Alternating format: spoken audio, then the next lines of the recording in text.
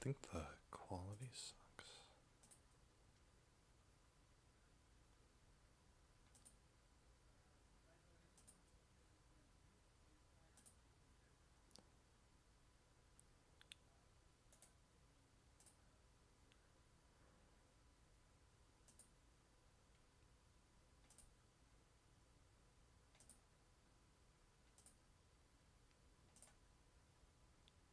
Okay. What I want to do is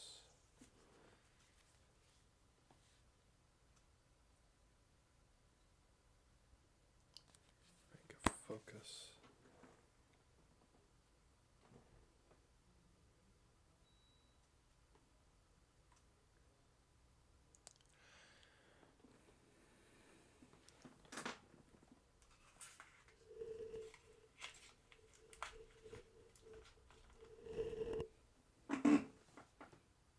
Why is it dark now? What the fuck?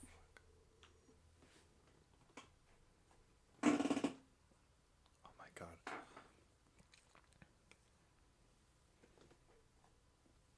There we go.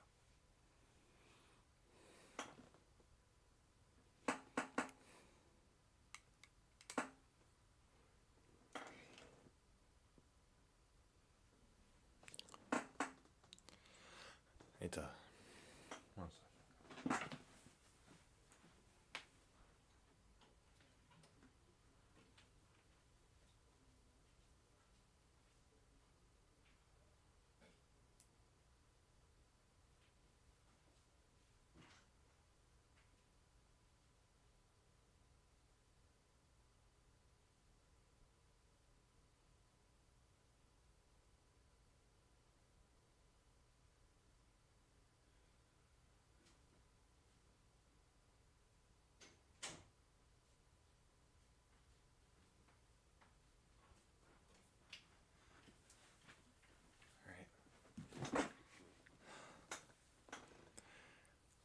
Alright, guys, what is going on? Big Pasta Gaming here once again, and today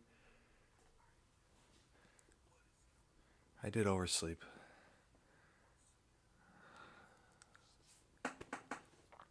I overslept. I had dreams again. They weren't like bad dreams, but there's just, a lot is involved and whatnot. Ugh, it's so stressful. And then I woke up in the middle of the night. My cat was scratching at the door, so I had to let her out.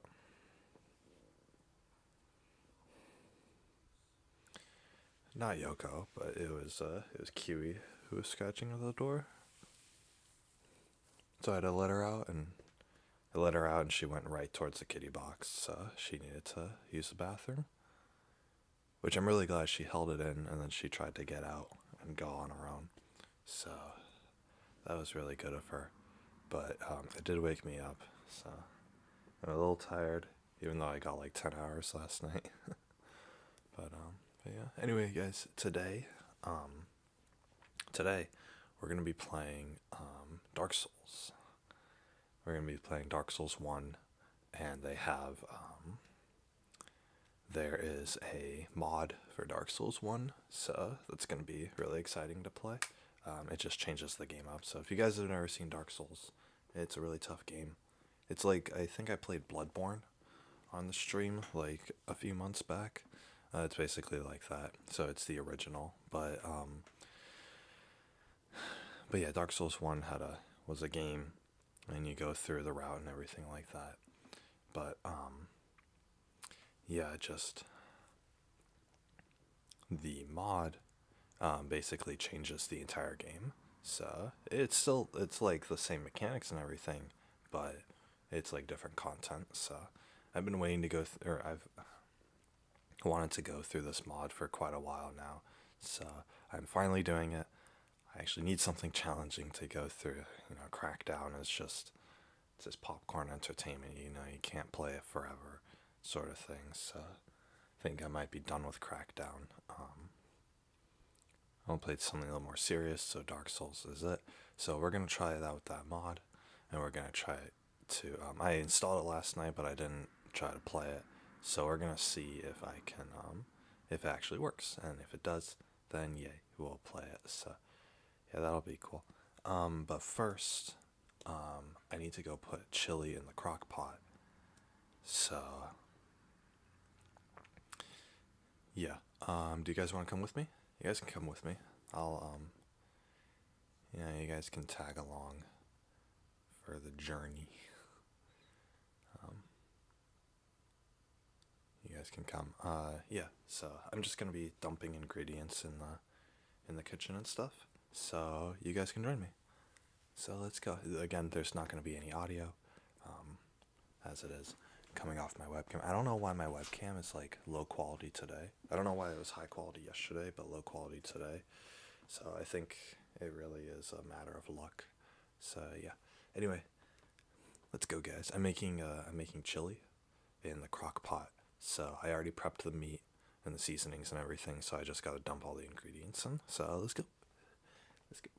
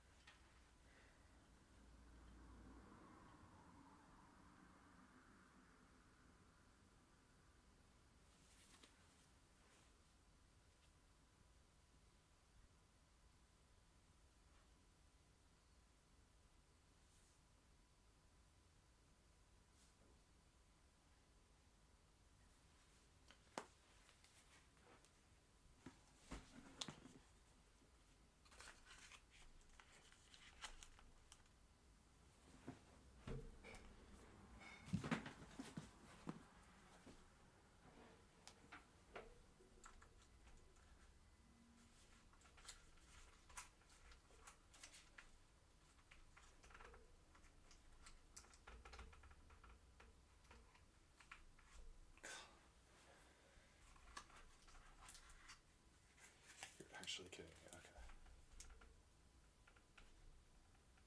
This is how I want it. So put the thing in there. And it's not supposed to fall. Oh my fucking god.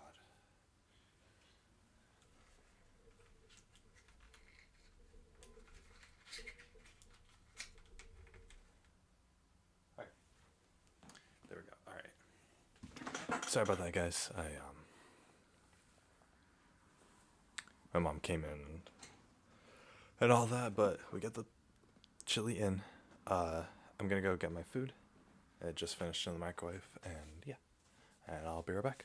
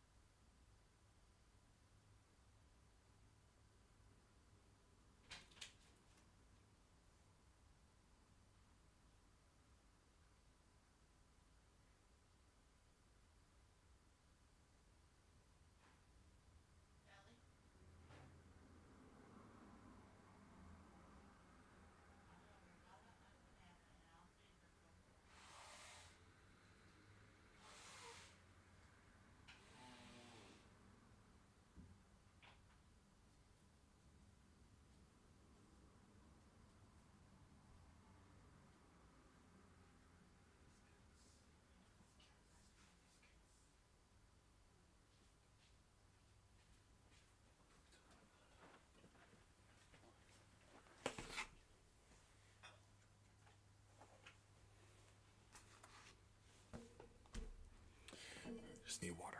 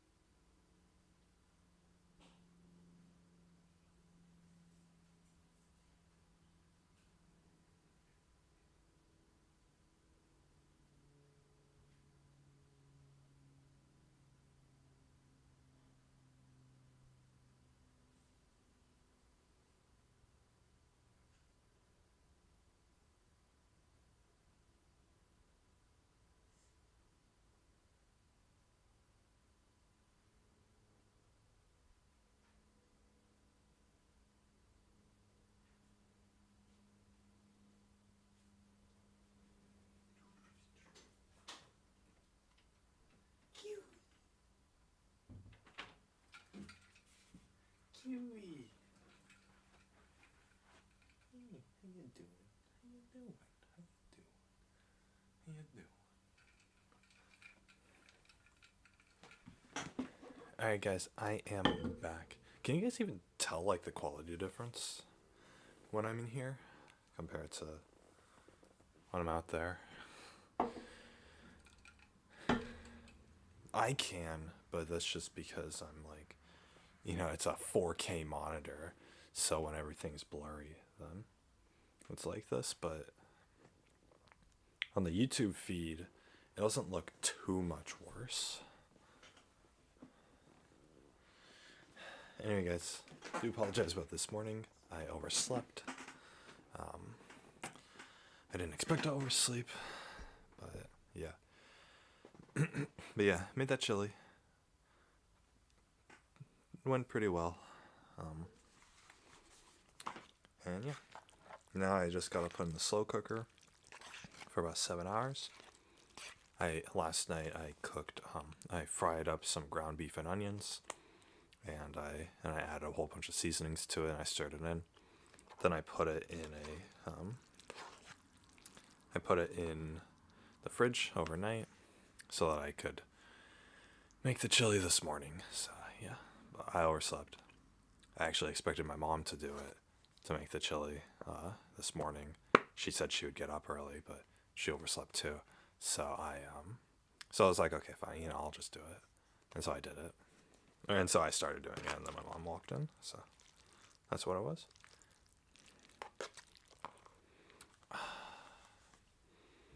But yeah, for breakfast, I got Korean chili style noodles and a piece of pizza. So these noodles are so, I paid, it comes in this nice little container or whatever, right? And all the ingredients are prepackaged. It's 3 ingredients. It's just these raw noodles. They're wet, but they're raw. It's a package of like dry seasoning, and it's like a package of wet sauce, liquid sauce. So you dump the dry seasoning at the bottom, add a 1/4 cup of water, and then place your noodles on top. And the noodles, they're like stuck together, so you like have to struggle to get them out. Anyway, and then you microwave it, and then you pour the sauce on top and you stir. Easy enough. But you might be complaining, or you might be thinking, why am I complaining about it being so basic? I paid $2.50 for this. $2.50. I could have gotten like 4 burritos over at Del Taco. Well, not anymore, but I could have gotten a lot more. I could have gotten all the raw ingredients for this and made like 3 times as much for that price. So it's like, ugh. I'm the one who bought it though, so it's on me. It's not like it's bad or anything. Okay, it's 1:45 to midnight.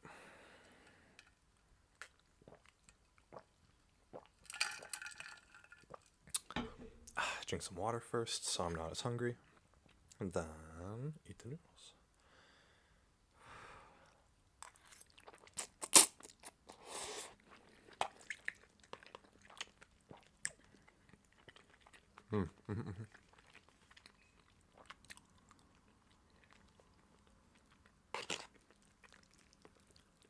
Ooh, that's spicy.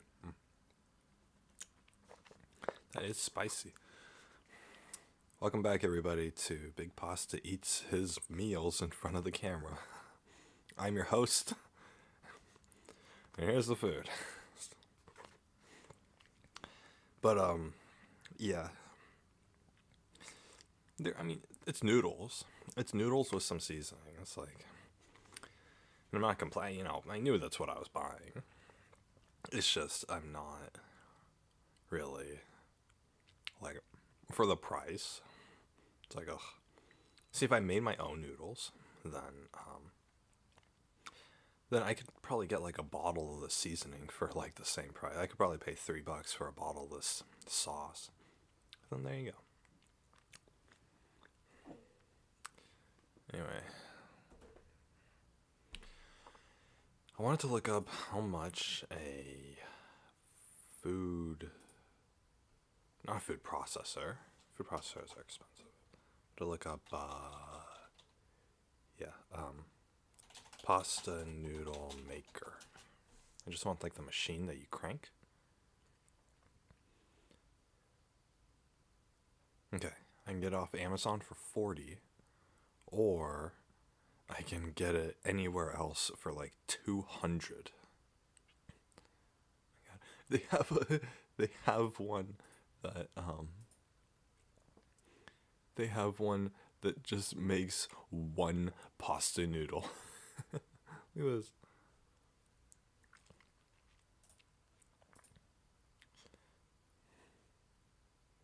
Look at this. Where is it? Okay, here. Look at this. It's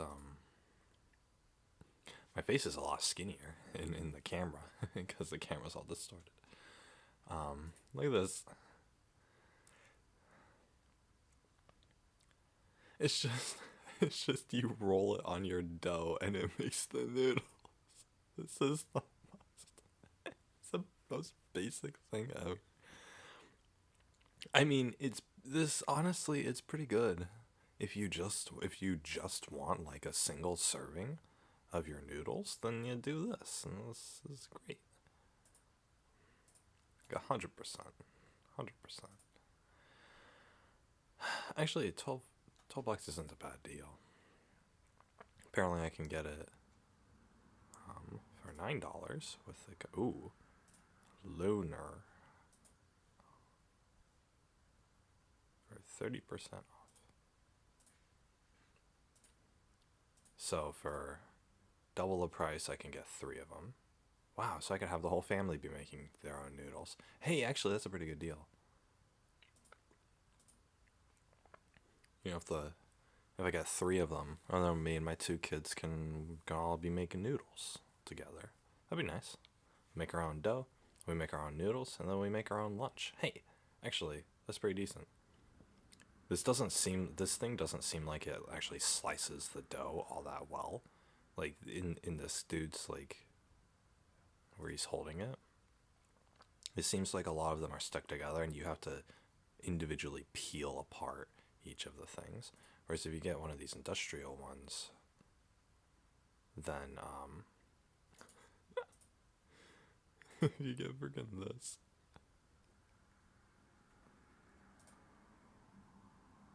You know, I say block my location and I'm in incognito mode, and they still know my location. You just get this. You just put the raw dough in there and it just spits out noodles. It's pretty cool actually. 13 noodle shapes to choose from? Dang.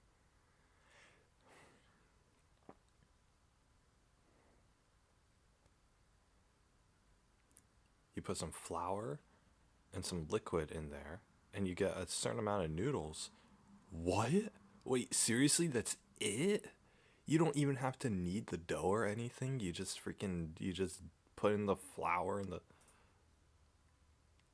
I guess technically, yeah, that's just wet flour that's in the machine. It's not even doughy. Oh my god. Storage drawer for all 13 noodle mods. Oh, and you just switch it out whenever you want different noodles. Hey, this is actually pretty cool. Fresh homemade pasta ready in 7 minutes. Damn.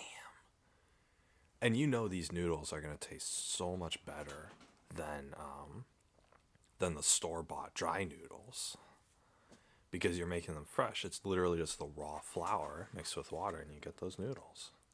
You guys know my channel name. I'm a big pasta kind of guy. We gotta make some big pasta here.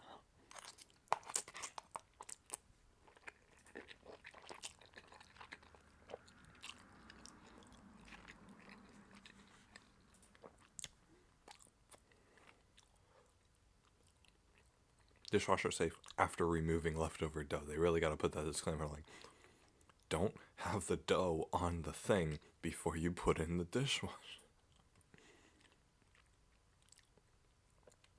This is the kind of thing you gotta hand wash though.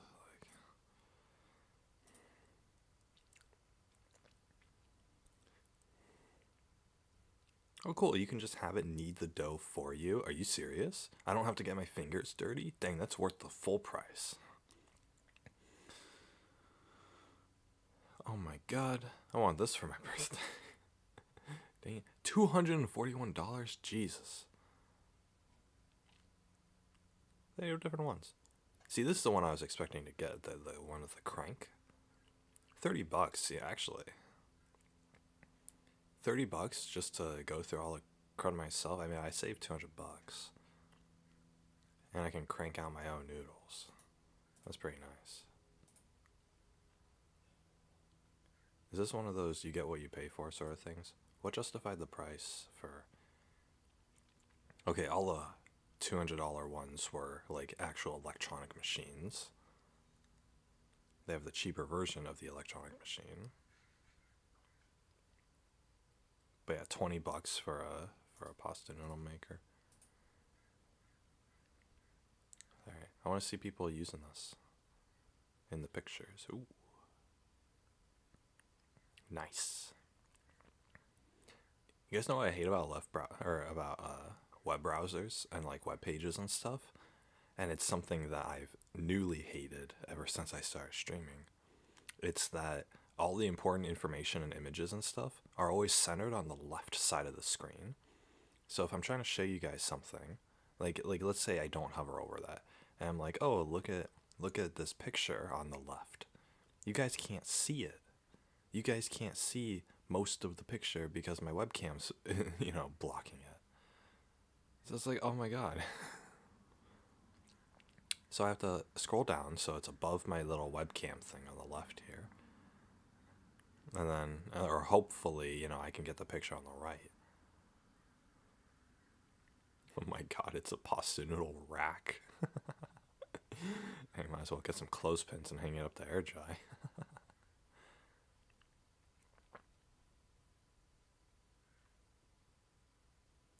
Dang, you gotta clamp the thing to the table? It moves that much. Worst thing I ever purchased on Amazon. Shrink wrap is horrible to remove. XOXOXO. These reviews.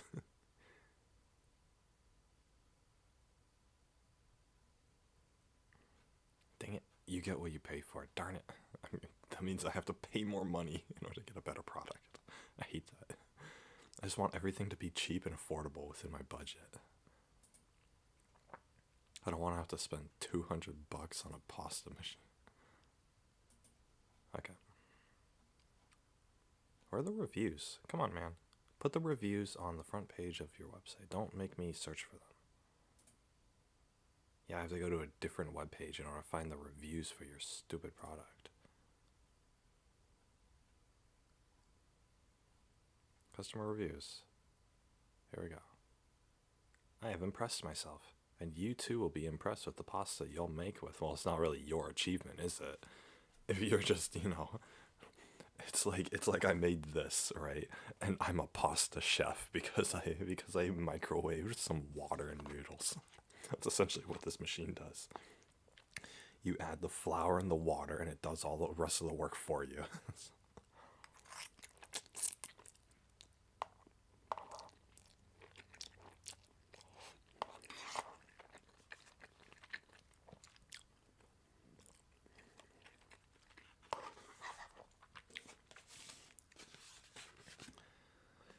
Flour to water ratio has to be extremely accurate. Oh, there's good pizza.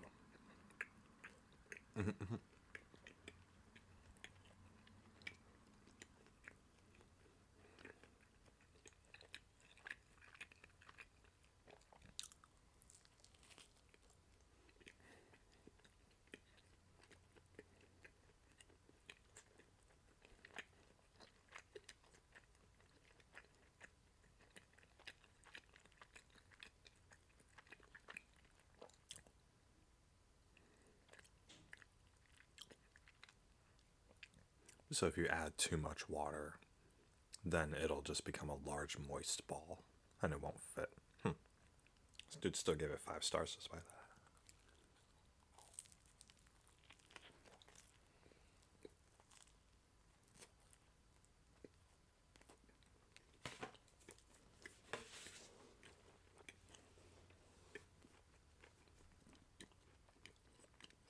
All of these reviews Or posted in like the same week.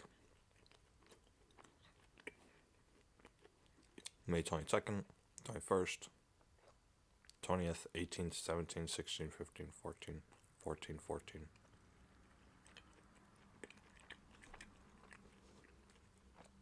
Really suspicious. Wasn't there anybody who bought this after the month of May? Or before the month of May?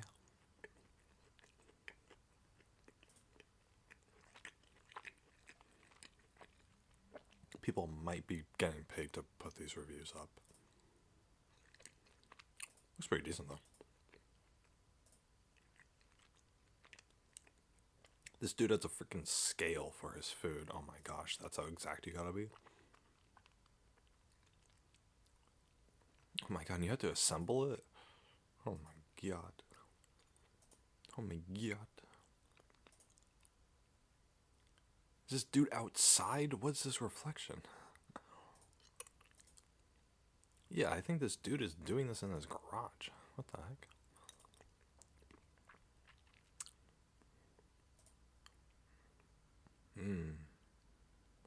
I've been wanting an electric pasta machine since I left mine in Denver in 1989.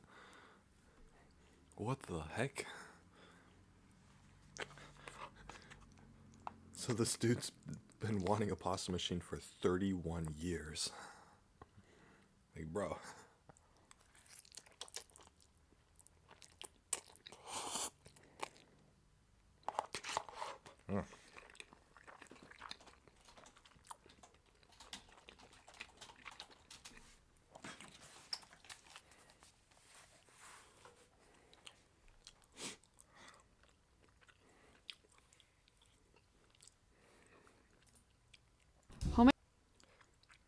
Here we go, guys.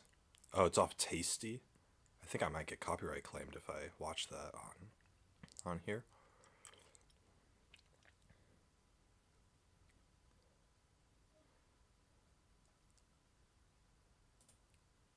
Hey, what's up, guys? Welcome back to Basics with Babish. Pasta. Hey, what's up, guys? Welcome back to Basics with Babish. Pasta. Hey, what's up, guys? Welcome back to Basics with Babish, where this week we're taking a look at pasta, one of the most beautiful and elegant dishes that you can create in your kitchen with little more than a table and a rolling pin. We're going to take a look at a few ways to create in your kitchen with little more than a table and a rolling pin. Nice. We're going to take a look at a few ways to roll out and shape your pasta and a few sauces to flavor them with. Now, let's get down to basics.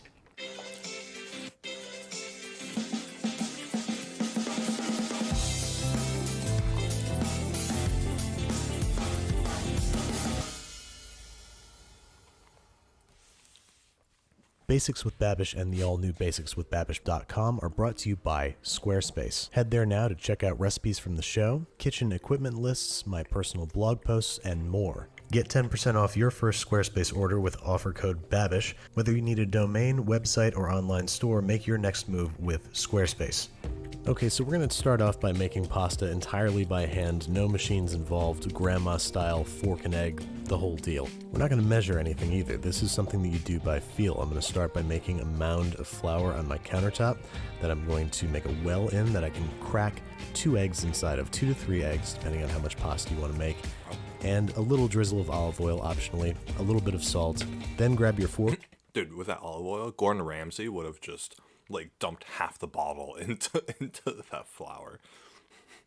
You can get to beating those eggs like you're making a Sunday omelet. We want to be picking up little bits of flour every time with every stroke of the fork, dumping little bits more in there as necessary. Once it starts to get too sticky to beat with a fork, grab a bench scraper and start folding everything towards the center. You can do this with your hands, but it's a much more messy operation. Once a shaggy dough starts to form, we're going to start kneading by hand for a solid 10 minutes. I hope it was leg day at the gym because you're going to get a little bit of an upper body workout. We're talking 10 minutes of pressing this guy into the countertop.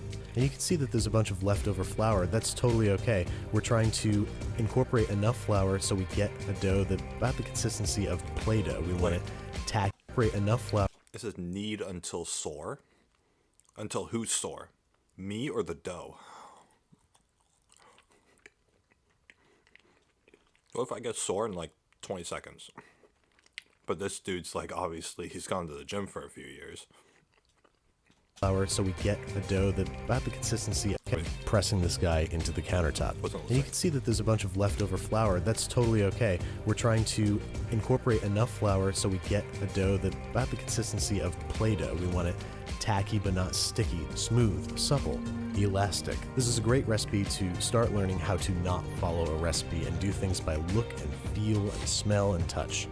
And feel and touch are really the same thing. So anyway, we're wrapping this guy in plastic wrap and letting him sit at room temperature for at least 30 minutes. We want to let the gluten relax a little bit before we start rolling it out. In the meantime, I'm going to make another kind of pasta dough, a semolina pasta that is going to be half all-purpose flour, half semolina flour. This is going to result in a slightly different flavor, color, and texture, and is yet another example of how you're going to put your own spin on this recipe. Just as before, we're dumping the flour out onto the worktop, making a little mound, making a crater in the center, dumping our eggs in, adding a little bit of olive oil. And while we're starting the dough the same way, we're going to finish it this time just for fun in a pasta machine. Got to make sure that we're covering as many techniques as possible, but this doesn't get us out of kneading duty. So same deal as before, we're beating our egg with a fork until it can't be forked no more, using our bench scraper to scrape everything into the center, and kneading rigorously for 10 minutes. Get creative, throw an elbow drop in there, and cease the kneading once the for 10 minutes. Get creative, throw an elbow drop in there, and cease the kneading once the dough has become smooth and elastic. Wrap in plastic wrap. You'll notice that I'm trying to get as little air in there as possible. Air in this situation is going to ruin your pasta dough. Alright, so while that guy's resting for 30 minutes, let's get down to the old school by hand pasta dough. The first thing we're going to do is liberally flour everything. The pasta, your hands, the work surface, your rolling pin, your hair, your shoes, your dog, your cat, your goldfish. Then for a relatively small piece of dough like this one, we're going to cut it in half. If it's a little bit bigger, if you used 4 or 5 eggs, cut it into quarters. And now it's time to start gently rolling it out. We're going to start by doing what we would do if we were using a pasta machine, which is laminating the dough a little bit, rolling it out, folding it into thirds, turning it 90 degrees, rolling it out again, folding it into thirds, maybe 3 times total before we start going for the big roll. That is, rolling it out until it's nice and thin enough that you can almost see your hand through it. There's also advantages to different kinds of rolling pins. The dowel style that I was using before is great for getting a nice even roll, but a French style like this that's tapered at each end kind of helps you get a more even shape, because when it starts getting deformed, you can use the center of the rolling pin to roll certain parts harder than others, so you can make it at least closer to a rectangle. Once we've got the dough rolled out to our desired thickness and size, it's time to cut. I'm going to start by cutting off the rough edges to give me a nice even rectangle. From here you could make lasagna noodles or filled pasta like ravioli or tortellini, but I'm going to go simple today by loosely rolling up the dough and cutting it into nice wide fettuccine. Get a little sawing action in there with your knife, because you don't want to press straight down because you're going to pinch the pasta together. If you find that once you're done cutting your noodles aren't unfurling properly, just dust the dough sheet with a bit more flour before rolling it up. Now we're going to unfurl all of our noodles to make sure none of them have stuck together. Then once we've got everybody all unwound, we're going to lift up the noodles and toss them with a little bit of flour to make sure that they don't stick together. Make sure each strand is individually coated in flour, and there you have it. Fettuccine made entirely by hand. Hang to dry or place under plastic wrap until ready to use. Now it's time to get cranking, so to speak, with our pasta maker. Start similarly by dusting half of the dough with flour and laminating at least once before running through the machine. Then with the pasta machine on its widest setting, it's time to start running it through. This machine's widest setting is 7, so I want to get it down to about a 2 or a 3. That means we're running it through 4 to 5 times. Now it's going to start getting pretty long halfway through the rolling process, so I recommend cutting it into 2 pieces and starting to work with those individually. And you can see on the thinnest setting that I want to put it through, I think this is a 2. It is thin and beautiful, just like the stuff we rolled out by hand, but we have an advantage here. It's a bit more uniform than what we can do with a rolling pin, so it makes it better for ravioli or for filled pastas where you need very exact dimensions. But as you can see, this pasta machine, like most others, comes with a cutting attachment, so we're going to use this to make some good old-fashioned linguine. Now, just like when cutting by hand, you want to make sure to dust your dough with flour before running it through the blades. Otherwise, you're going to end up pulling pasta out of the cutter, and then when you try to toss your noodles with with flour, they get stuck together, you end up with a bird's nest, and you consider giving up cooking entirely. But this was an actual mistake that I made. I didn't do this for demonstration. I wanted you guys to see that mistakes are learning experiences. So this sheet I dusted with extra flour, and guess what? Came out perfect. Nothing stuck together, and I decided to keep making the show. Just like the hand-cut stuff, we're tossing these with flour, sort of forming into a nest, and then keeping on a baking sheet under plastic wrap until we're ready to use it. You can also put these in a Ziploc bag and freeze them, and then you'll have fresh pasta at the ready whenever you want it. And now it's time to finally cook the stuff. Fresh pasta cooks very quickly, so place in some salted boiling water for no more than probably 90 seconds. The best way to tell when it's done, taste it. None of this throwing it against the wall crap. That doesn't work. It has always baffled me that that is a trick for testing the doneness of pasta. Just put it in your mouth. So we're going to be treating our two different kinds of pasta two different ways today. Let's start with cacio e. Okay. So, cheese blocks. So I have a thing to say about cheese blocks. Everybody always says, like, oh, you shouldn't buy shredded cheese at the grocery store. It's so overpriced. Just buy the cheese by the block and shred it yourself at home. And yeah, it would be fresher that way. Like, I totally get that. And plus, it's going to be cheaper. It's not cheaper. Here in California, you can't buy blocks of cheese. If they sell a block of cheese, it's a very niche thing. And it's like, it's so overpriced. Like, per ounce, it's cheaper to actually buy the shredded cheese than it is to buy the block cheese. I hate it. Oh, so stupid.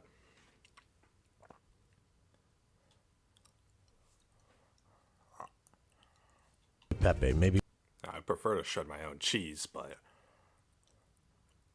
it's not financially feasible here. It's more expensive to buy the blocks of cheese here than it is to buy the shredded cheese in the packages. Even though, like, in the rest of the world, that's not the case. Like, I don't get, like, why my place specifically only has, like, the overpriced blocks of cheese and the cheap shredded.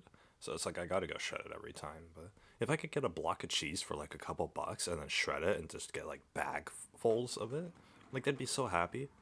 But I can't. Not here. For whatever reason. I gotta move to Wisconsin.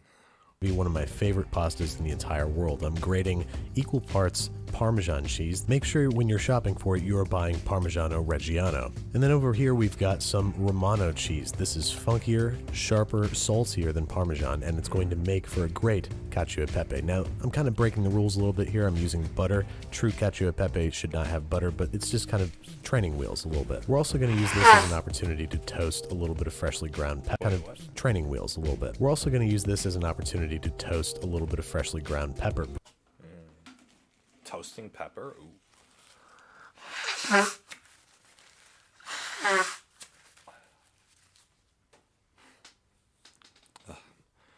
Those noodles are too spicy. Before we add our cooked pasta, try it and time your pasta cooking with the butter reaching a foamy stage. You want to not have this pasta hang out in the water for a second longer than it needs to. Bro, the pasta took 90 seconds to cook. And you're telling me to time it with when the butter starts foaming in your pan? I'm going to have to start putting the butter in my pan before I even cook the pasta at that rate. This is some impossible math to do. Now we're going to add our grated cheeses. You'll notice that they're very finely grated. We don't want it to be a huge effort to make these melt. And then I'd say a salt. God, putting all of your ingredients in a frying pan. Oh, yes. Just, for some reason, whatever you cook in a frying pan like this, it just comes out so good. It tastes so cooked, but at the same time, it tastes so homemade. At the same time, it's wonderful. I love it. If it wasn't for the dishes that you got to do afterwards, like, I'd do this all the time. Solid half cup of the pasta water. Pasta water is loaded with starch, and that's going to help us make a more cohesive sauce. This is honestly something you can do with almost any sauce that you're finishing pasta in. You can always add a little bit of pasta water to thicken and toss rigorously until all the cheese is melted and emulsified with the pasta water to create a creamy sauce. As is the way with all food ever made, I'm going to salt and pepper this to taste right at the end when I'm about to serve it to make sure that the seasonings are where they need to be. Always plate up your pasta with a carving fork for extra pasta XP. Twirl it into a little mound. We can go with a small portion here because it's very, very rich. And it wouldn't be cacio e pepe without a little bit extra pepe. We're going to put some freshly ground pepper right on top. And there you have it, a wonderful date night pasta. Date night pasta. You eat that in 2 bites. But it's a really good side dish to, like, let's say you were eating like a steak or or something like that, and you want a little pasta to break things up. Then you get something like that. That's something you'd see at like a 5-star restaurant. Made by hand. But is it my favorite pasta in the world? No, my favorite is a classic from binging, pasta all'olio, a pasta I'm obsessed with for its simplicity. 7 simple ingredients coming together to make something way greater than the sum of its parts. We're starting with a few cloves of garlic sliced thinly, a handful of flat leaf parsley roughly chopped. I see a lot of comments that say I made pasta all'olio, I didn't like it.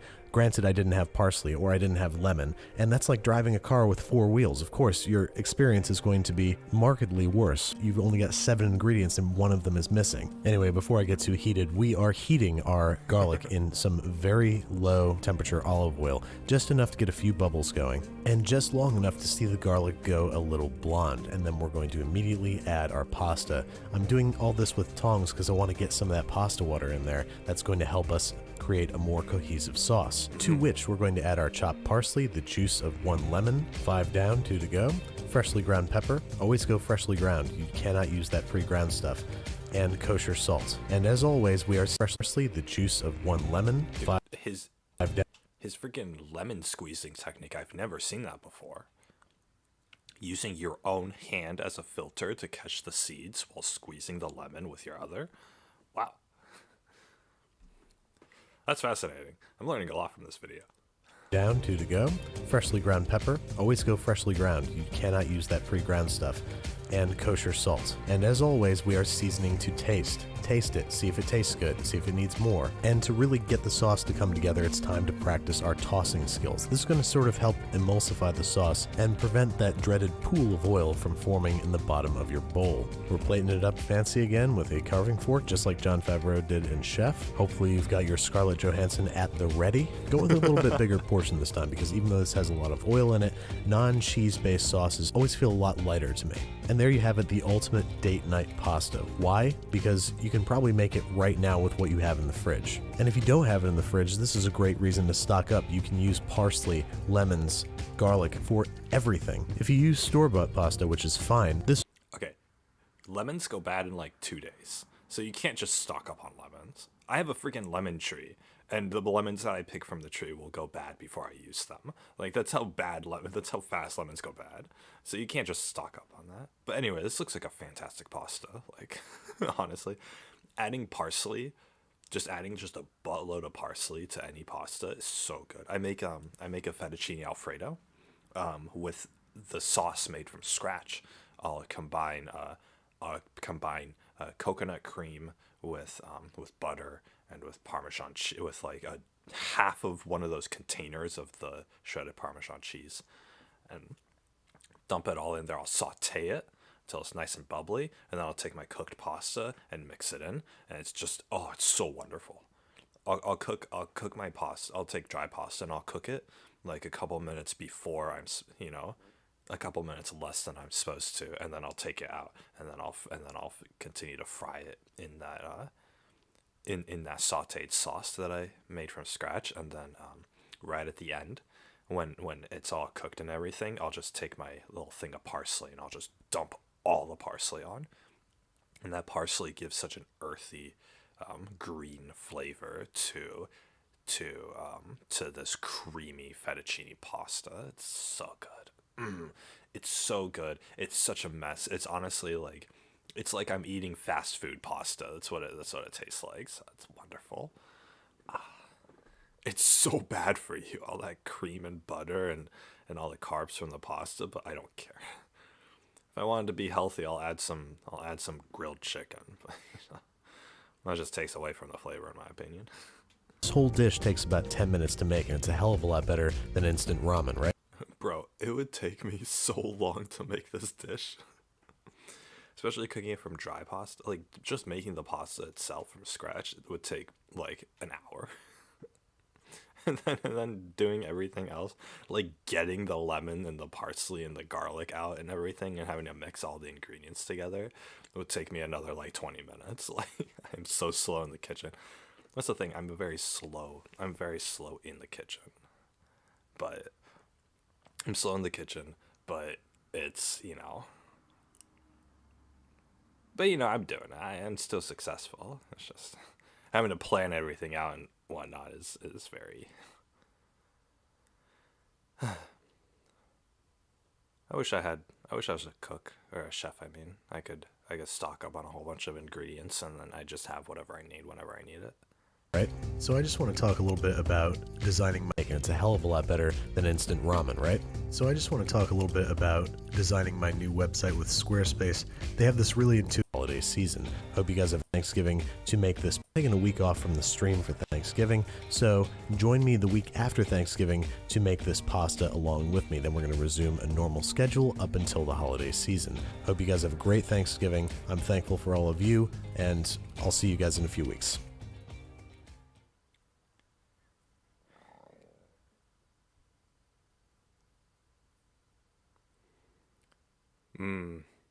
I almost skipped watching this video thinking, I don't have a pasta maker, I can't make pasta.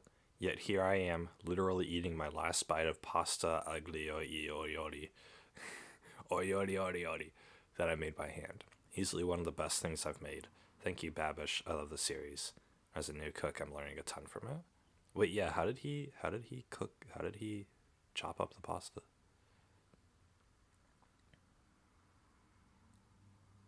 More flour before rolling it up. Now we're going to unfurl all of our new pasta together. Pasta like ravioli or tortellini, but Oh, okay. So there are different folding and cutting methods depending on what kind of pasta you want. I want to make lasagna. God, lasagna is so good. But I also want to make some nice pasta dishes. You guys know pasta is like not good for you. It's like if you're on a diet or you're trying to lose weight, pasta is like the last thing you want to eat. Because not only is it carbs, but it's like bad carbs. It's so good, especially made fresh. Like instant ramen isn't worth it for the low quality flavor plus all the unhealthy stuff you're getting with it. It's not worth it. But when you're making like a fresh pasta dish, home cooked, yes, oh, hell yeah. I can see myself missing the dough completely and elbow jabbing the table instead.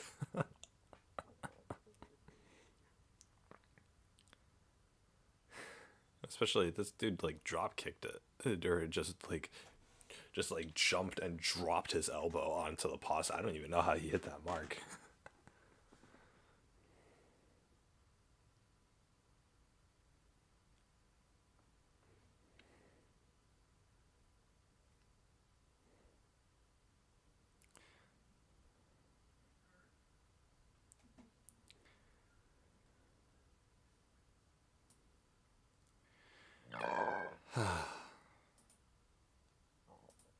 It'd be easier with a pasta maker, but I guess pasta maker isn't necessarily necessary.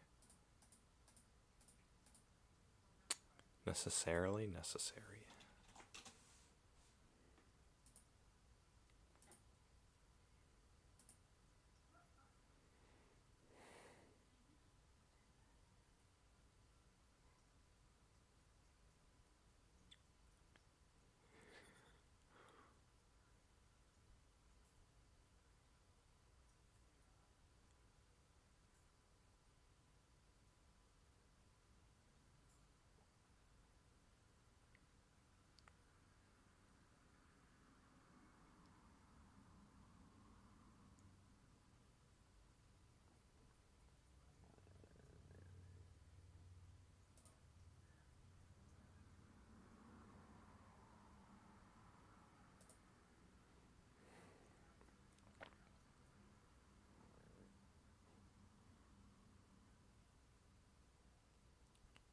Reverse trap.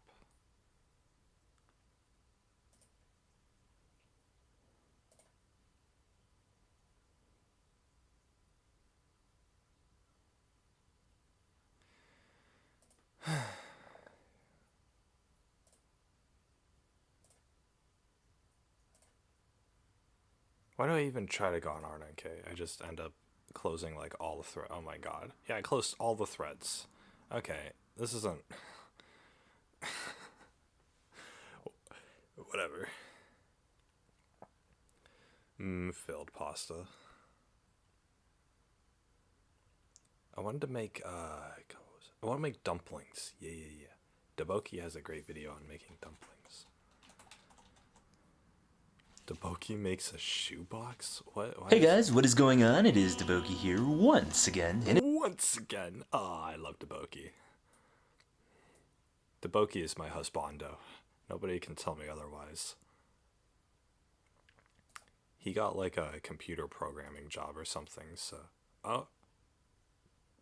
He still uploads? Hell yeah. Hey guys, Daboki here once again. I want to just give a quick... I wasn't as enthusiastic that time. I mean, it has been 9 years.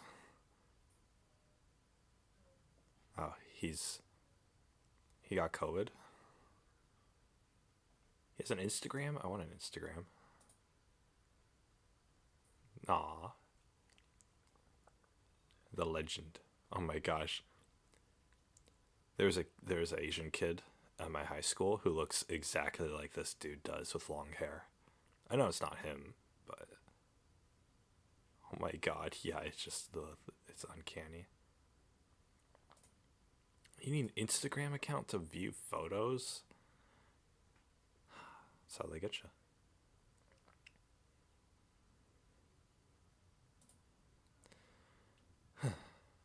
He has a Twitch. I need to subscribe to him on Twitch.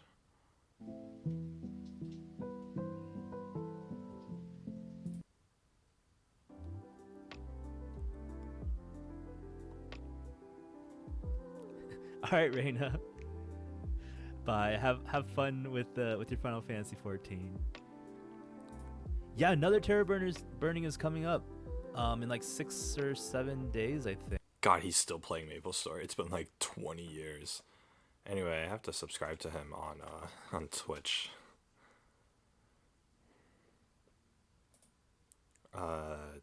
Twitch. Daboki. Here he is. Give him a follow. There we go. Alright.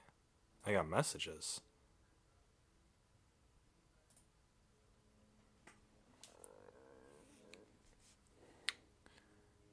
There's plenty of content in game that gives smart replay value. Stamina in game is fine. You don't really notice it. There's plenty of content. Okay, cool. Ah, my gosh. Oh yeah, if you guys want to see. So that dude who was playing Elden Ring and he was like at the final boss and I was kind of like rooting for him in my seat here. And I said, nice. I gave him a follow after that. And then he's like, thanks for the follow. And I said, no problem, man. Love the stream. And then last night, I went on, because there's this game on the phone called Ragnarok Online that I wanted to play, or Ragnarok Origin, I mean, that I want to play. And I've been hearing mixed things about it.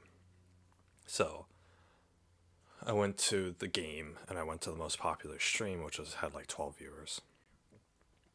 And I went to this guy's chat and I asked him a question about the stamina system. I'm like, hey, is the stamina system bad or whatever? I've been hearing mixed things. And then he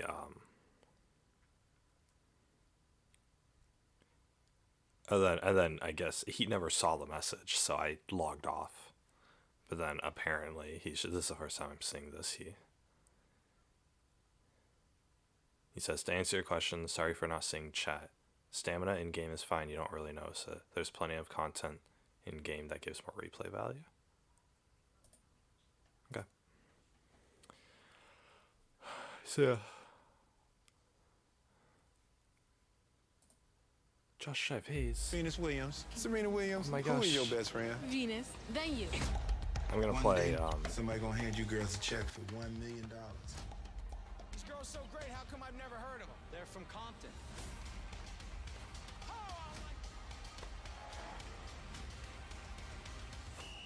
might just have the next Michael Jordan on your hands. I got me the next two. Will Smith is King Richard in the greatest untold sports story of all time. Like, rated PG-13, I like how playing in theaters the and story is HBO about his Max. the daughters succeeding. The story in the advertisement was about the daughters succeeding, but yet the advertisement for the movie is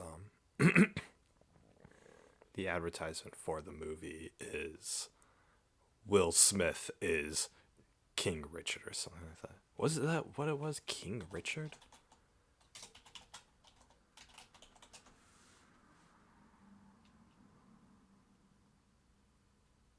Seems decent. When's the release date? A Black Father's Range of Emotions. As long as they don't try to make it black. Is this on... So is this streaming on Paramount Plus? So I just watched this movie. I don't care about the black people, but I would like, or I like success stories. There's a really good one, God, what was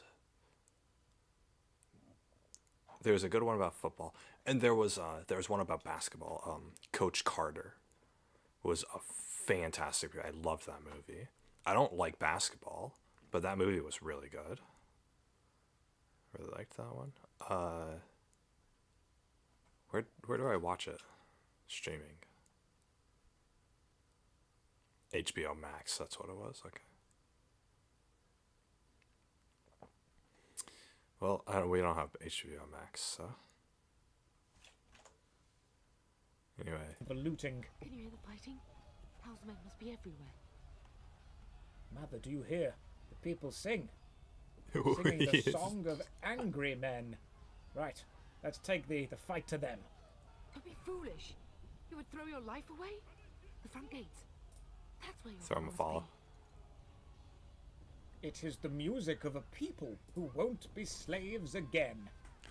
But let's go to the front gates. be. If House men are inside, they must already control the castle. We must use the servants' entry in the larder to escape. Do you hear me? Yes, I don't know what the next verse to that song is, Mother, so we'll do your plan. We'll go to the thing. Tenwin, thank you very much. In the top right. Yes. Are we going to attempt to find a way to get rid of all of the children in the game? I see. Right, let's do this. Let's escape. Okie Let us be dokie. swift. We will be I gave swift. Deboki a follow, right? Yeah, Come, okay. Mother.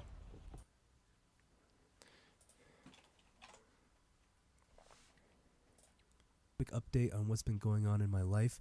I like to be as transparent as possible. If you guys have been here on my channel for a bit, so A bit. This dude's been doing YouTube for 10 years.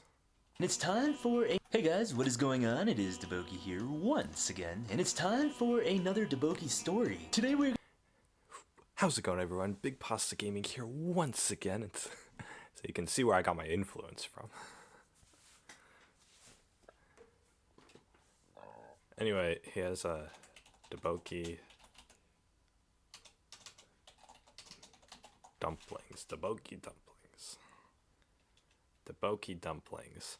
This is where I learned how to make dumplings. In an electric lunchbox. They have electric lunchboxes? What the hell? Wait, I'm more interested in that now. What the frick?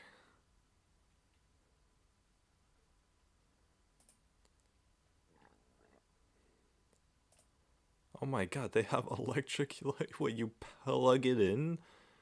Where are you supposed to plug it? You're in like 4th grade, and your mom gives you an electric lunchbox. What are you supposed to do with it? I get, like, okay, you go on vacation with it, but electric lunchbox for school. Here we go.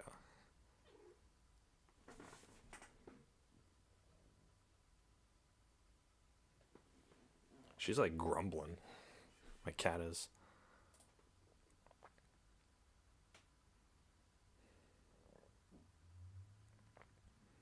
So it's just a food heater. So it's like a slow cooker, basically, but in lunchbox form.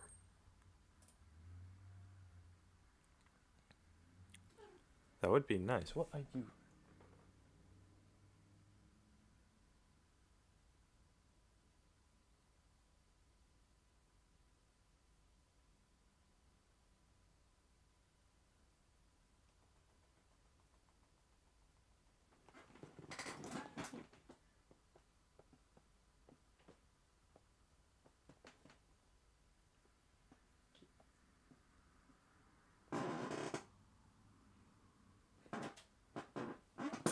I think Huey's getting a little Stockholm syndrome. She's been like wanting to come into my room a lot. Like she stayed in my room all last night, except for when she went to the bathroom and then she came right back. As before, she would like, a few months ago, she would like, I'd have her in my room, and she would like try to run away as soon as she could, and then she'd go to the hallway door, and she would actually rather sleep in the hallway than in my room. I was like, whatever. But I've been keeping her in my room a whole bunch now, and now she runs. She'll like run from the other side of the house all the way to my room. I'll like go out there, get a glass of water, and she'll come with me into the kitchen. And then I'll like be leaving the kitchen, and she'll run all the way down the house, all the way to my room. It's so weird. It's like, well, it's weird because she's never done this before. So it's like what Yoko does. So I feel like she's getting kind of attached to me. And then like this morning I woke up and she was still here, and then she got really excited as I got out of bed, and she nuzzled at me, and she was all like purring and playful with me and stuff this morning. So, which she hasn't been before. That's the thing. It's a behavior change. So, these bento boxes, heck yeah. Oh, steamed rice, smoked salmon, steamed vegetables. Ooh, it's a good diet.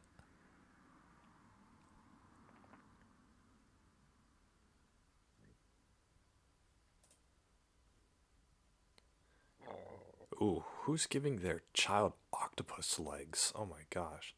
And that many greens? Like, geez. See, what my kids gonna eat is they're gonna have at least half of their box is gonna be protein. So this is where the meat is gonna go. The meat or the fish or whatever. And then a quarter of it will be carbs, and a quarter of it will be vegetables. Maybe a little side of fruit too, and a glass of milk, or something with calcium. Then they'll get all 5 food groups every meal, every day.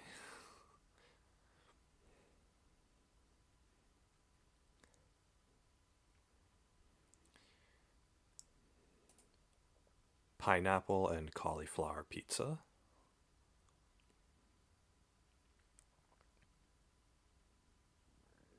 These circle ones are cool. Anyway.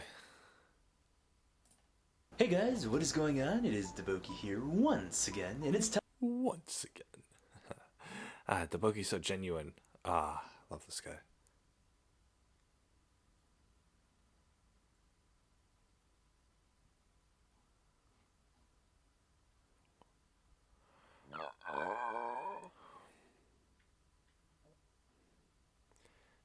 Anyway, I used to watch him for his MapleStory content. He was like one of the most popular MapleStory YouTubers, even though he has a very small amount of subscribers. And he's just such a genuine person. Anyway, downloaded this game Muck last night. It's kind of weird. So if Dark Souls doesn't work, then we can play Muck. But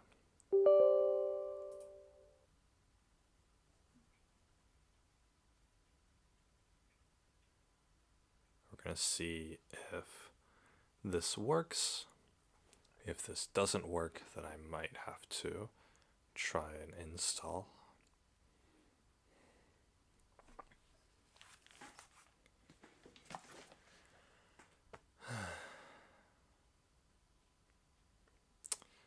Okay, I'm also going to have to fix this resolution here. What the hell? Or not. Maybe I'll just leave it like this.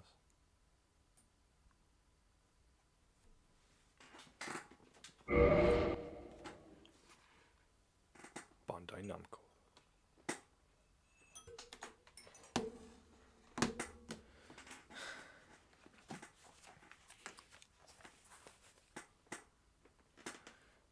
So, this game came out in like 2010.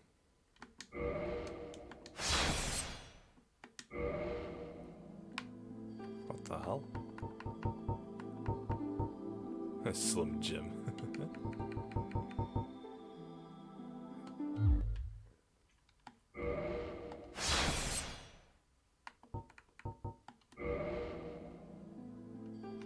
Wait, so how do I know that it's installed correctly? Okay, gotta go into Nexus mods.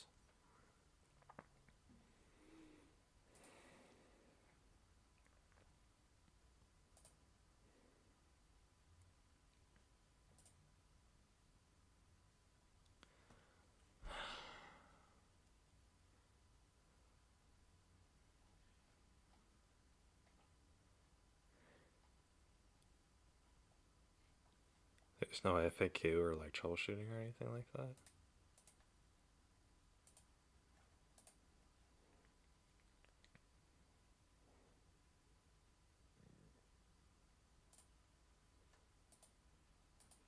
Okay, good. I at least downloaded the correct version.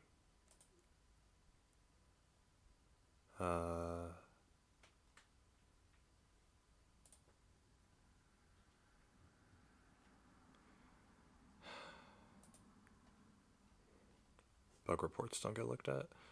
Let's see here.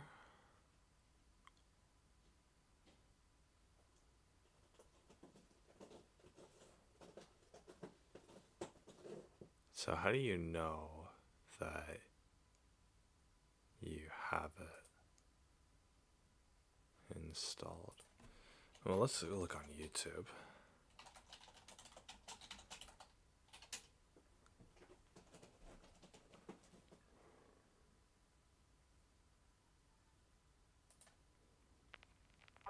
Havel, the boy from Sky there. Dark Souls by Guy Rock.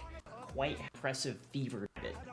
To me, Daughters of Ash is everyone playing to feel explore that good is dodging, Okay, better at navigating. It's a meme video, so we're gonna go here. If you don't know about this mod, it has new enemies, new bosses, new storylines.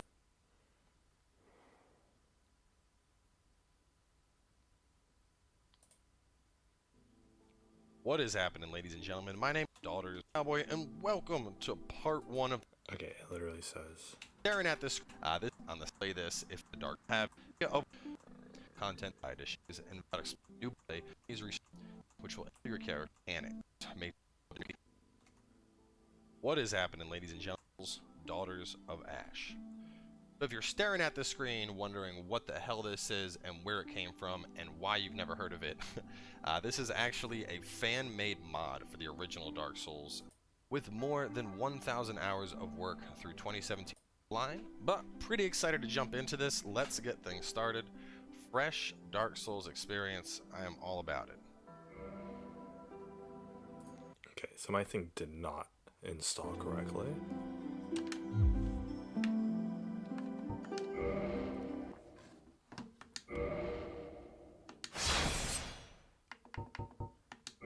Yeah, it didn't install correctly. Okay, so here's what we're gonna do. We're gonna go back into my downloads, Daughters of Ash, install.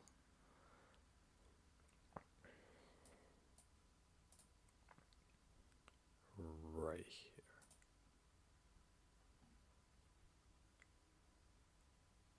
You also need to patch your files again if there's a patch. So yeah, sure, whatever, man.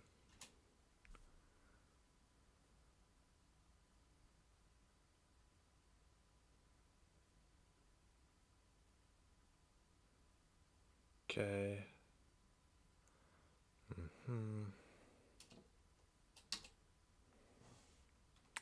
Alright, and then we're gonna go So I'm going to try to launch it from Steam again. Let's see if this works.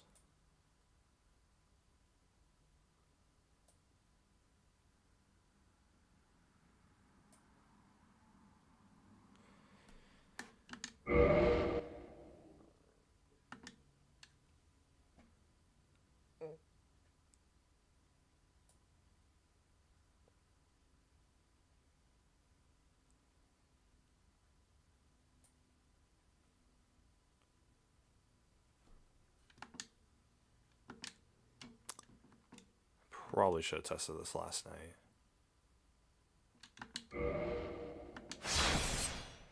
Okay, it did not work.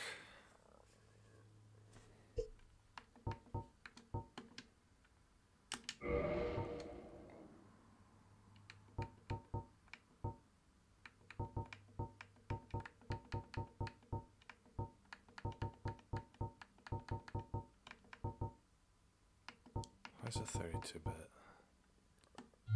Oops.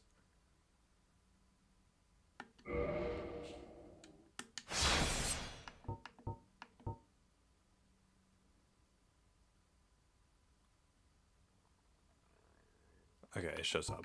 Fantastic. Okay, so no, I want new window. We're gonna go to local disk.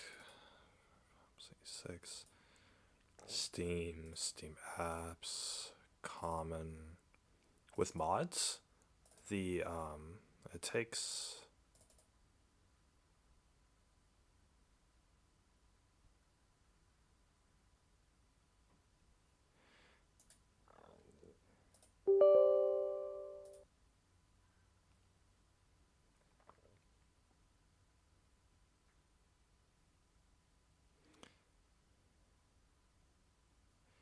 With mods, sometimes they don't work, and so. Okay, this isn't working.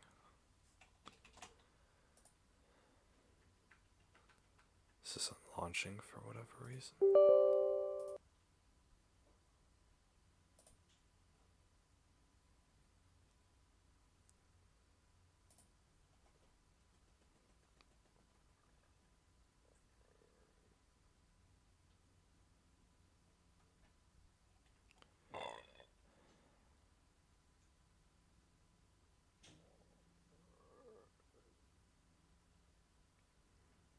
Anybody trying to troubleshoot this? Daughter of Ash. Problems.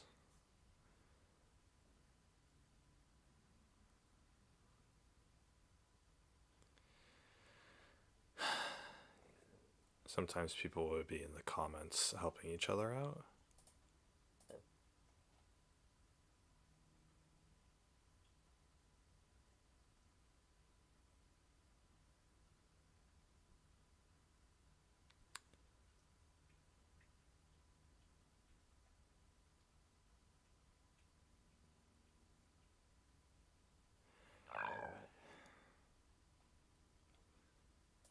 Okay, I'm not going to see. Daughters of Ash, not working. Here we go.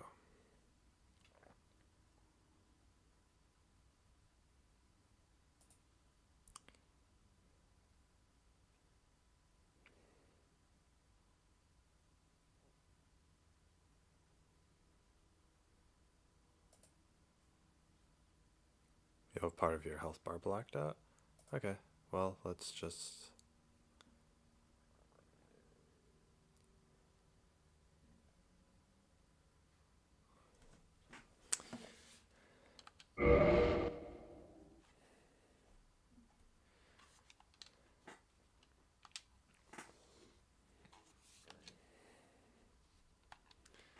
So let's start a new game then.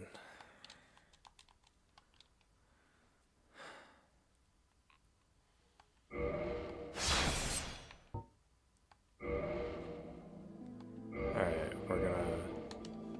we're gonna be big pasta. Alright?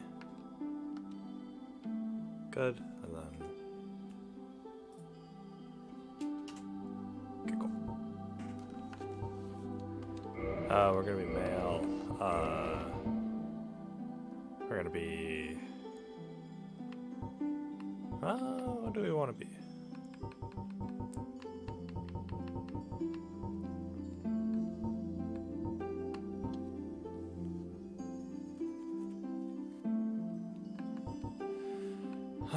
Sorcerer sounds fun. Bandit does too.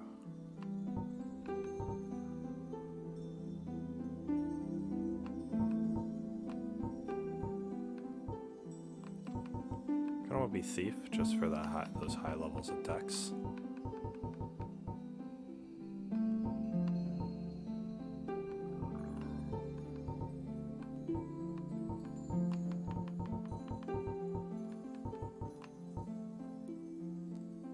Paramount's is just a level 1. But that might be nice. Turns into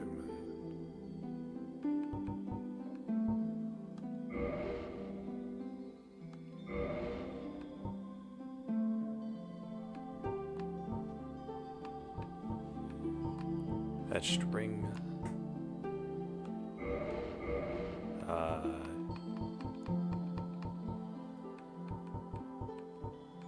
Will be very slim. What's our face gonna be like? I will be happy. And we'll make him.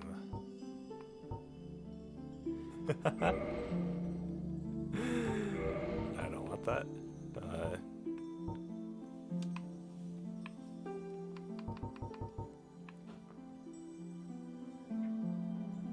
I know it's gonna make it bombed.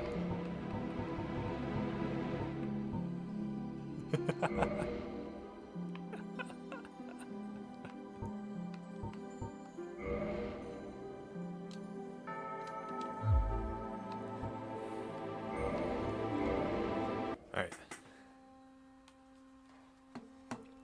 In the age of ancients, the world was unformed, shrouded by fog. Might be a little loud, guys.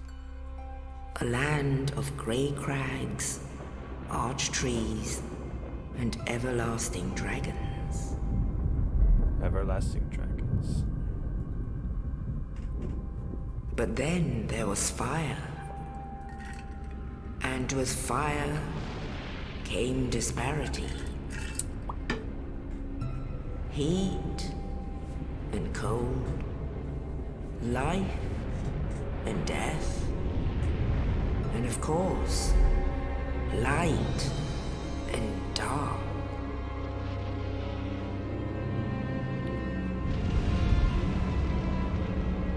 Then from the dark they came and found the souls of lords within the flame.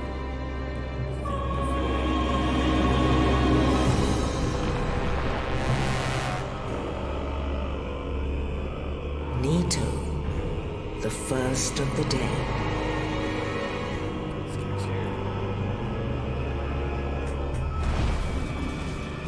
The Witch of Izalith and her daughters of Chaos. Gwyn, the Lord of Sunlight, and his faithful knights. And the furtive pygmy, so easily forgotten.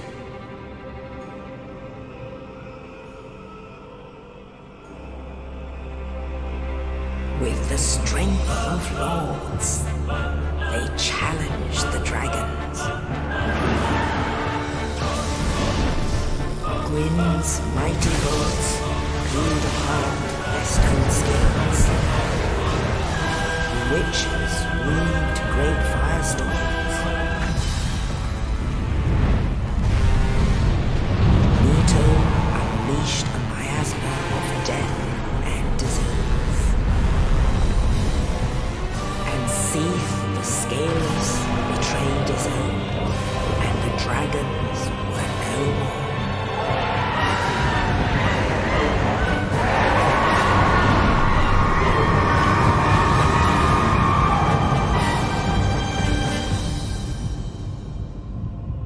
Thus began the Age of Fire.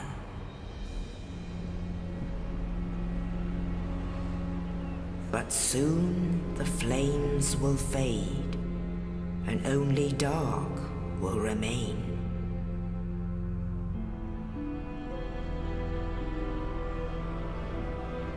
Even now, there are only embers, and man sees not light, but only endless lights. And amongst the living are seen carriers of the accursed dark sign.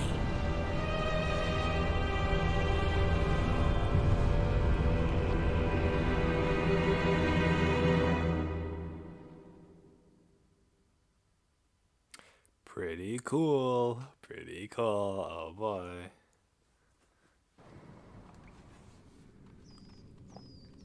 So anyway, here at this, after all of that, we start off. Yes, indeed. The dark sign brands the undead. Basically, we're all thrown in prison.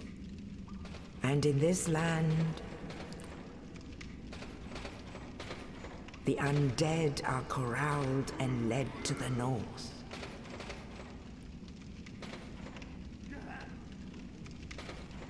Where they are locked away to await the end of the world.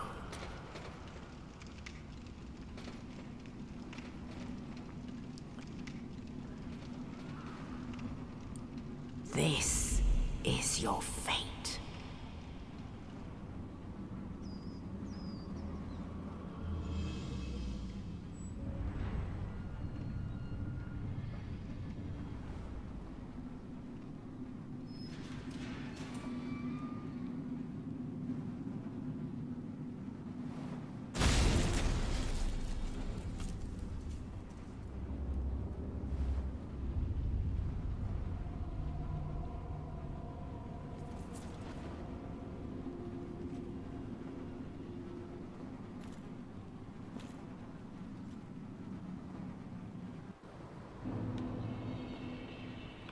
Part of my health bar is missing. Okay, I've started it.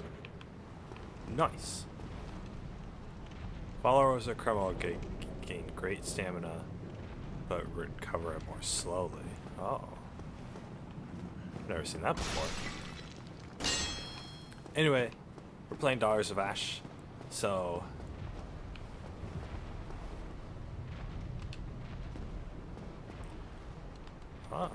sure, whatever. Let's just do it.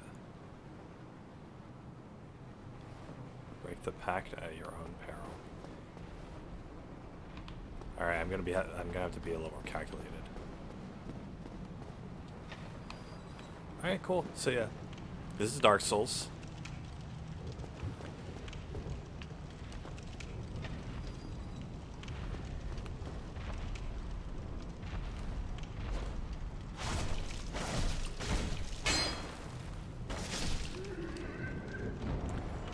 Great attack power, but surrender a large portion of gained souls.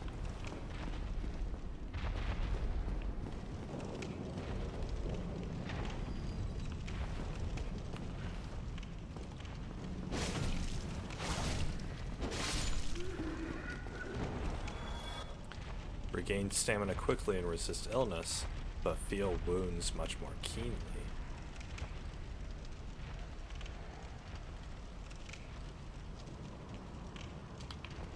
That one sounds nice.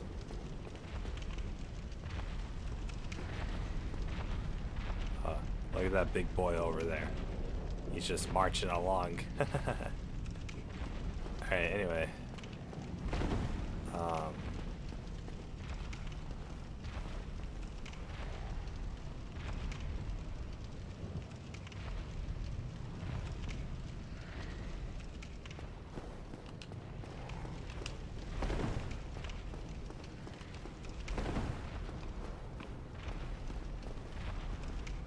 Oh shit. Give up a large portion of your souls. Whatever. I can just grind. Okay.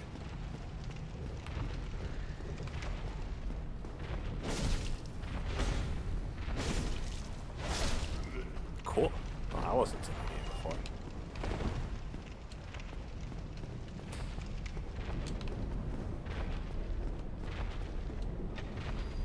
What does this one do? Recover health from slain foes, but endure endless suffering. Nah, I don't want that one. Alright. Boxed up.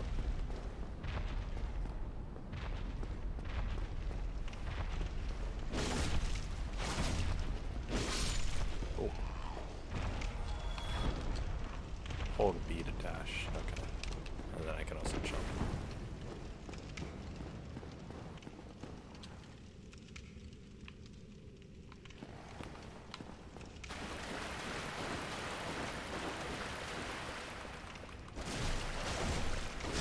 These guys really don't care, do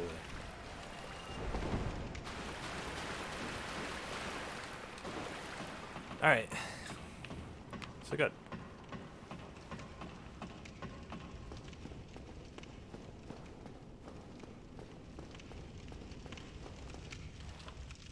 Press set bonfire to recover HP.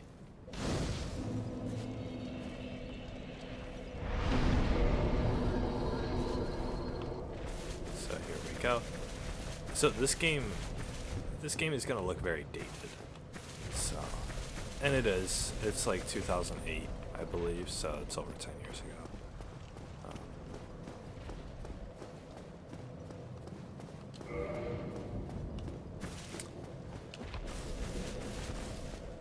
Okay, where am I supposed to go here?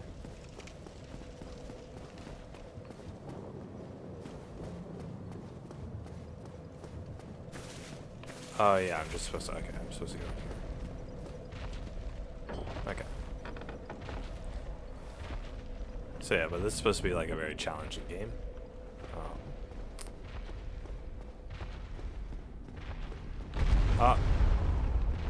Yeah, we don't want it.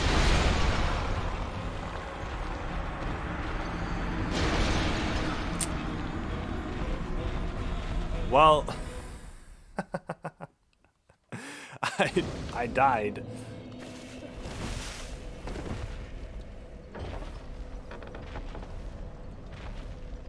So, okay, he's not there anymore. I'm just gonna run away. What? What do you mean? Wait. No.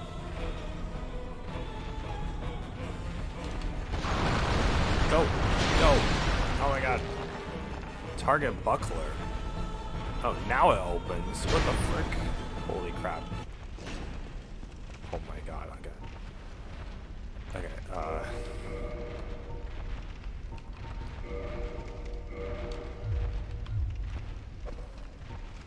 wait, what does this do?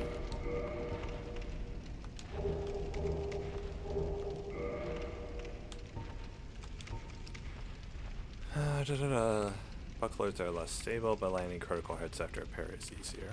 Okay. Oh my gosh. Okay. Can't believe I died to the first thing.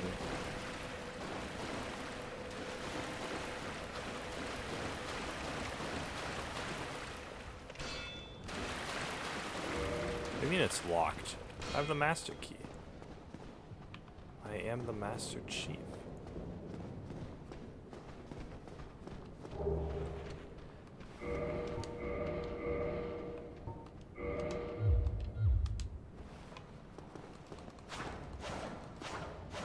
Okay. There we go.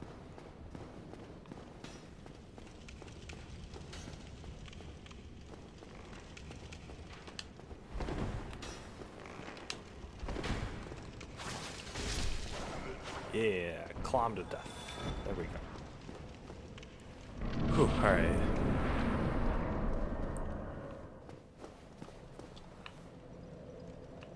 Nah. Yeah. Yeah.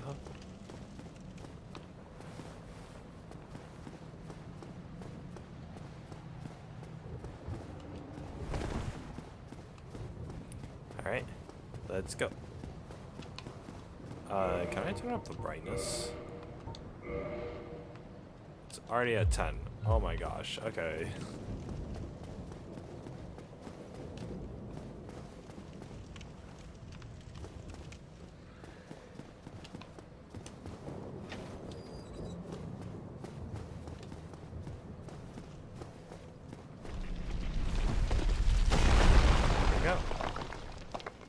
Hello. Oh, you. You're not hollow. Oh, I'm gonna die. Regretted. When that. Well, oh, and. Yeah. Oh. Now I'm. Oh. Now. Oh. And. Can I kill him?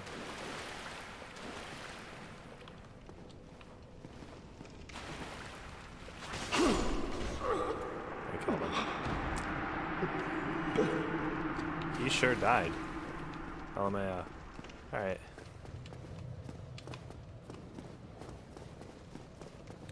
So there was that door that was locked down here. Let's see if I can go to that. Go do that. Let's see. I've already played through this game like 20 times, but it's been a while, so.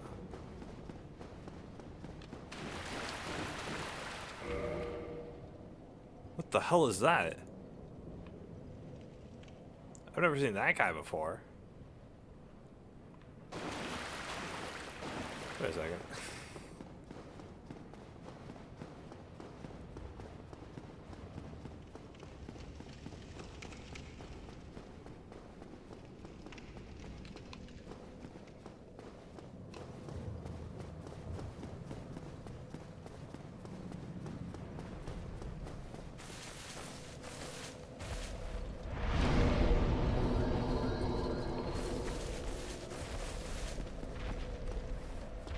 By some contraption. Okie dokie.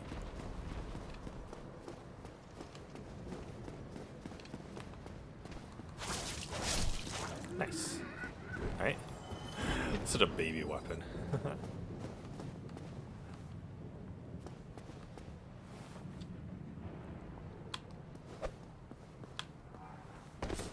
Hey, that's pretty cool.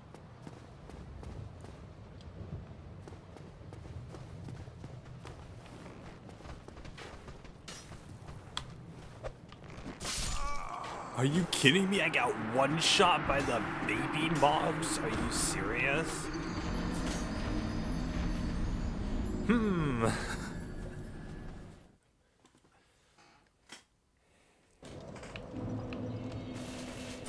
Okay.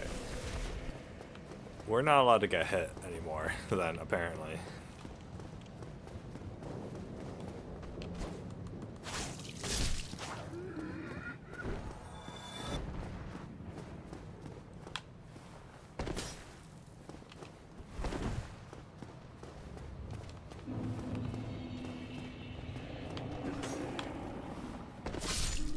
Nice.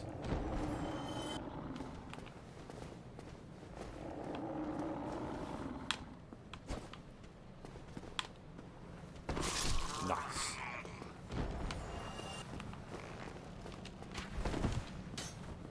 Oh, what the? No. Yeah, stab you in the back. Haha, take that.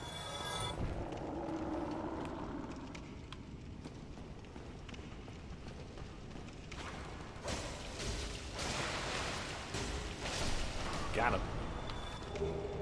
I remember when I first played this game, killing that guy was so difficult.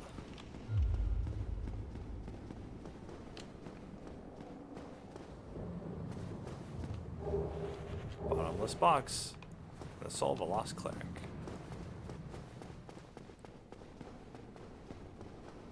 Just because I didn't know like any of the mechanics or whatever.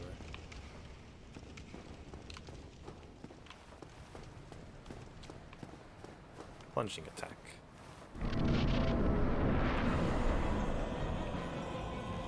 So basically we can plunging attack and go like this. Boom. Just like that.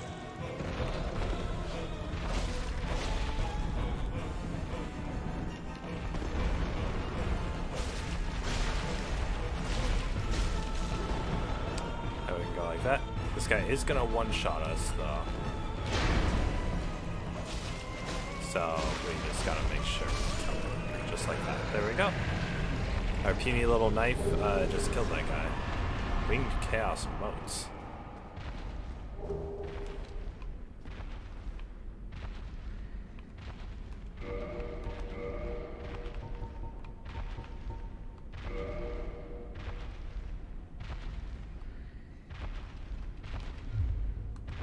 How do I break these covenants?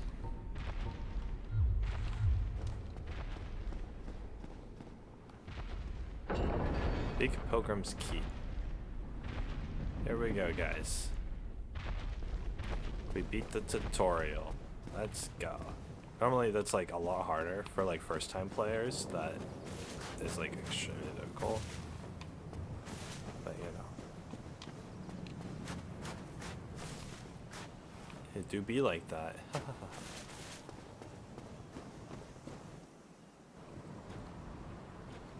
Oh boy, here we go. Only in the ancient legends it is stated that one day an undead shall be chosen.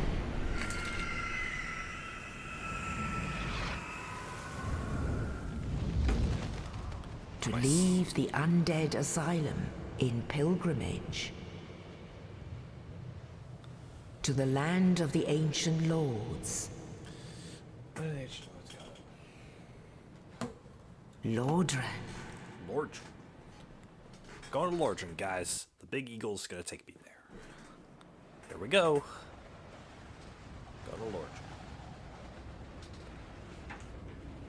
I was the only one who wasn't just mucking about in that prison.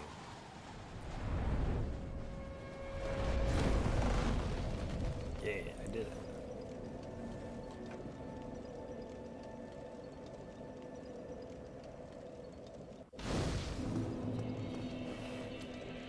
Lordran, level up. And bonfires. I don't even have enough souls to level up. God damn it. What do you want? Well, what do we have here? I'm a new Let arrival. me guess. Fate of the undead. Yep, fate of But the there's undead. no salvation. Well, since you're... There are. One's up. Ring them both. Not much to go on. So... Alright, so I have to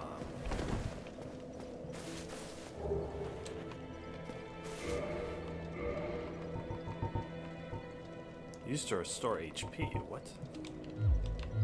Anyway. My souls gain is probably going to be pretty small right now. Hey, some water.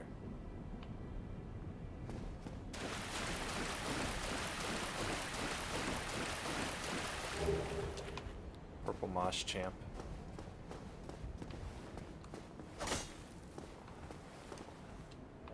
Damp from deep water.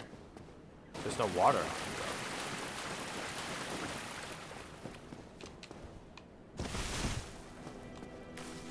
Let's see here. We're gonna explore.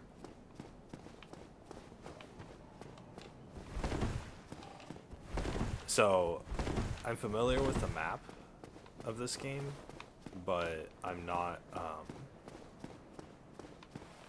but they changed like a lot of stuff apparently with this mod, so that's the stuff that I'm currently exploring.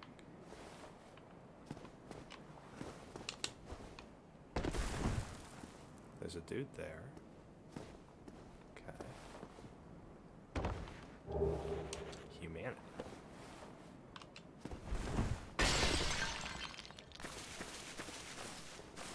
Okay, let's see here. I can go...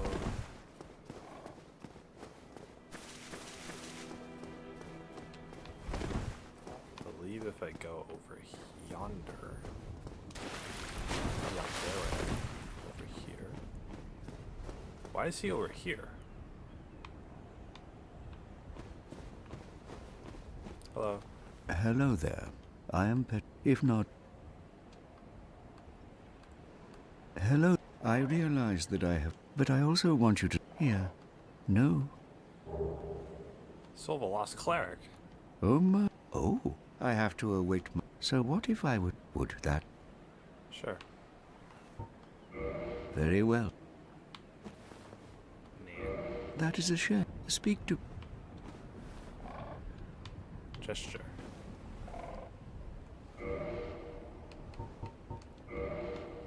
Bam. Alright.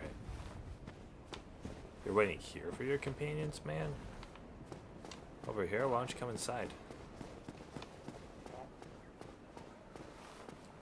Hey, it's Big Crow.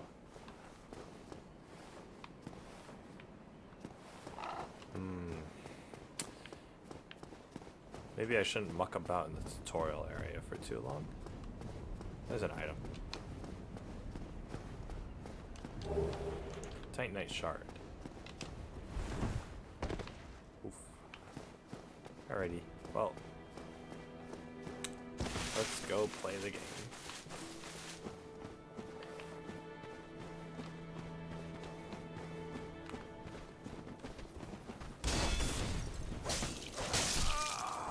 I got one shot. Okay, you're not supposed to be dying to these guys, so I don't know. It is a more challenging run. I'll give it that.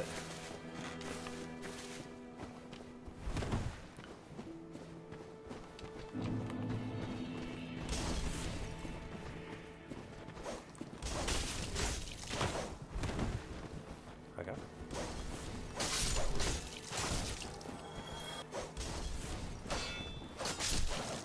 There we go. Yeah. Fall off the cliff. Yeah! You fell off the cliff. What are you doing? Oh, wait. There you go.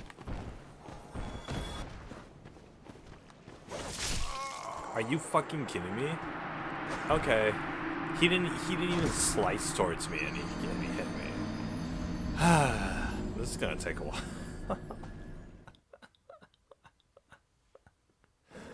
God damn it. The Estus flags don't do anything because I die in one hit anyway. God dang it. Okay, now I have to get my souls back.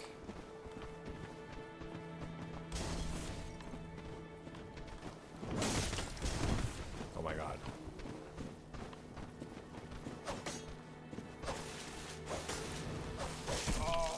Oh my god. Oh my god. You fucker. Oh my god. I couldn't back up. Well, I lost all 500 of my souls.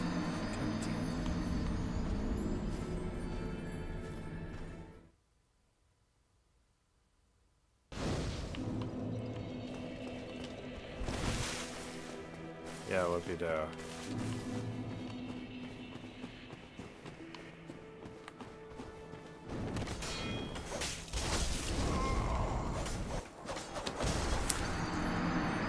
Okay.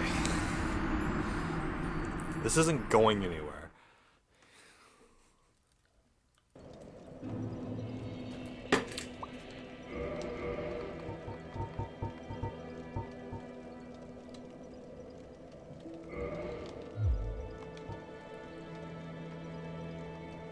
Push the flame for temporarily gain immense stamina.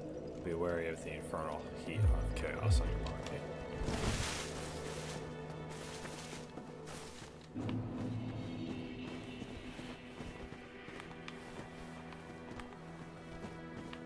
Oh, okay. This guy comes first.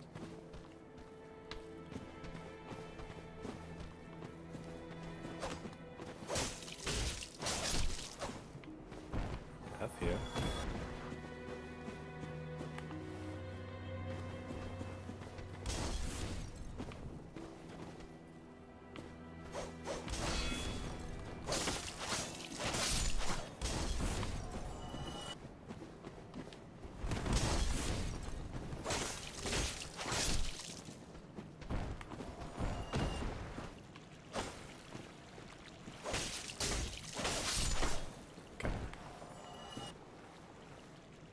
Who's down there? Oh. Some guy. Alright. Well. Yeah, this run isn't going too great for me so far. There we go. Then I get to go over here. Throwing knives, that might actually be useful for me. I knew it. I knew something would be fucking back here.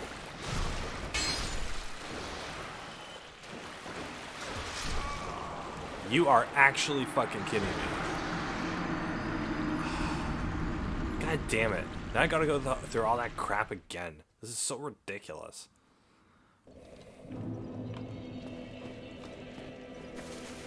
How do I undo this stupid pack that makes me take more damage?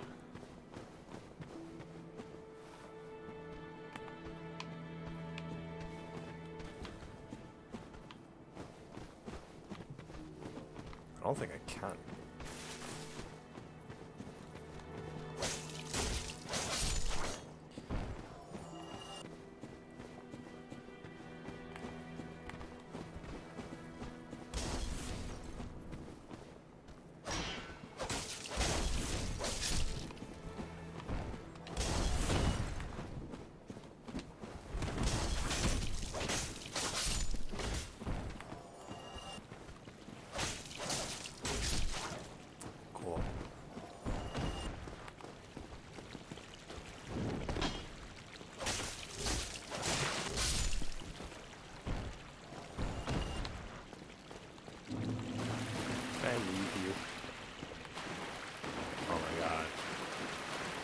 Go away! Go away. Stupid rats. If you try to swing your sword or your knife or whatever in those sort of corridors there,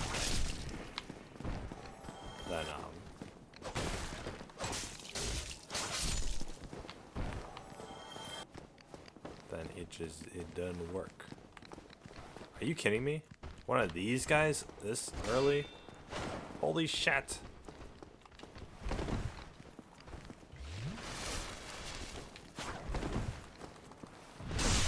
I actually got the backstab? Oh, hell yeah. I win.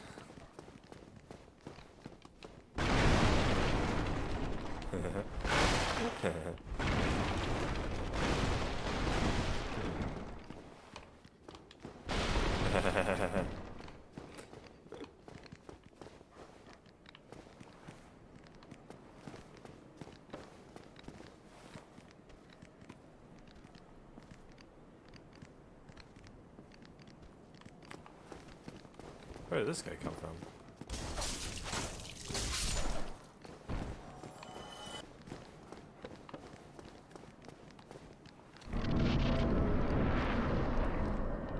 Okay. I don't know where... Like, that guy in that room was kind of new for me, so... Oh, that didn't work. Oh well, okay. Let's...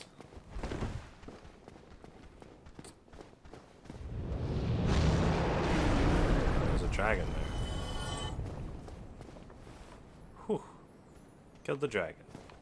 Or well, I waited till he went away.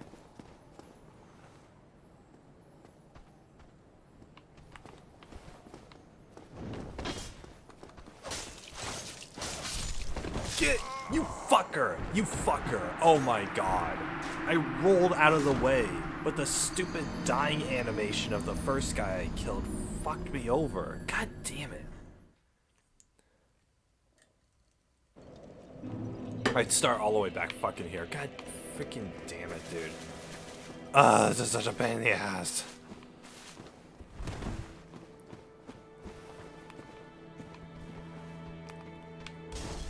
I have to bait this guy out. Let him attack me. He's gonna stagger back. I have to bait this guy out. And let him attack me.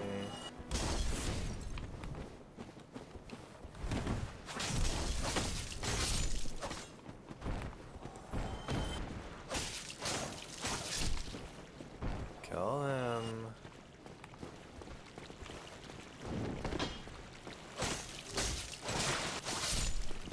Kill him. from the rats, because apparently they can't get out of here. Then I go up here.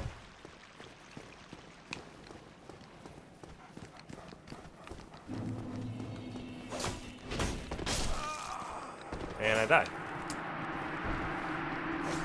Okie dokie. Okie dokie. Okie dokie. You died. Yeah, you guys are gonna have to get used to seeing that a lot. Because I'm gonna die a whole bunch. A whole bunch. A whole bunch of the times how much I die. Hey. Thank you. You got any advice for me? Ah, your face. You're practically hollow. But who knows? Going hollow could solve quite a bit. Yeah, whatever, man. Laugh at me. I don't care. Think I care? I don't care. I don't care. No, I don't care. No, I don't care. No, why would I care? Why would I ever care? Some piece of popo laughs at me.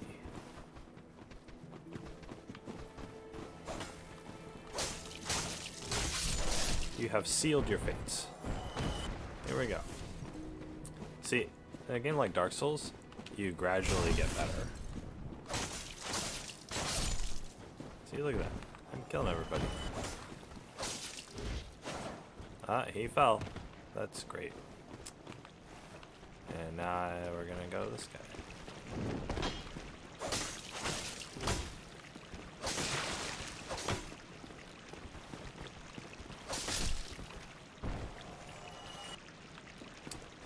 I figured this guy would follow me back up. Kill him, and then go up here. And go all the way through here. Blah, blah, blah, blah, blah,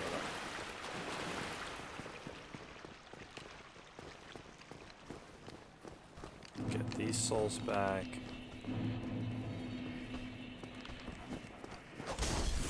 Are you fucking what? What?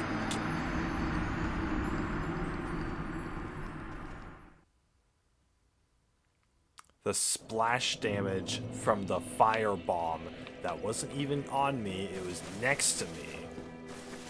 That's what killed me.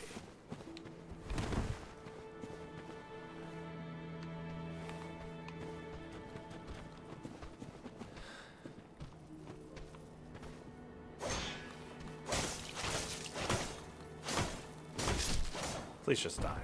Please just die. Okay. Yeah, you're just gonna take a lovely straw on over to me, huh?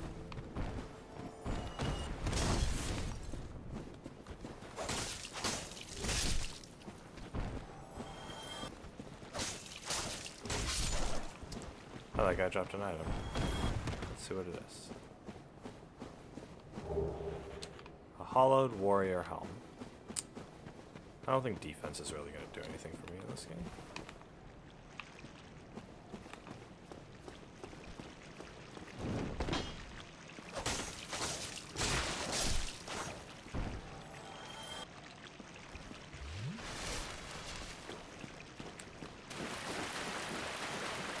If everything just one-shot me anyway,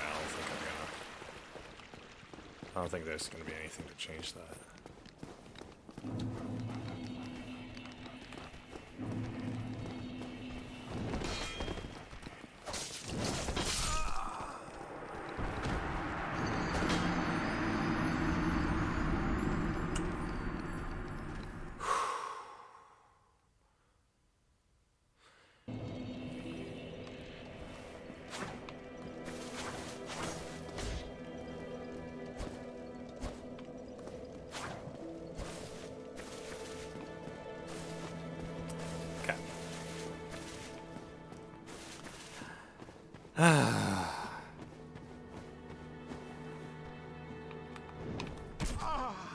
What the hell was that?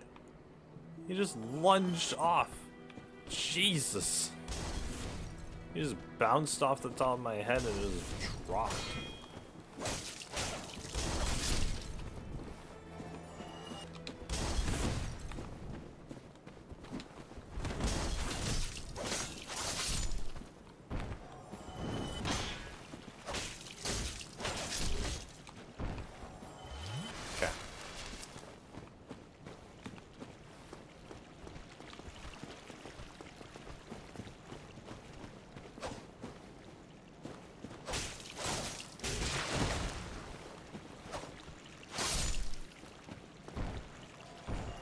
Whew, okay.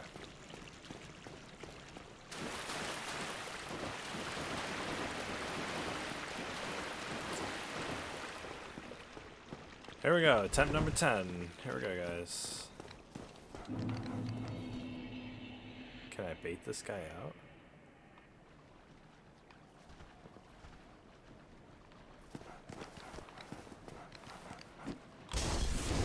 You are actually fucking kidding me. He didn't even hit me with that shit. I just not even ran into the fire. The flames weren't even on me. God damn, it's like that guy drops a fucking nuke every single time he throws one of those things.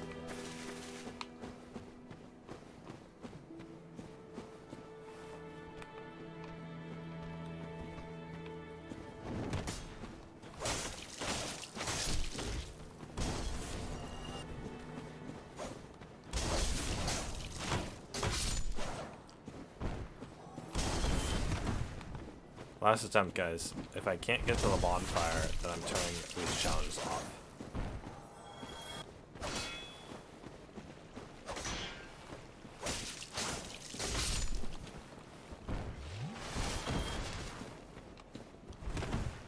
And by turning these challenges off, I mean I'm gonna make a new character.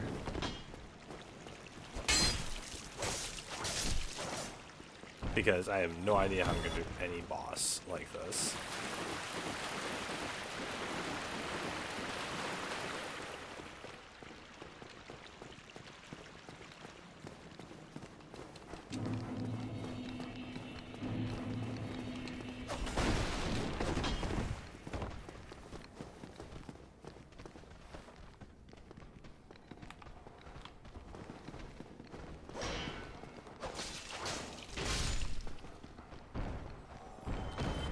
This other guy's coming over.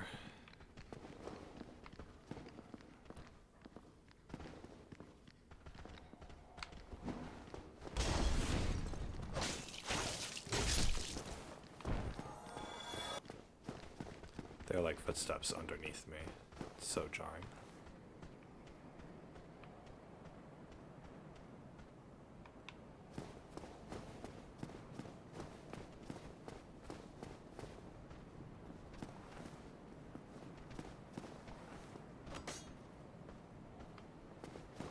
Come on over. Yeah, come on.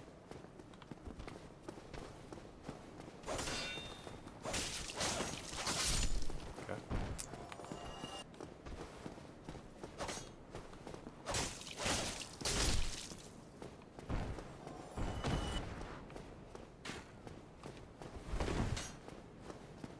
Somebody. Please let me out of here. Somebody. Anybody. Help me. Unlock the door. Damn. I'm finished. How did this ever happen?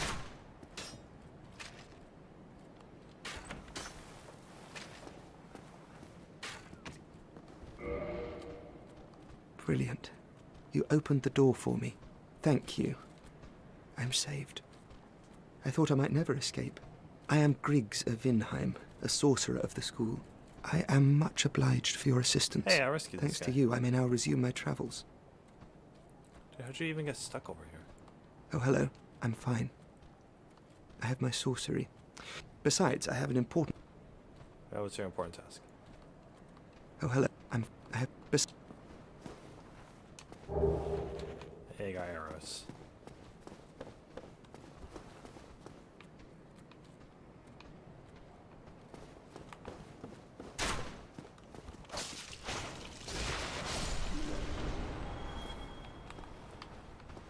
Where?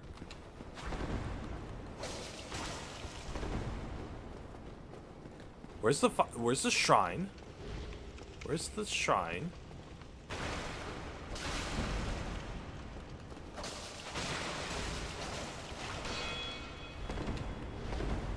No, I don't think so.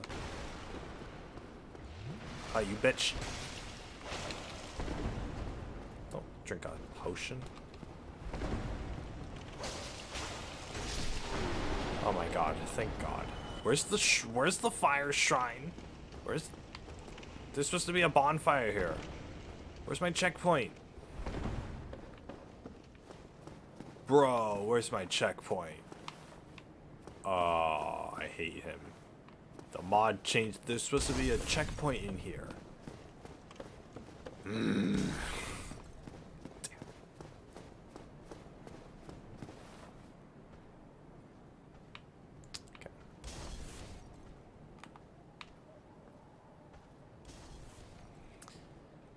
The guy with the spear and the shield, I'm gonna have to 1v1 him. So this dude.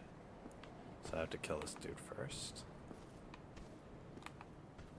Yeah, you're gonna take your time. Are you kidding me? He throws fire bombs. I hate the fire bombs.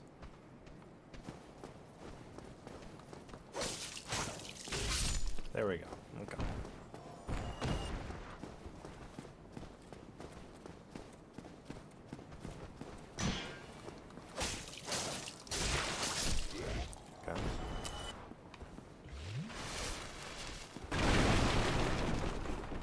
Then we can go down here. And the shopkeeper's gone. Okie dokie. Ah, shit.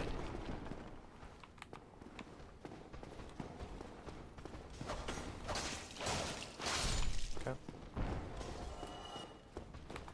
Are you fucking kidding me? I hate these guys. Oh my god.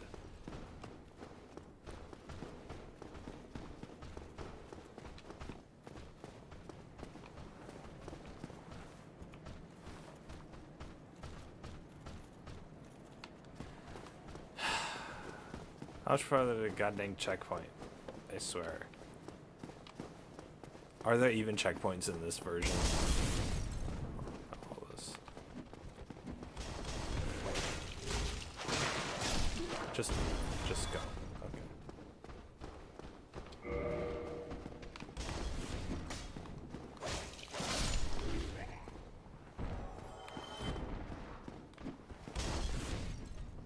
Why is there a box right here?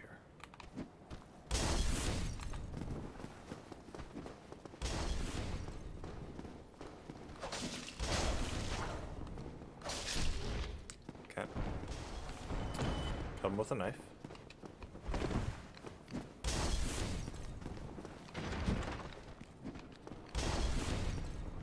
Oh. Oh. That guy exists. You're kidding, he jumped.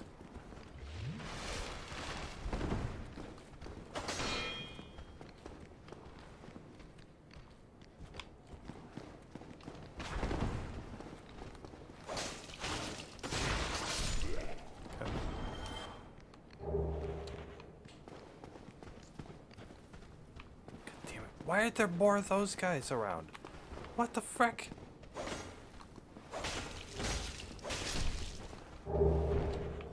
I want the copper coin. Give me a bonfire. What the fuck? Since when?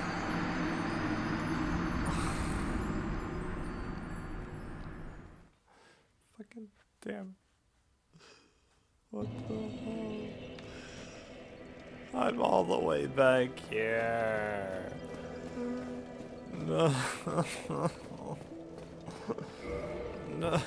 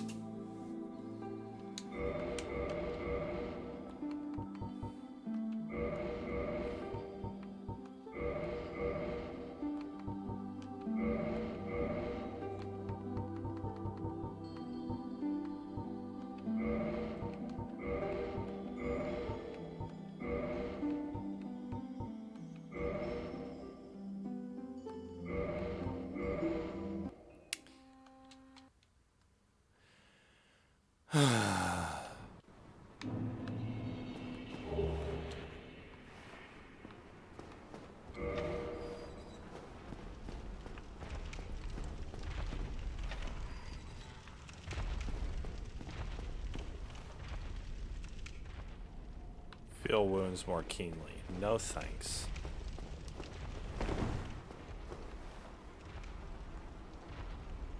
take this one. And that's it.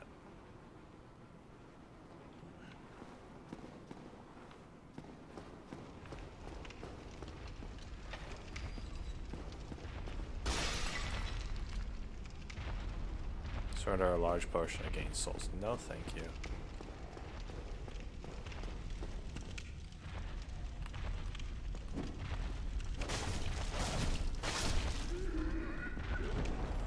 Say I get more souls.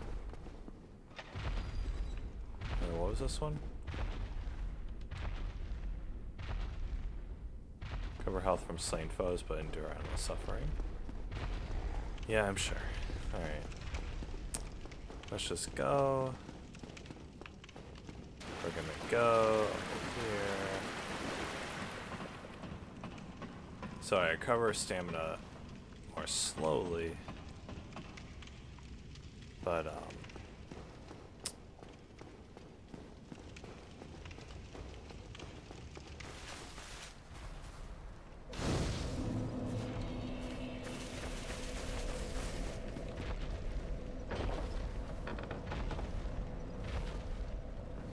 so I have to go get this shield.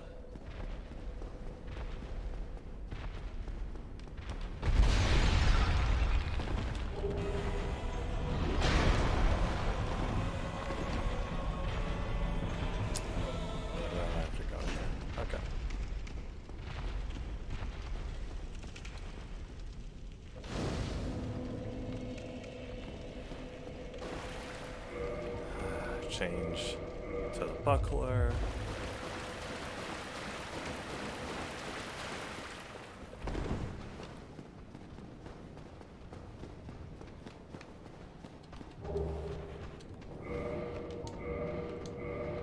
We're gonna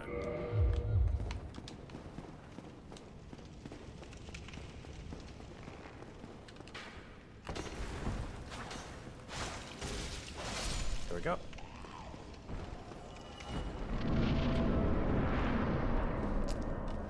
Okay, then we're gonna go over here. Have this drop on us. Oh. Regrettably. Now, Bye.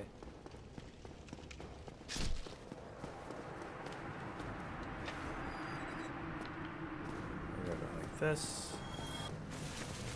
And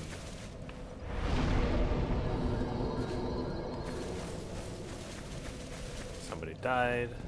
We're gonna go like this.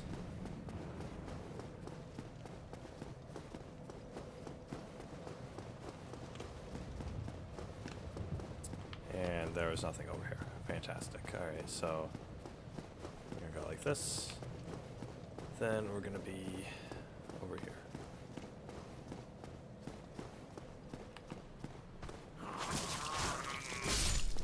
There we go.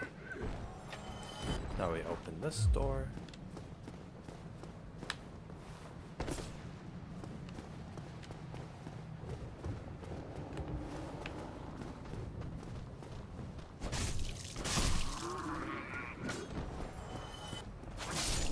Nice. Nice one.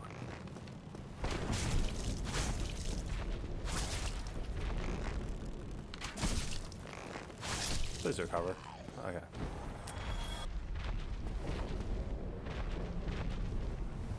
This stamina regeneration is actually pretty slow. Kinda underestimated it.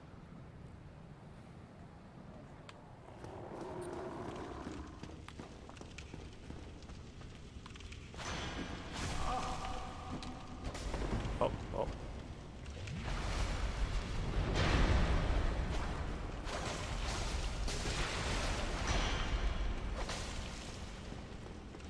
Don't do that, you piece of hope. Okay.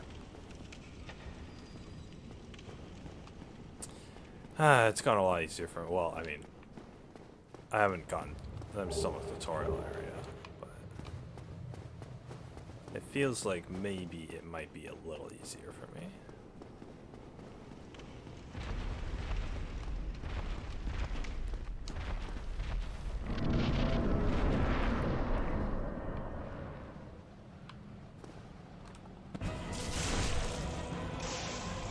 definitely not as powerful. But at least I'm not dying.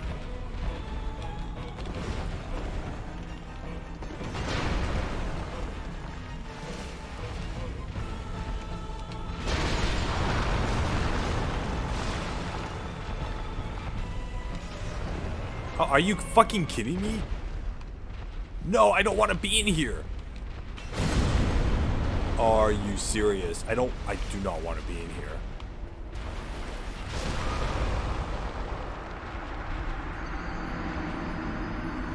What the hell? Why am I able to drop into the harder version of the boss? What the fuck? Are you kidding me? I'm not supposed to fight that other dude until later. Oh my god. Oh.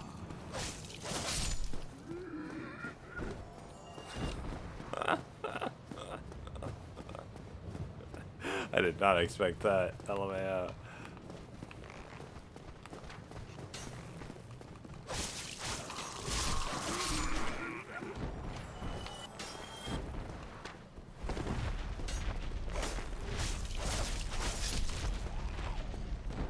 Okay.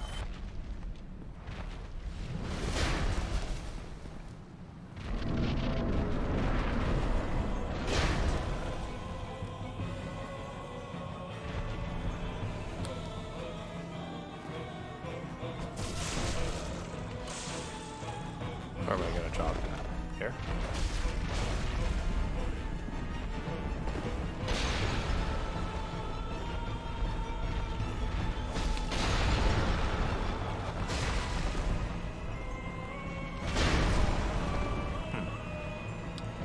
Alright. Stamina recovery is very slow.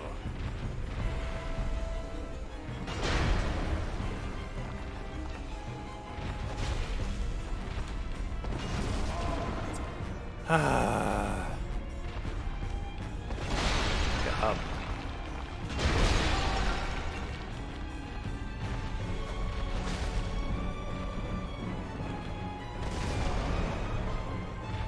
Oh my gosh. Okay. God damn it. My guy's so sluggish.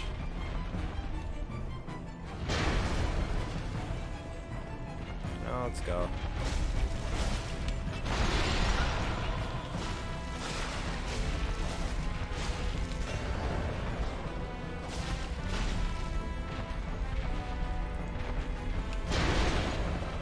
Okay, we're just gonna wait for my stamina to recover. There we go. I did it. Victory achieved.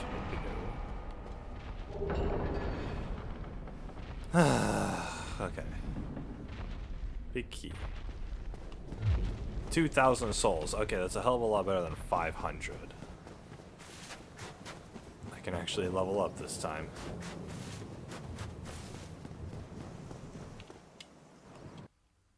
Yeah, Big Crow pops up and we travel here. Let's talk to Warzamon here.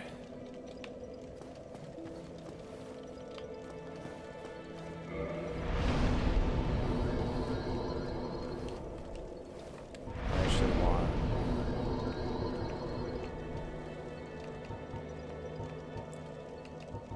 a little more vitality will be nice. Perfect. Then I think I'm gonna be missing out on some items because I don't want to re-explore this place. I'm gonna talk to Franchel Poop over here.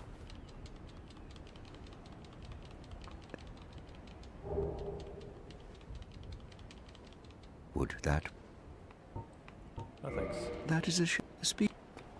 And I have to read this, and I have to point forward at him. Bah! It's rude to point. And then I have to go up here.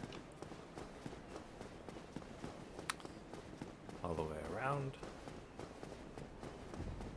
And we're gonna do here. My left rib cage hurts. Like a lot. Don't know why.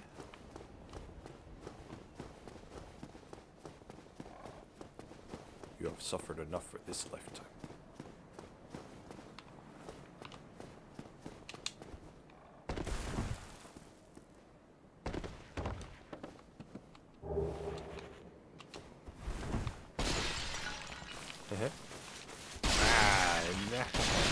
Oh hey, there's something here. Yay. Transient curse. Oh, it's destruction.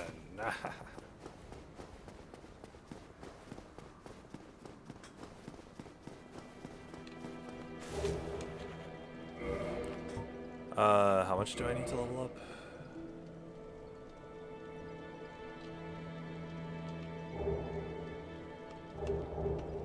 It doesn't tell me how many souls I need to level up. Huh, that's weird. What kind of roll am I getting? 11.6 over 49 is a quarter. So I'm getting a fast roll. I'm getting a fast roll. Ah, shoot. Almost fell off the edge there.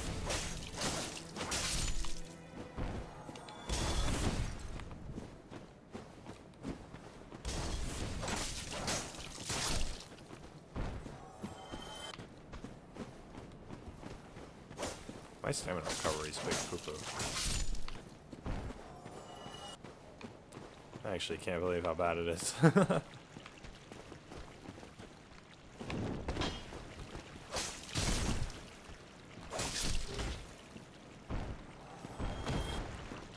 Maybe I can actually kill the rats in here this time.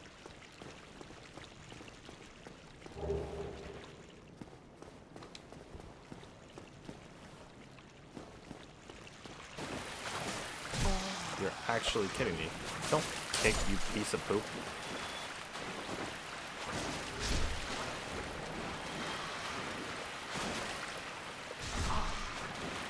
Don't jump back.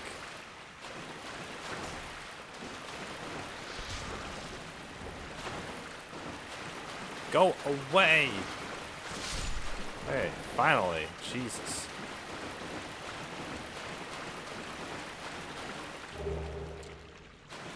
Firebombs. Yay, firebombs. Last time those rats one-shot me.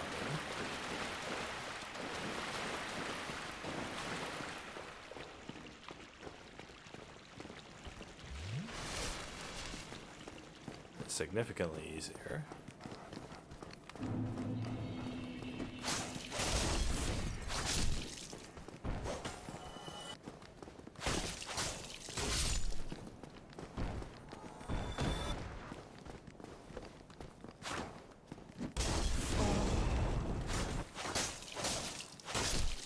Remember, guys? Getting hit with the fire killed me last time.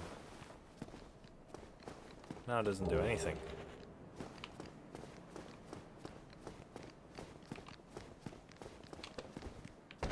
Ah, I can actually do that? Oh, I didn't even know that. Perfect.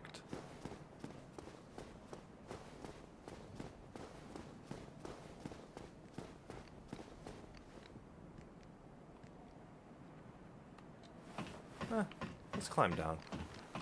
That sounds fun. Oh, what the?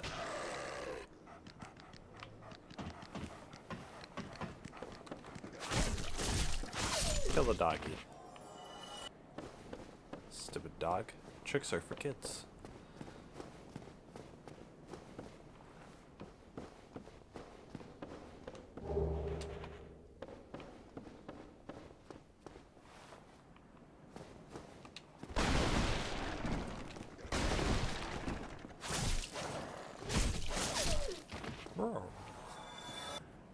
How sad. That dog died. Oh my gosh, it is significantly easier to do things now.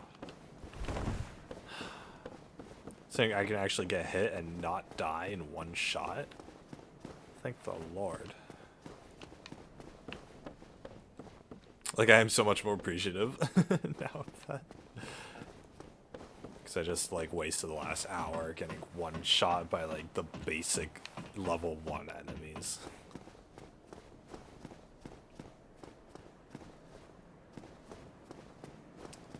Okie, here we go.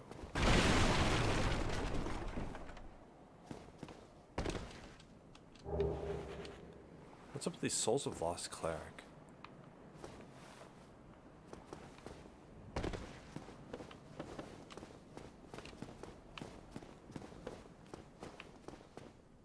Oh, what? Okay. Berg Latchkey. Hey! The Berg Latchkey. Don't know what that means. You know, whatever.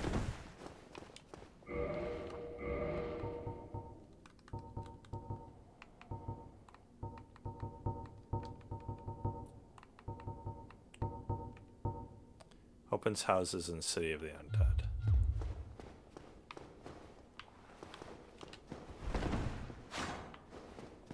Alright.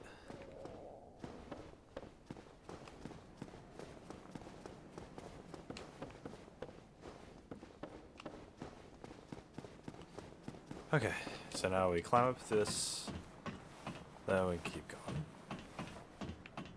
I don't know where that bonfire is, but...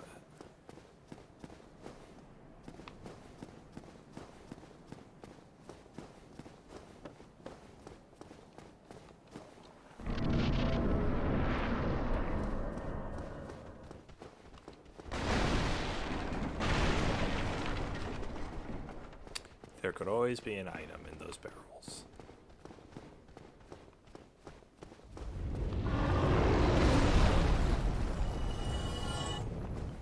That was a dragon.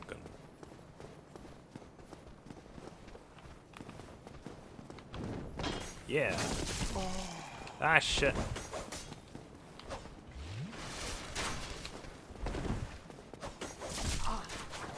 Can you... God damn it.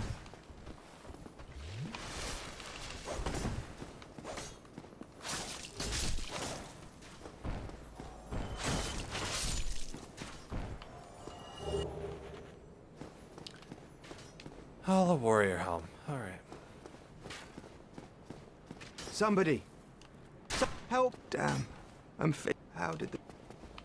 How did this ever happen? The game developers actually put you in there.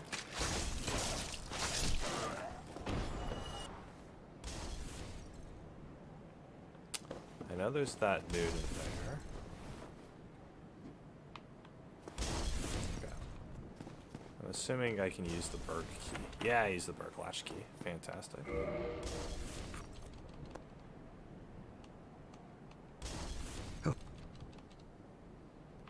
Okay.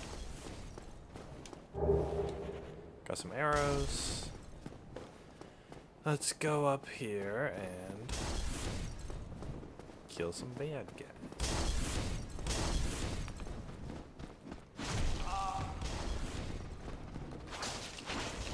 Why? What the fuck? Where are all these enemies coming from?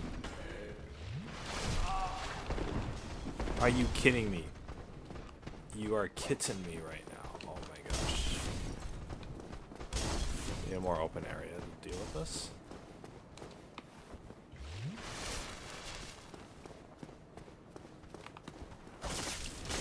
Where did this guy even come from?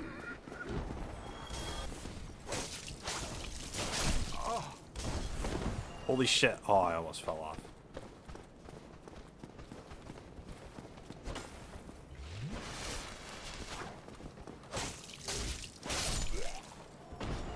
Oh my god, that took me 3 flasks. Alright.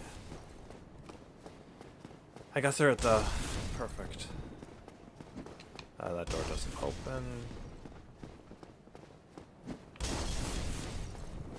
I don't want to go in there. Holy shit. I forgot about that.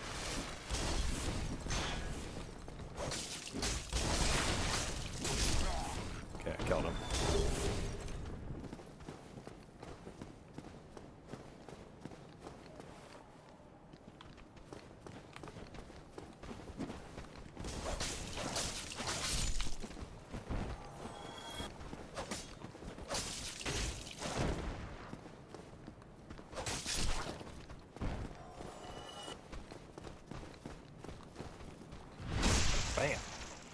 Yeah, take that. I'll climb up here. Go over here. Bye-bye. Bye. That place is on fire. Don't say I didn't warn you.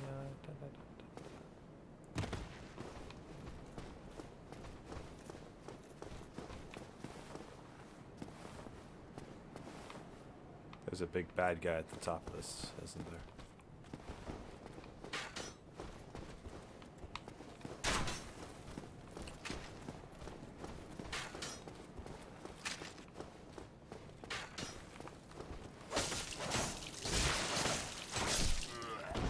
There we go.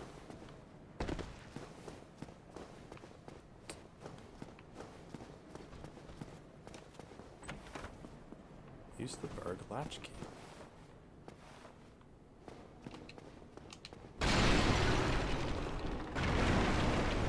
Yeah. Hey, look at that. It's the bonfire. Hey, that's my favorite thing, is this bonfire.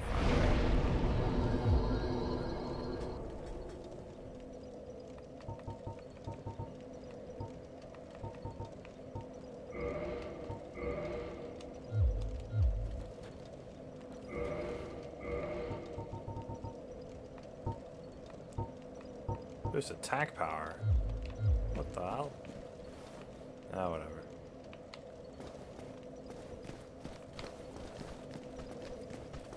Oh, hello.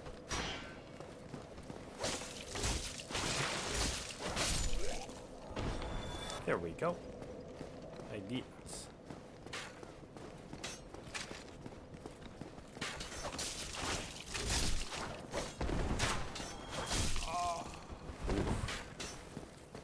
How unfortunate.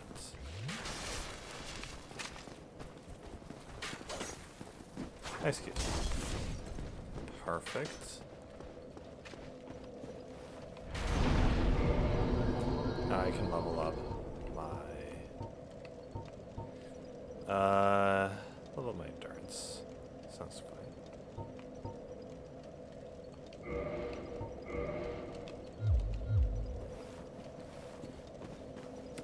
Nice. Yeah, haha, stab you in the back. Got him. Alright, now we can go down here.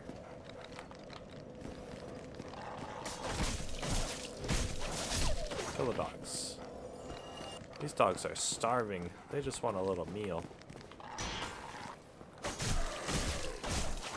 But I have to kill them.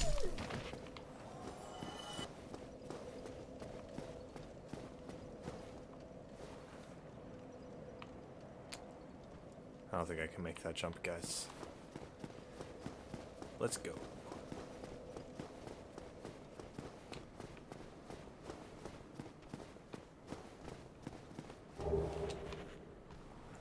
Wow, I got a broken sword. Hallelujah.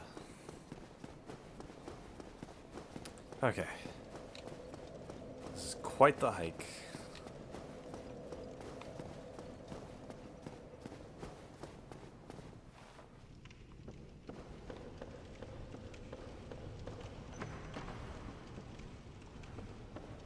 What's in here?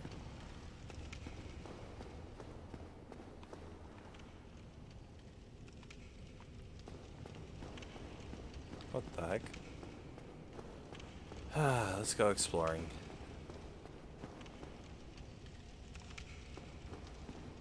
What in the world? Wait, this tower wasn't this big. What the frick? Why are you here? Well now, you seem to have your wits about you. Then you are a welcome customer. I trade for soul.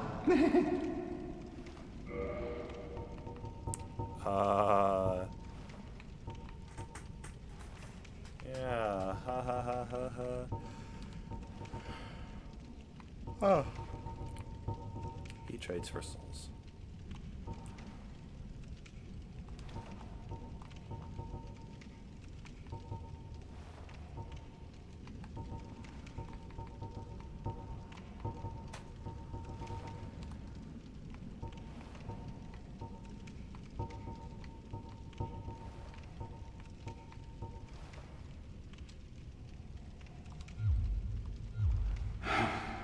Wanna go and... Don't fall off a cliff. Why would you tell this to me?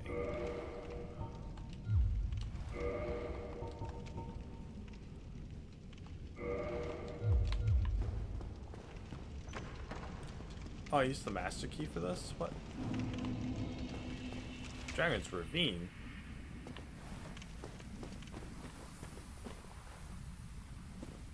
What the hell?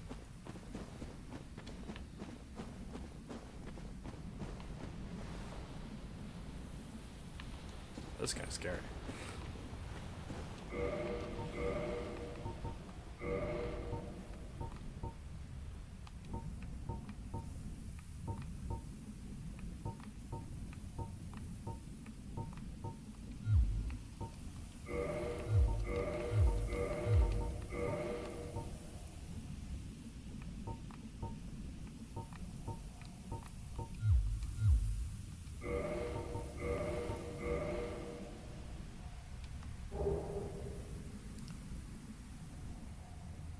$13 of 50.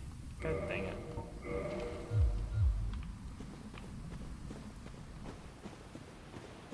I want this one over here.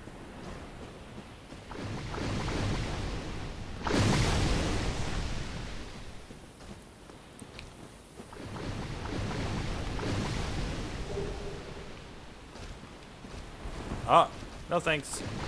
Nothing. Ah, go away, go away. Oh, that killed him.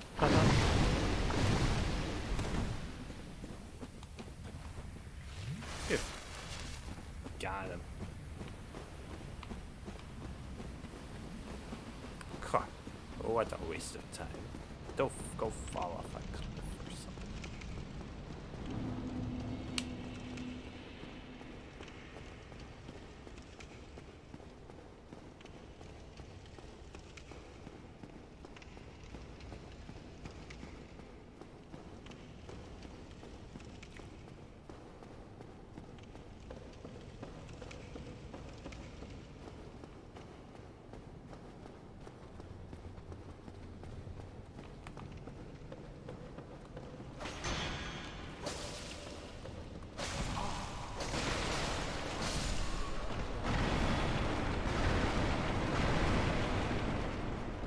Go. Go on.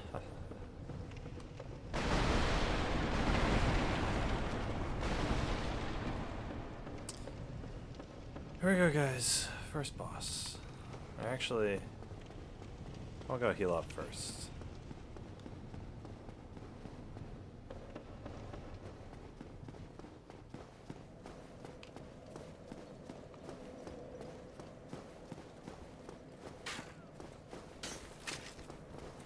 Excuse me, guys.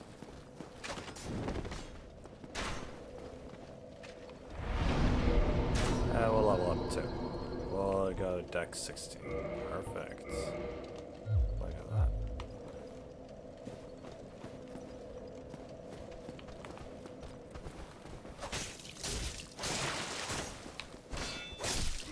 There we go.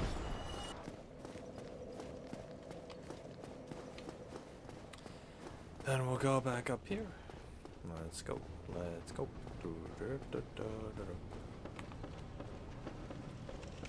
Let's go. Let's go. Ring around the rosy.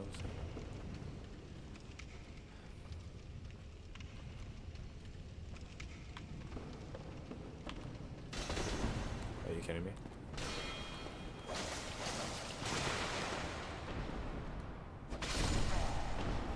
There we go. Now I can run up here. Alright, let's go fight the boss. Fight the boss.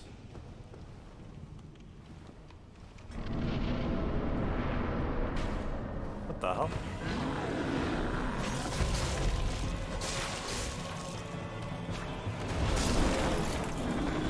Wait a second. Okay. Oh, that delay.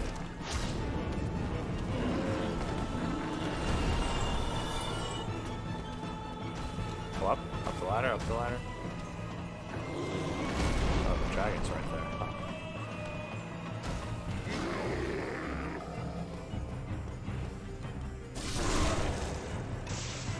Oh man.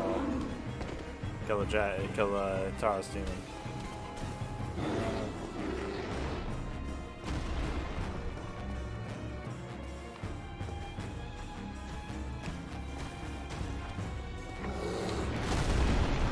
Excuse me. Huh. Alright.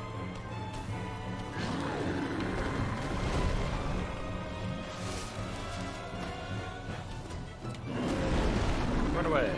Run away. Run away. Go, go, go, go, go, go, go.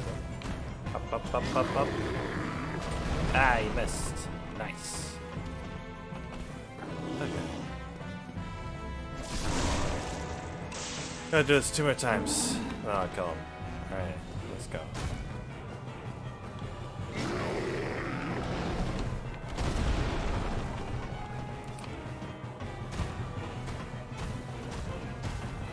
What an idiot. Stupid Taros demon. Nah, stupid Taros demon. What the hell?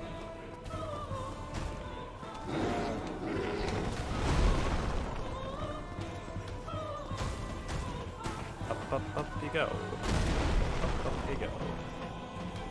Up you go.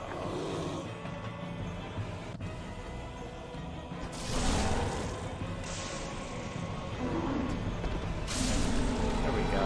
We killed him. Yay, victory achieved.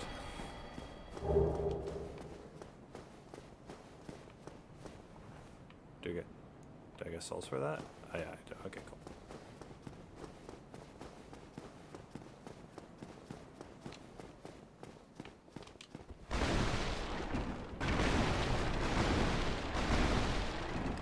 There we go. Plank buckler.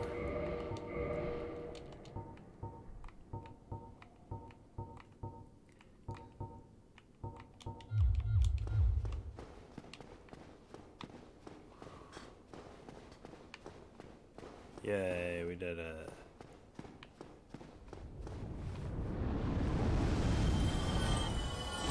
Oh.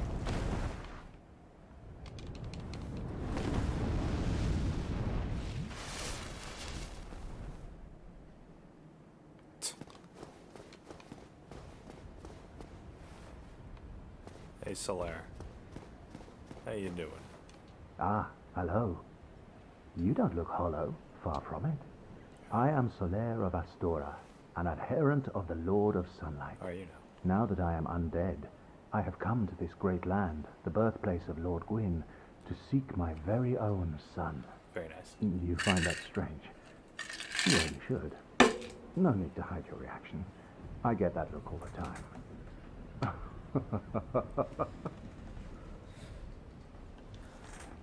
Oh, aha.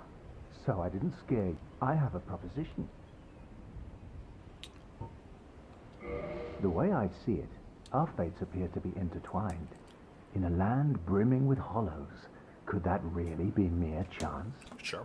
So what do you say? Why not help one another on this lonely journey? Well, yes, quite. Not to worry. I was in the wrong. Solaire.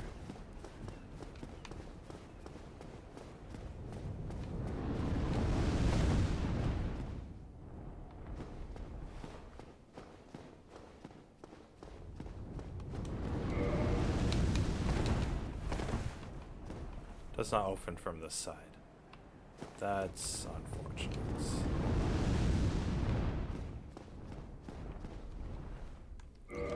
Alright, let's use the homeward bone.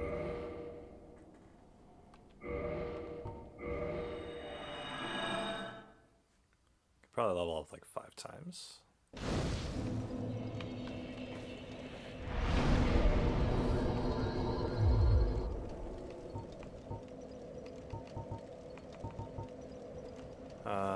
Yeah, that sounds good.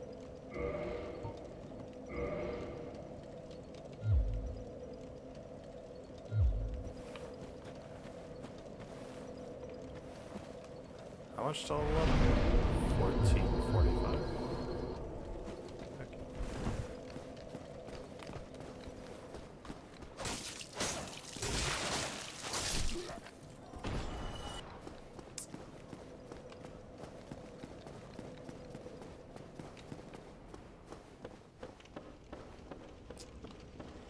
I believe if I go downstairs and I kill this guy.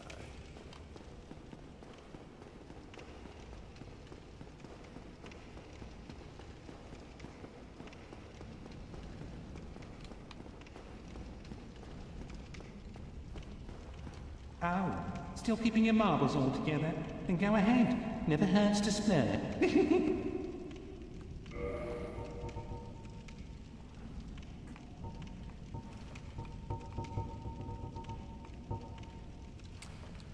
Well, you know what? I want his Uchi Katana.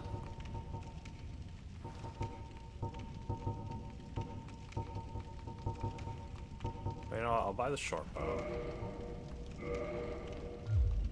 Thank you kindly. Actually, I should probably buy some arrows for that too.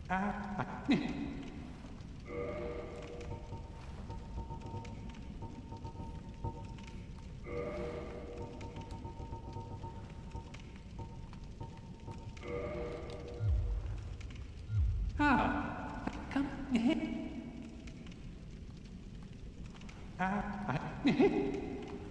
Things are getting tricky. A horrible goat demon has moved in below. And up above, there's that humongous drake. And if you stick around this place, it might... Throw me a bone. You haven't got much time. Right, Julia?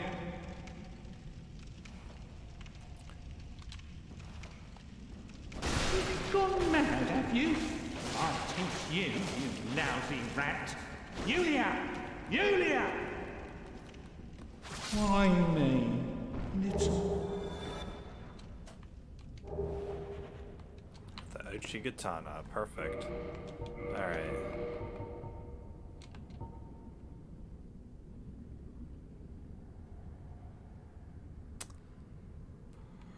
Perfect.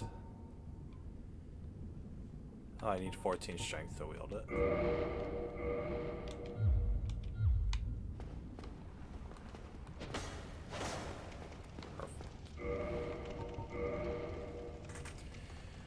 Her hand is 109.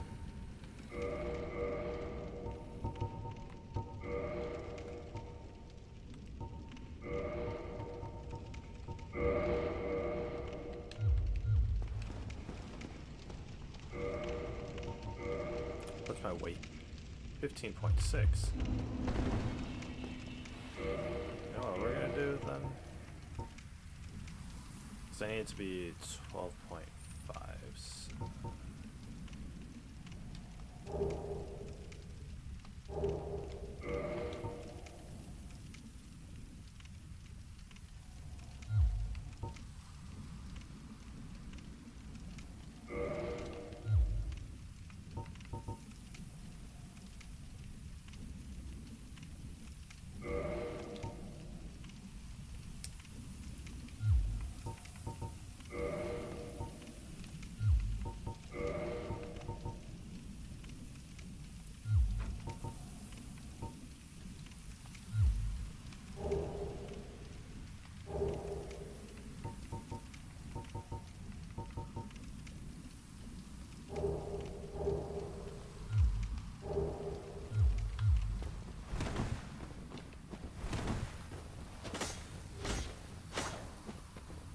Nice. Does take a bit of stamina, but you know, it's alright.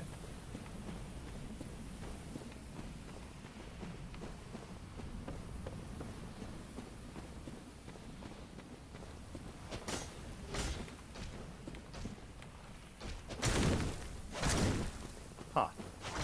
Doesn't do much damage to this dude. Yeah, that's unfortunate.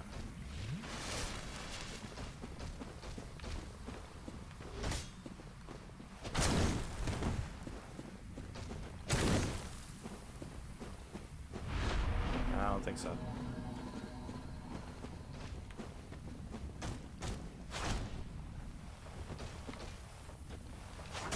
You're actually kidding me.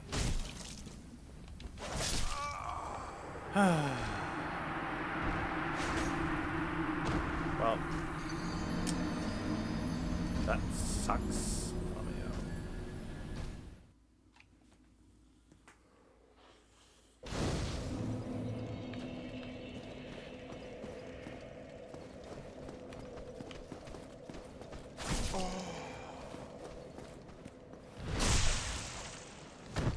Fine. I go.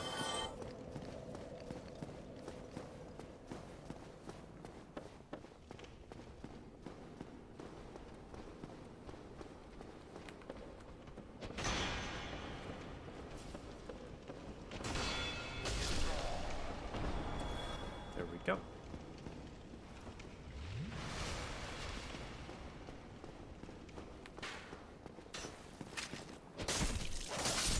There we go.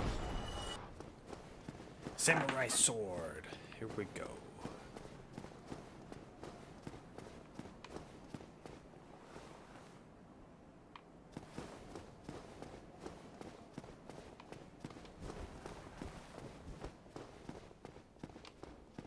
I believe.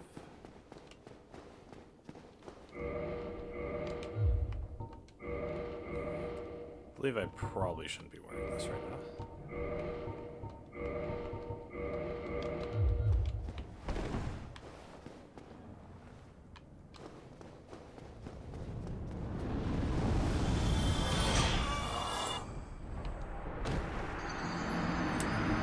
Well, there's no way I can run that. What the frick? What do you want from me?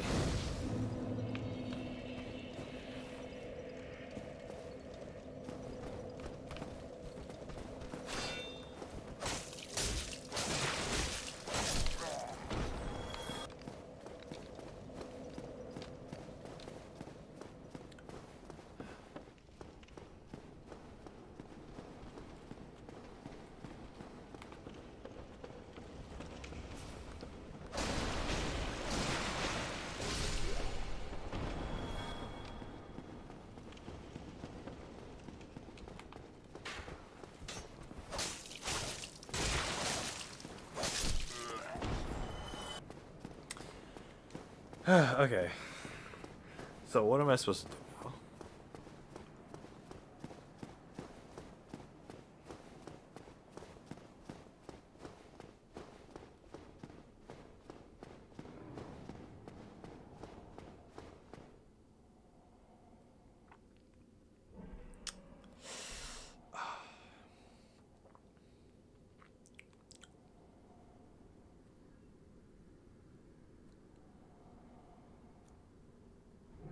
That's really gonna bleed. Oh my gosh.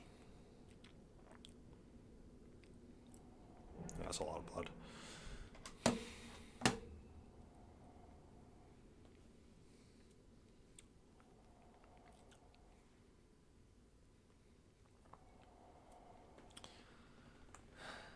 How much blood is that?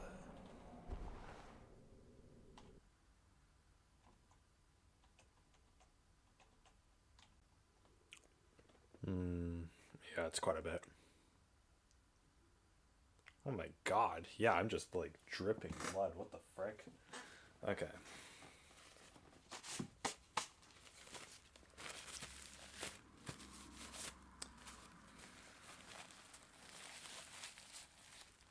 Wait, I shouldn't have done that.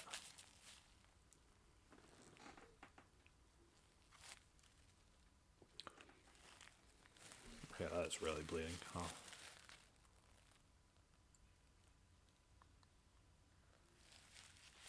So weird how humans produce blood.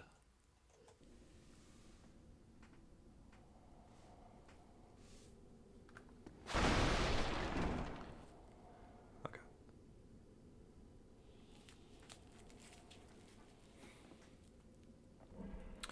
I'll just let this bleed for a while.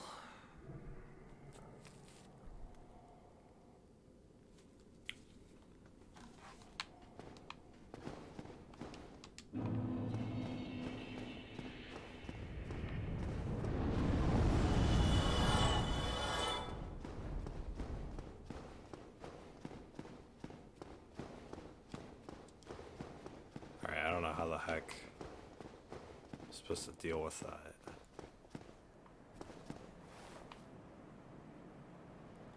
Looks like he left.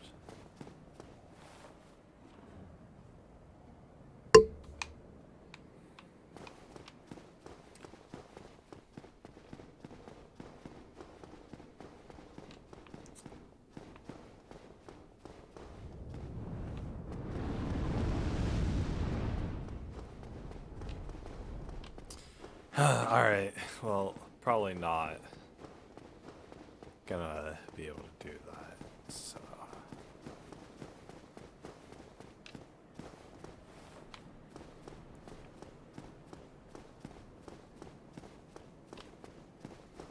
Wait, did Solaire leave?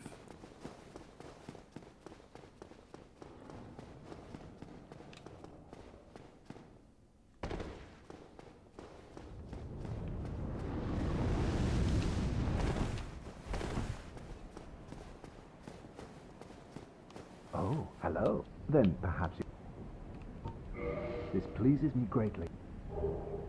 We are amidst the flow of the very fact. There's no telling how much, but use this to summon one and engage. Of course we are, but I am. If you miss. Oh, hello there. If only. Oh, hello there. I will stay behind to gaze at the sun. The sun is a wondrous body, like a magnificent father. If only I could be so grossly incandescent. If only I could be so grossly incandescent, guys. Just like Best Boy Solaire.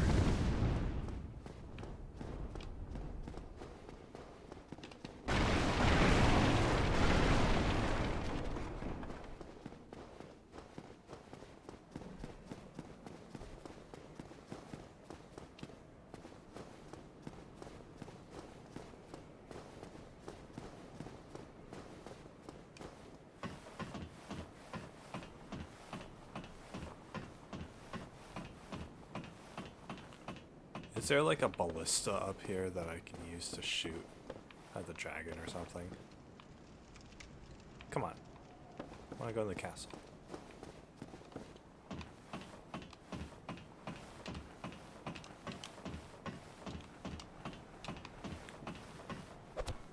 What the hell? Okay, anyway. Okay, I don't know where to go next, honestly.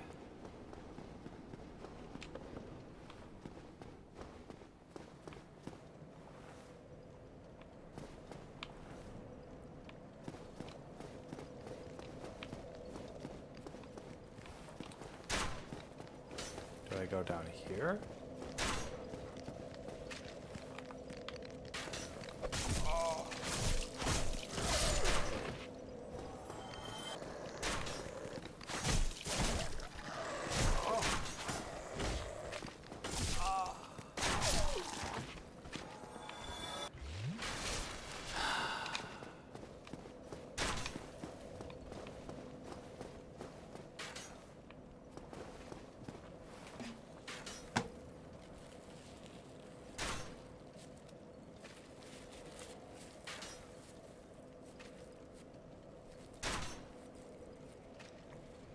Probably shouldn't have popped this pimple. God dang it.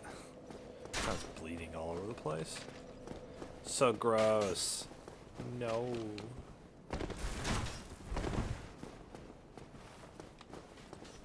I don't know where to go next.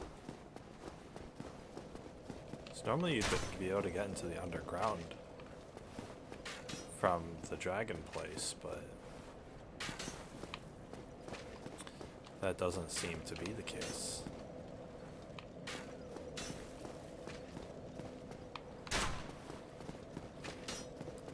In fact, I don't know what the point of killing the Taurus even was.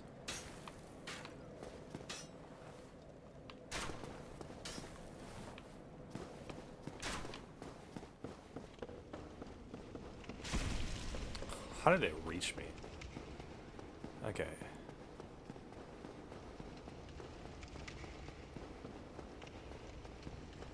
I gotta go down here, then.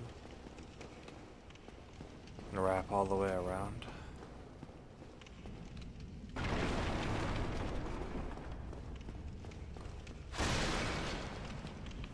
Feels like I could just do that.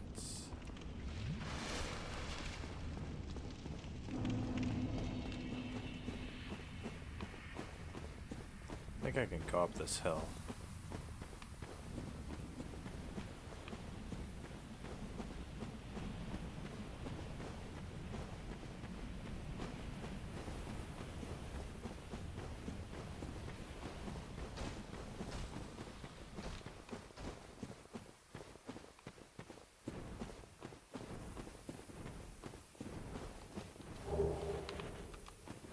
Wood bolt, not worth it. Alright, let's go.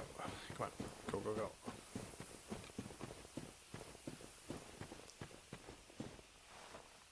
There's an enemy there.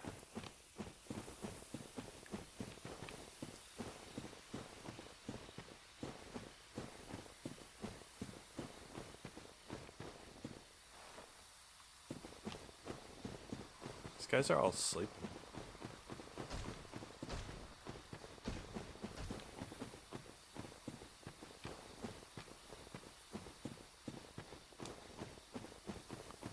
Will let the light be my guide.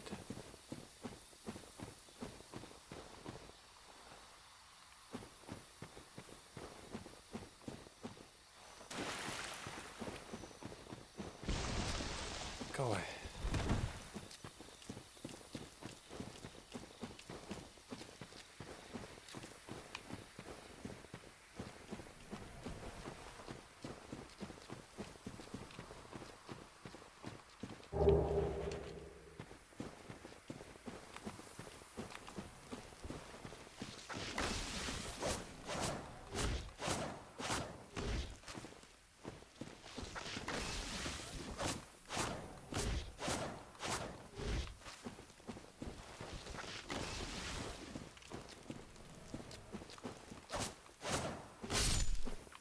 Good, killed the tree.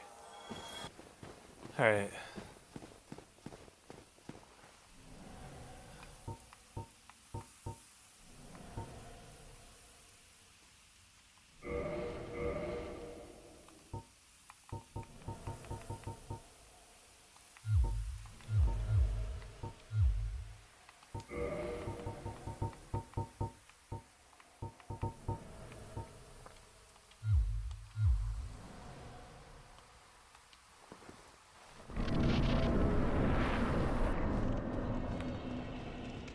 They forced me to fight this dude. Okay.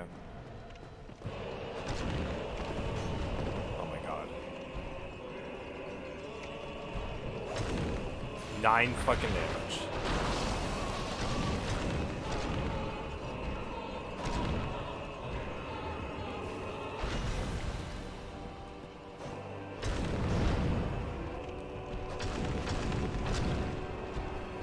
I really don't want to fight this guy right now.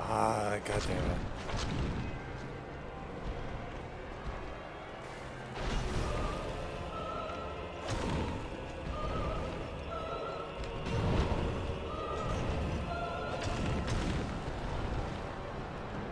It's so clunky. I don't remember it being like this when I fought this guy. I think I only fought this guy with sorceries. When I fought him, it was stuff that he was like weak against or whatever.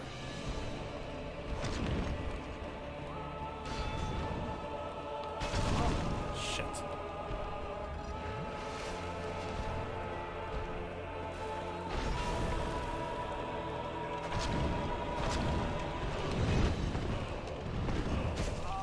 Damn it. I don't have enough flasks for this.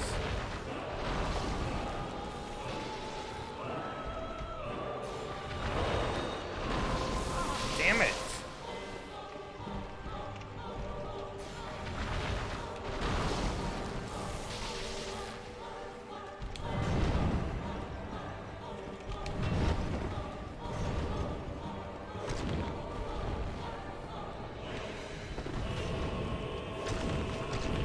This is not a good battlefield. This is not an early game boss. Come over here. Stop being stuck in the corner.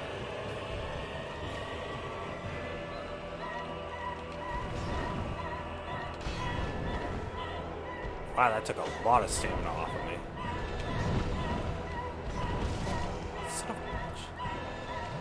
There's no way I can fight this guy as I am.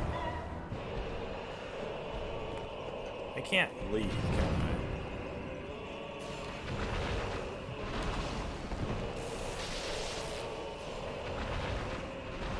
No, of course not.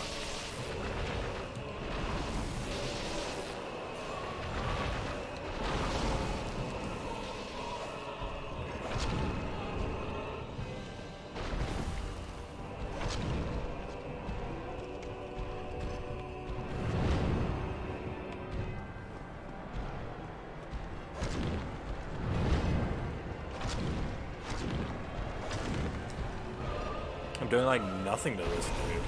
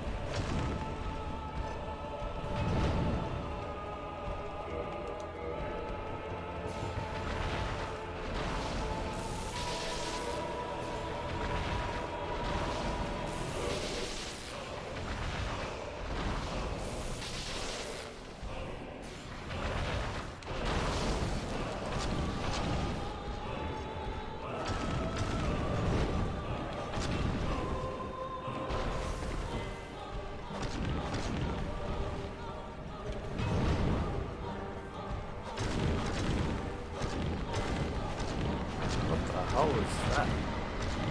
Profane image? What are you talking about?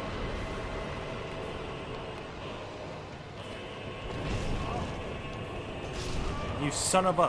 What?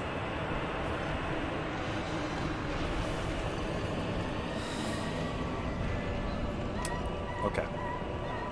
Okay.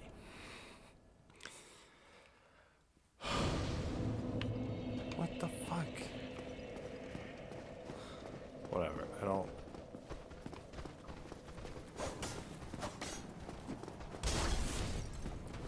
I'm not gonna deal with that right now. I don't want to. They make you fight him from an early on. What the hell?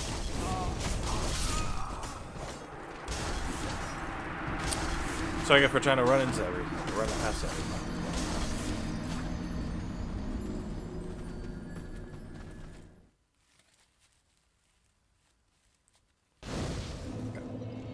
That's just blood flowing out. It's not even...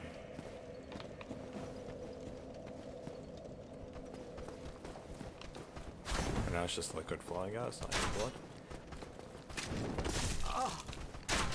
Can you not?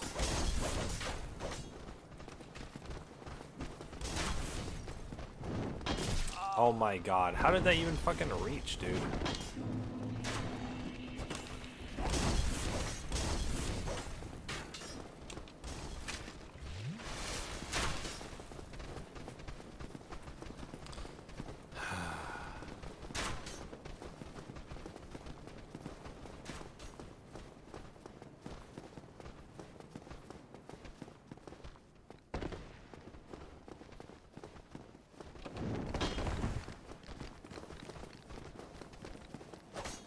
So we're gonna go back. All the way back.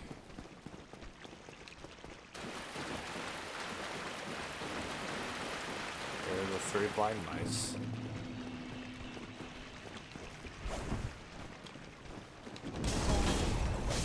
No. No. No. Bad. Bad. No, that's bad. Okay.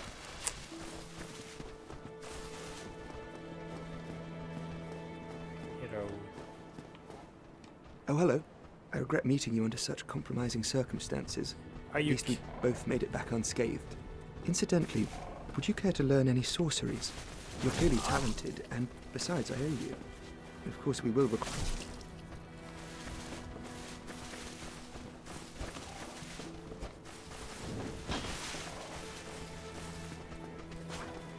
This guy doesn't even do anything. He's just attacked and he's just standing there.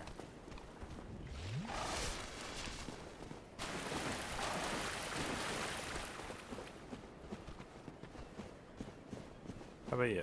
If you get attacked, will you just stand here?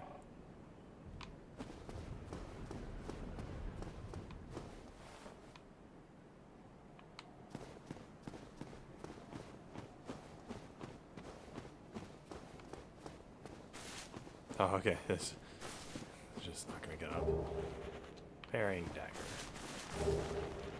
And a homework bomb. Well, I don't want to deal with these skeleton guys here. So.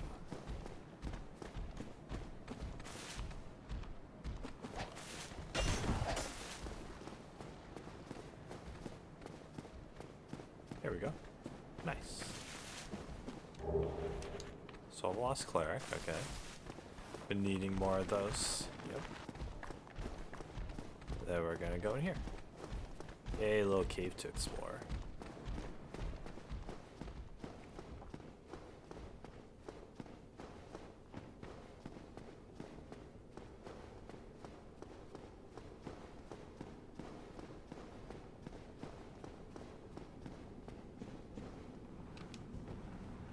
There's a bonfire. Oh boy, guys.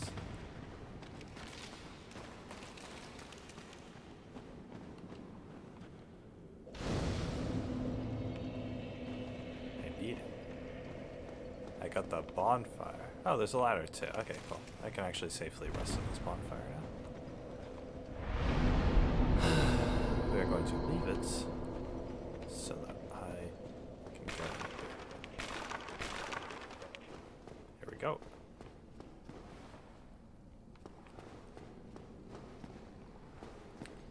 Scary, scary.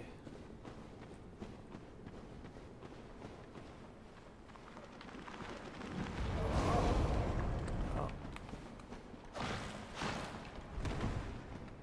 Well, daggers don't do much to these dudes. Dagger dudes.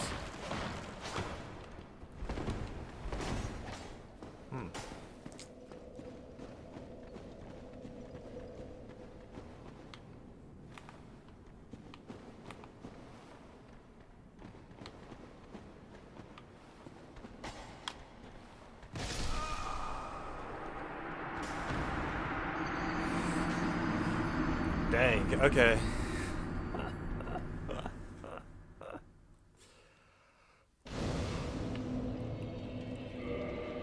So here's what we're doing. We're gonna equip the Uchigatana.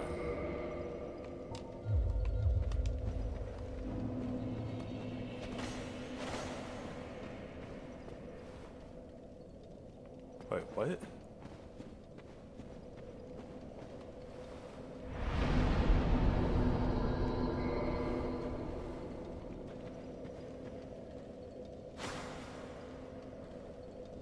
Okay.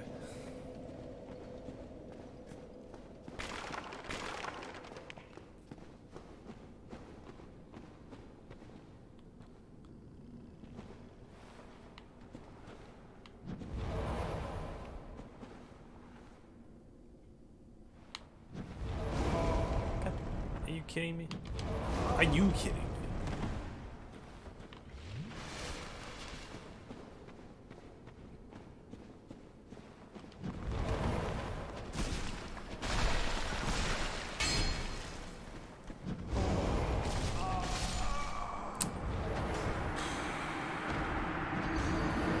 Maybe this game's a little too tough.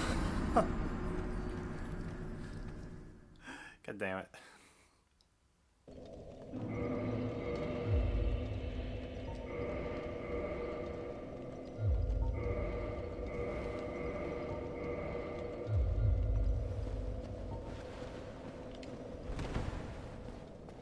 Stuff, slow roll.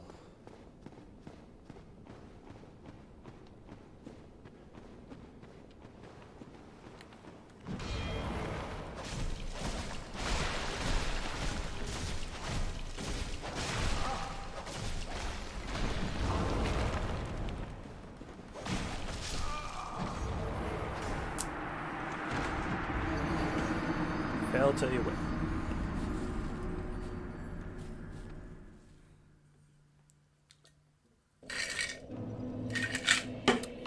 Maybe I'm not ready to go through this.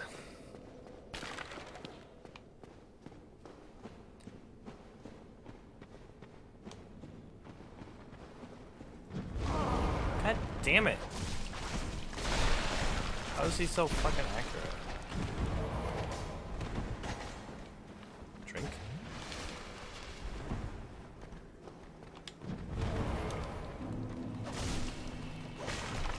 Ah, no stamina. You piece of poop. I can't do anything because I don't have stamina.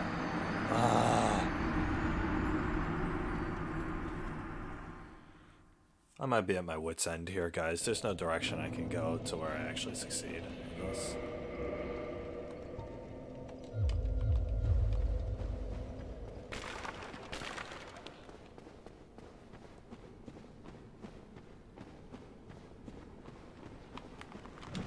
God, I fucking pressed it. You piece of shit.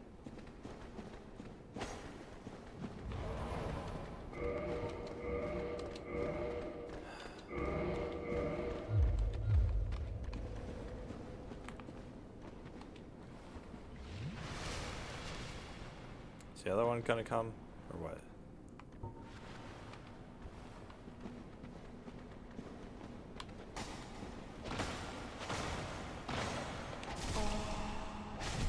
God. Roll out of there, you piece of poop. Oh my god. I wanna play speedrunners.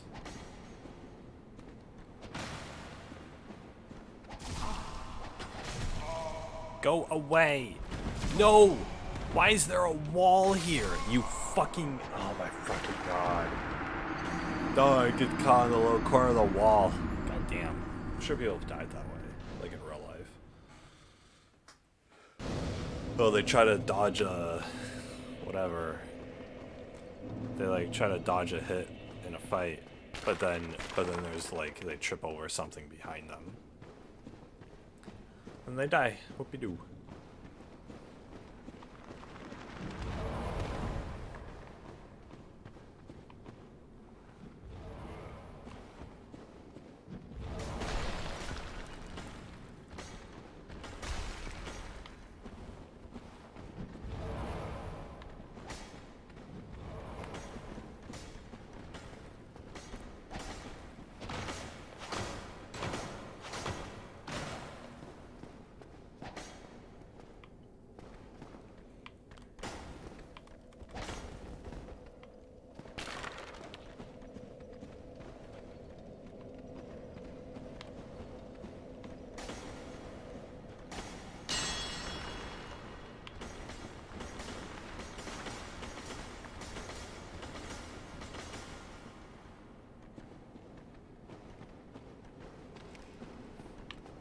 Out of stamina, god damn it.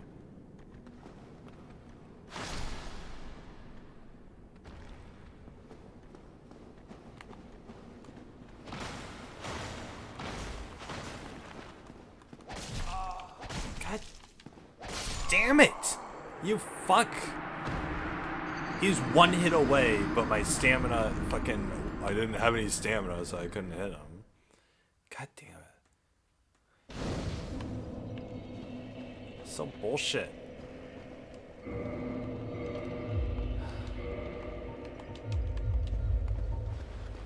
gonna try to just kill the freaking magician guy.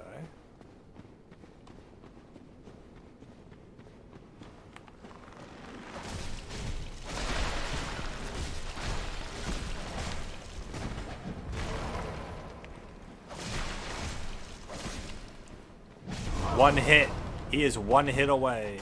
I'm gonna fucking die.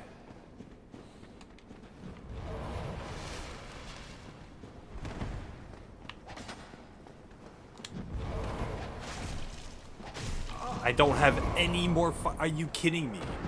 I rolled towards him once and I've run out of stamina. God, imagine that.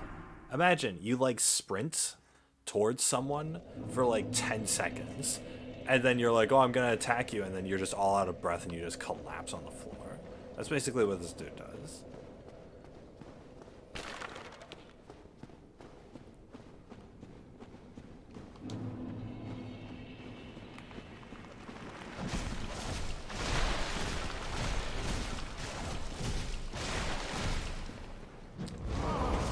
Yep, uh-huh. God damn it. I have to use all my stamina just to get out of this situation.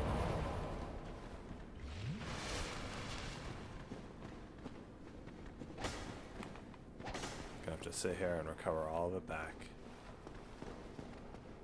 There we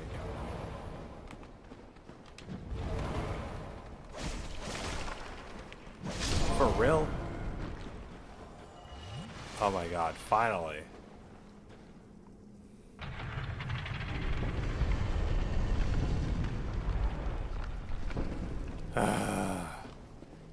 Wow.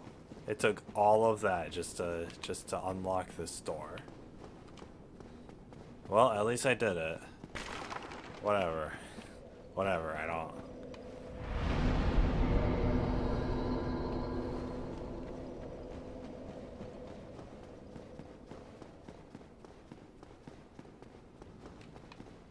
Yeah, at this point I just want to play the original game.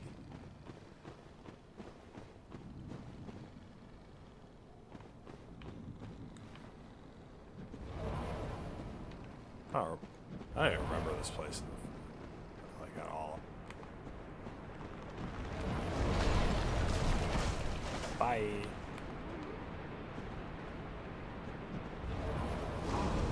What the frick? Who attacked me?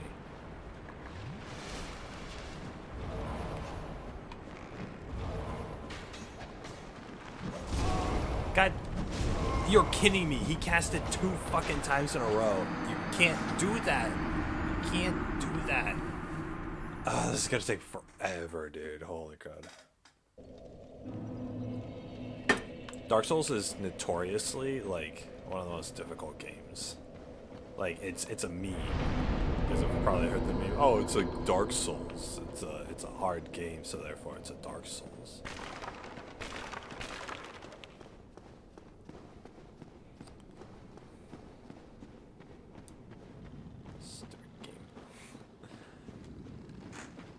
Honestly, it feels like I'm playing this for the first time because of how freaking stupidly difficult it is.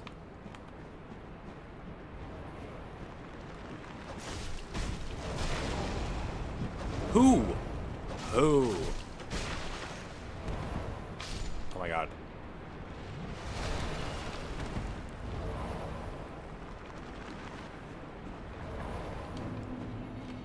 Here's my strategy, okay? Okay? Okay. I knew it. I knew you were in here. Ah! No! No!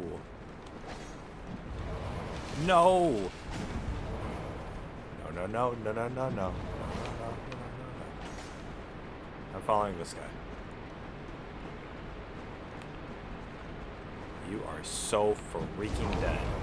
You piece of poop necromancer. No, you. What the frick? I don't even know where to go in this map. I'm gonna have to find some strategy in order to just run through everything. Okay. Okay. Gotta kill those 3 skeletons. Or just have to stomp on those 3 skeletons at the beginning.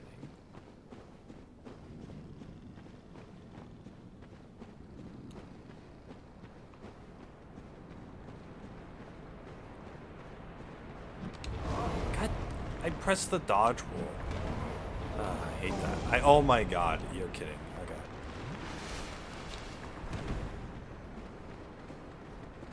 Yeah, I'm following you, man. Come on. Let's go. Let's go. Come on, let's go. Come on, yeah. Guide the way. Lead the way.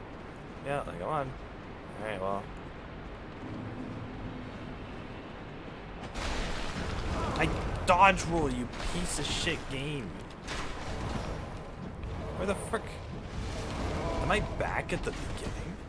Oh my god, I can't. You can't. You can't.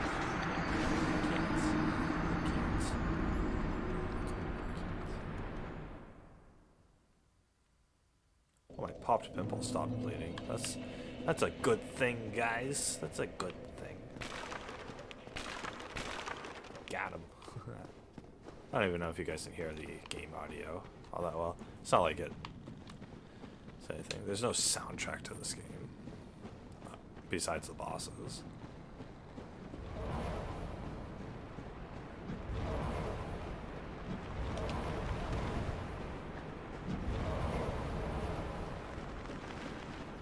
Go on, friend. Go on. You're not gonna lead the way? Okay. Just gotta do zigzags.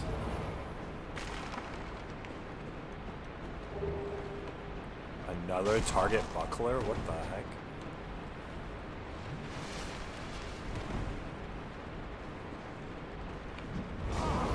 Ah, you piece of... Oh.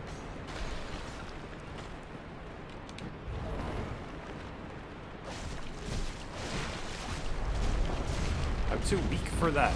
I'm too weak to kill these guys. Ah, that was bad. God damn it, I'm too weak. This stupid area, but there's nowhere else to go. God dang it. I'm quitting. I don't want to deal with this shit. We're gonna watch someone else's playthrough of this. Quit Dark Souls. Just quit. I've retired. Don't want my pension. Just quit. Alright. That's what we're doing.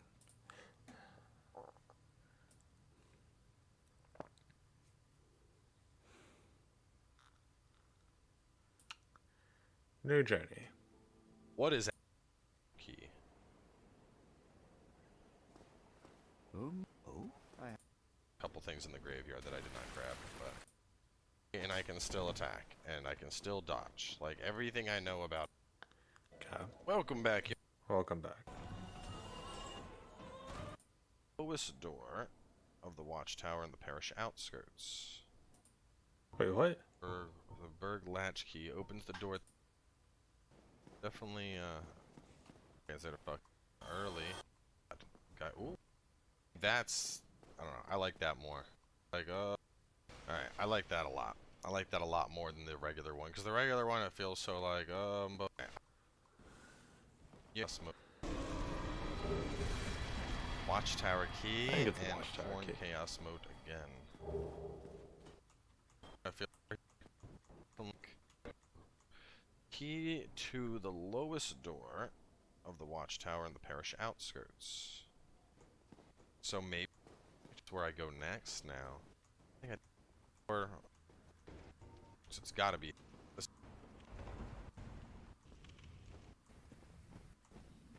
Do I go towards the dragon? Placements. Aha! I see. As a give me the.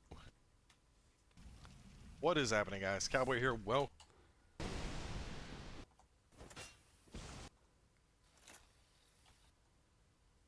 That the then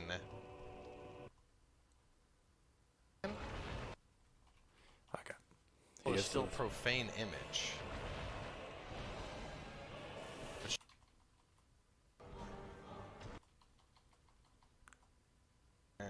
God damn. When does he enter this boss fight? What the heck?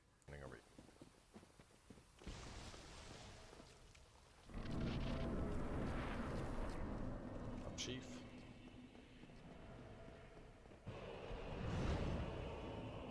Oh, I had already fought it.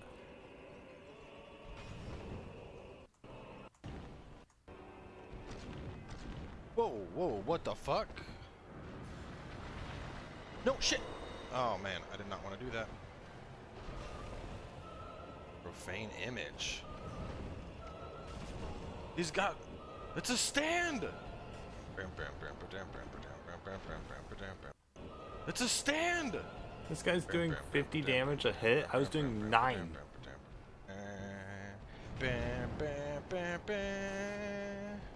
I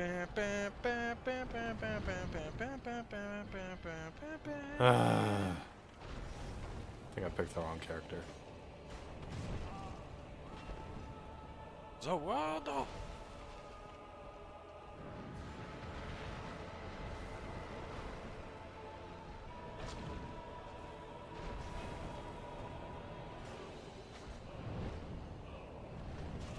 tail got me.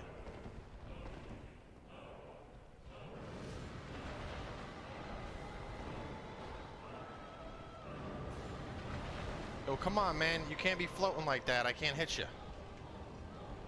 Come on down so I can beat your ass.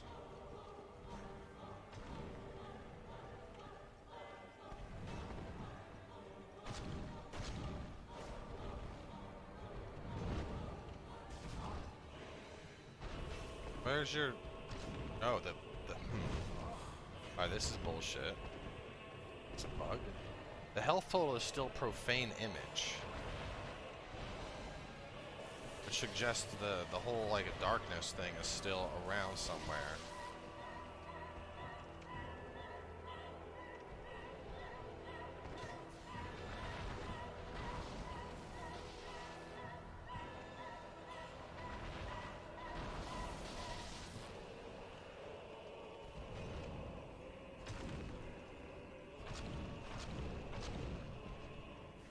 Alright, this is some bullshit. Come on, game. What the fuck, man? I mean, I think we ran into a bug. Because he was kind of floating there, and I think what happened is he was floating, and then that somehow, like, bugged him out, and he died, and so it reawakened this one.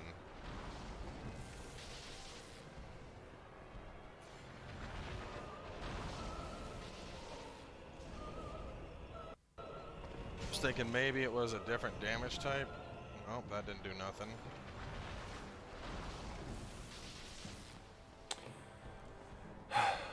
Like this dude's able to do 50 damage a hit. Well, I mean, it is a fully custom mod, you know. There's bound to be some bugs.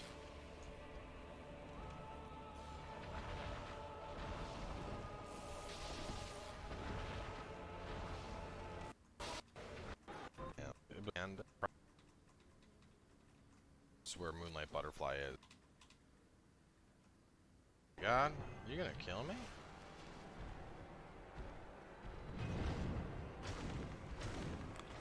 Okay, he's doing 50 damage a hit. I was doing 9 a hit. I can't.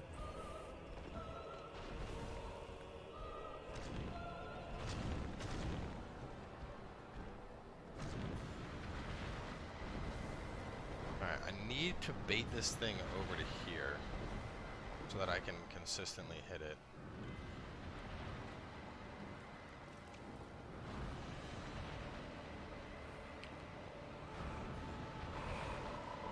How many hearts does he have? 38.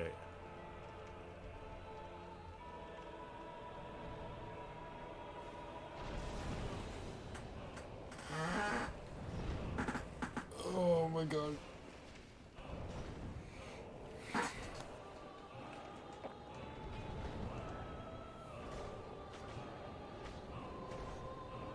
Even though I'm hitting it for like the same damage as the other one, I feel like this one takes a lot more damage. It's probably just has a much lower health pool. Same size visually, but like... Oh man, here we go. Yeah, this is the problem that happened last time.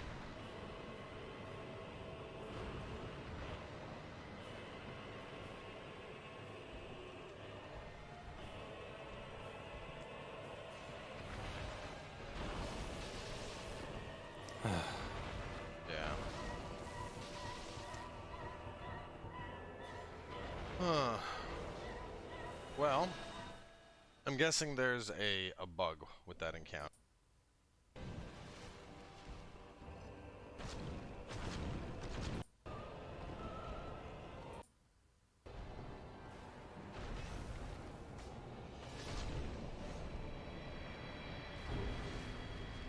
Got it. Soul of a Lost Demon.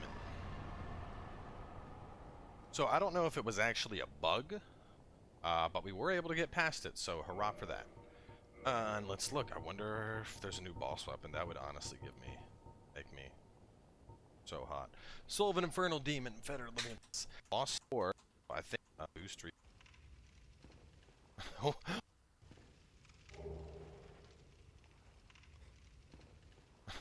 Oh no. Andre's dead. I didn't do it.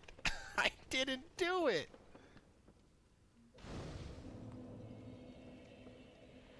And Sun's Fortress looks open. So, I don't know how I feel about that. But anyway, we're going to wrap up. Got past the glitchiness. I'm not sure where to go next. I'm going to kind of just feel out my options and take things from there. So stay tuned. We'll have one more episode for you guys later today. And I'll see you all then. What is happening, guys? Cowboy here. Welcome back. Ready to look at the old demon. What are you doing here, man?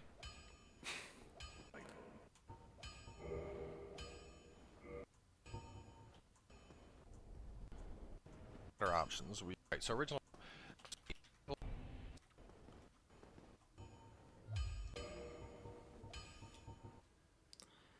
He sells a halberd. Ugh, I need the halberd. God damn it.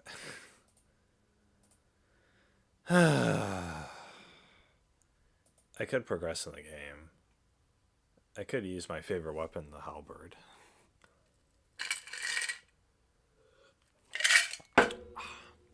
Like, don't say what I need. Oh well, it was an alright mod, but I don't think I'm gonna play through it again. I've played Dark Souls 1 so many times. Oh my gosh. It's a toughie. Time for another Cooking with Deboki. Hey guys, what is going on? It is Deboki here once again, and it's time for another Cooking with Deboki. I'm here in my glorious kitchen, and we're going to be cooking some dumplings today. It's also known as mandu, or even pot stickers. You know, this is a really traditional, famous dish to have, a side dish. You guys probably all tried it, some variation or the other, but we're going to be cooking dumplings. So as you can see here, I have some frozen dumplings already right here. They're all frozen. Rock hard, solid, but I'm gonna go ahead. Oh yeah, they came out with this update for Terraria, where it's a crossover between Terraria and Don't Starve. It's pretty cool.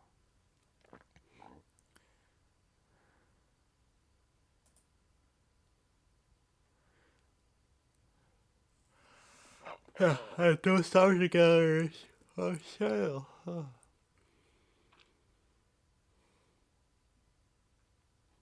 Yeah, you get to fight the Don't Starve things, and you can have the Chester. You can have Chester. Oh my god, guys! Oh my god, guys! Wait, give me a second. Look at it's Chester. It's Chester.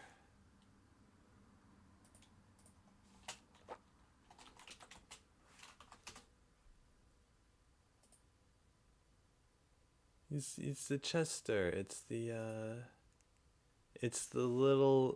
this guy. He's a little chest that you can take with you.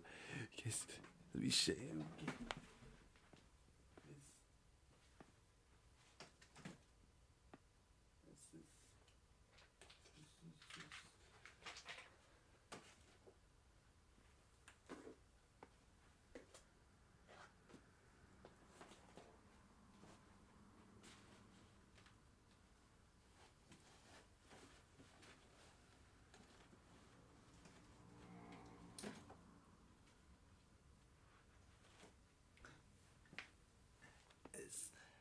Look, oh my gosh.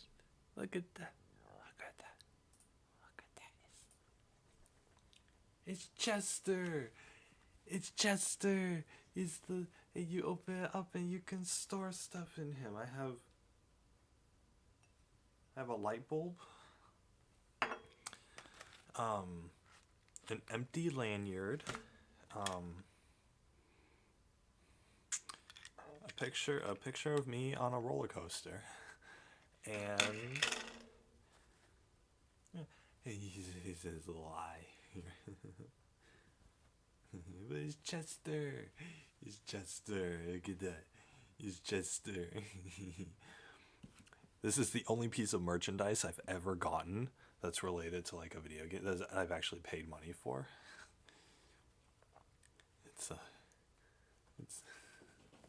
It's a chest.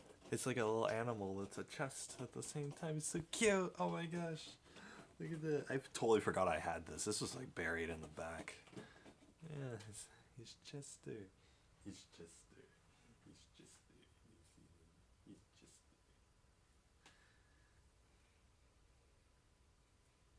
Oh. Look at him back there. He's Chester.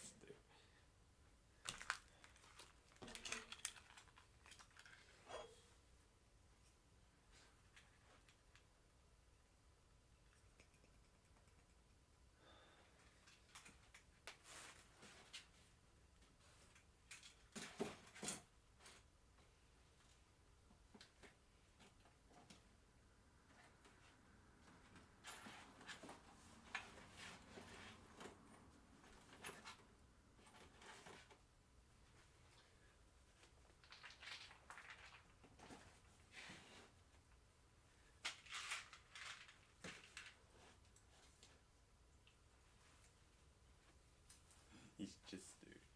He's Chester. Cute.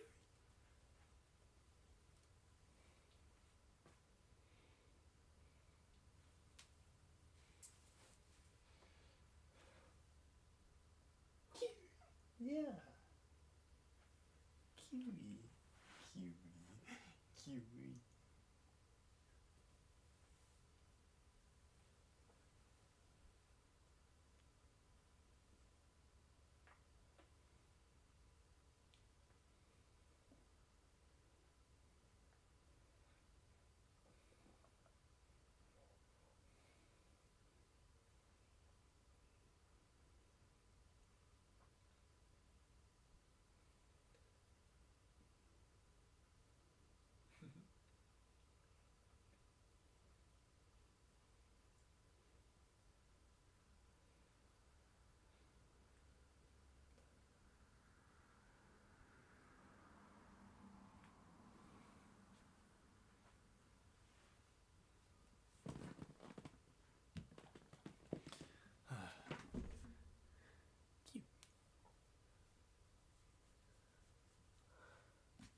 She used to hate when I picked her up, and she used to struggle immediately and try to get out as soon as possible.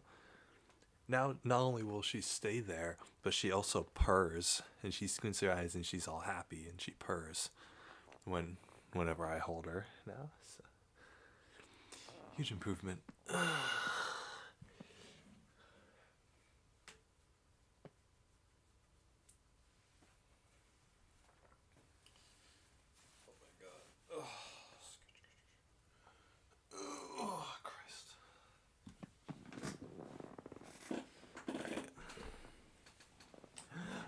Chester, you can stay in the back. He's adorable.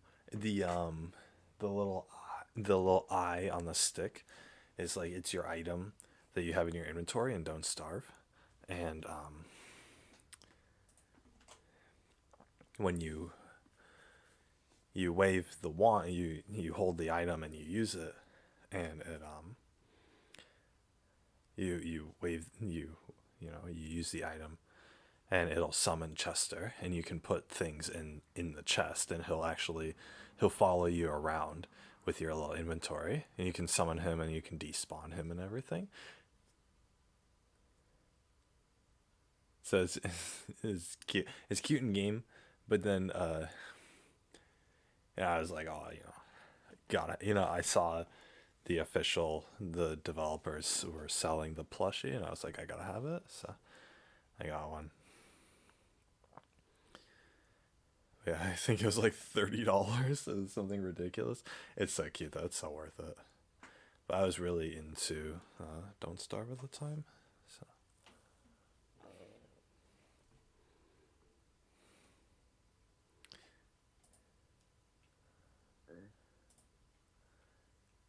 But yeah, Don't Starve Together is it's like a survival game. You gotta work to like survive and explore the world and stuff. All this stuff is very like late game, but most of the time you're running around the map like this, collecting materials and trying not to die and everything. Oh yeah, little penguins. I haven't actually experienced most of the content. This game is really challenging, so I would always die pretty quickly.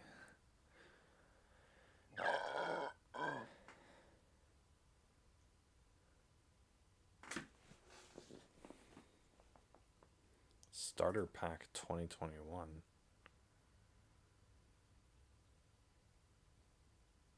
Oh, it's just costumes.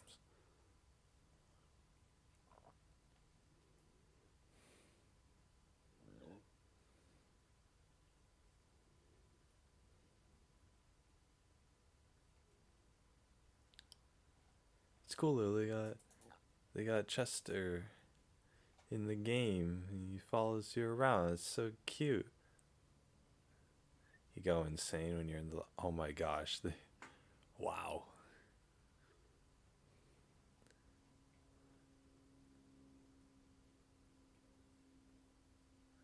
They're abandoning me.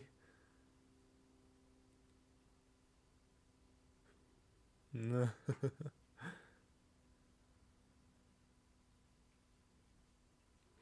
Oh my god! Darn the god. It's so cute. Chester. Oh my god, that's so adorable. That's so adorable. Oh my god.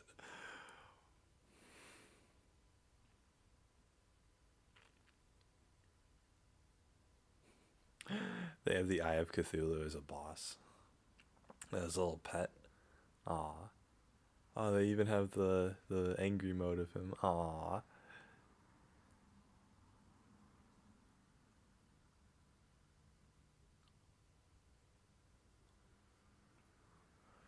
Of course, we can't have a bunch of new skins without giving some away. So for a limited time, log in to receive a terrorized chest with 6 free elegance.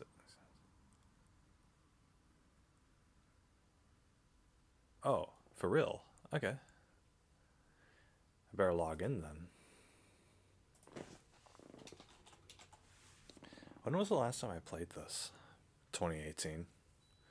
So 3 years ago? I played this with a buddy of mine. So that's back then.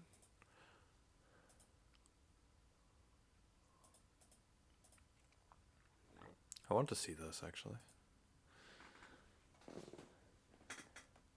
So I was interested in this game.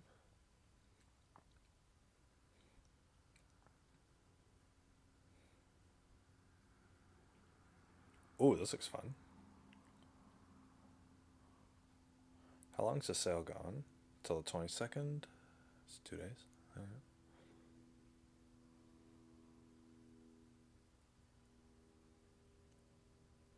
Dang, RFL's 60% off. I paid full price for this. Don't know why I paid full price for it, but I was one of the first people to get the platinum on PlayStation.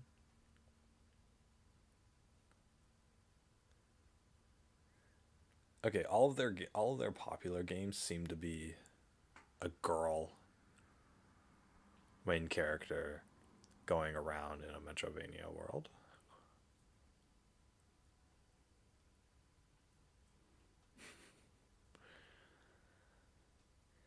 Alright, what else do we have here? What's their bug game?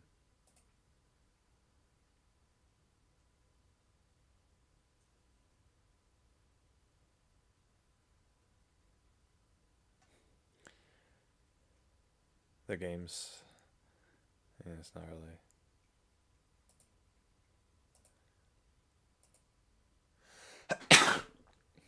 Oh my god.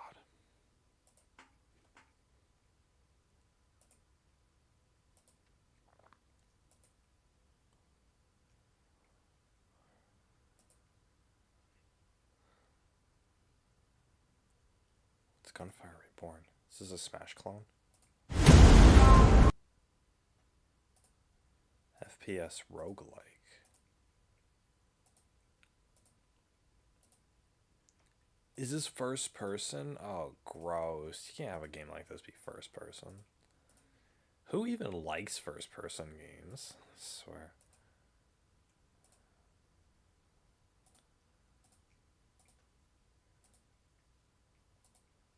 Oh, is this like a Dungeons and Dragons?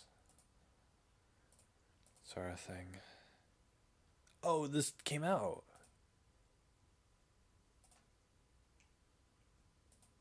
Cool, cool, cool.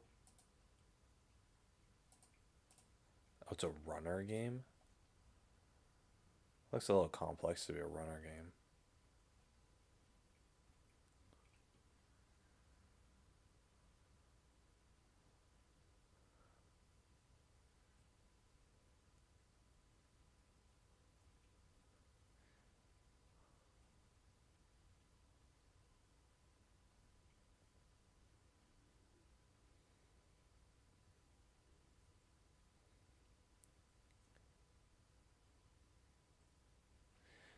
Oof. So it just has bugs. Alright.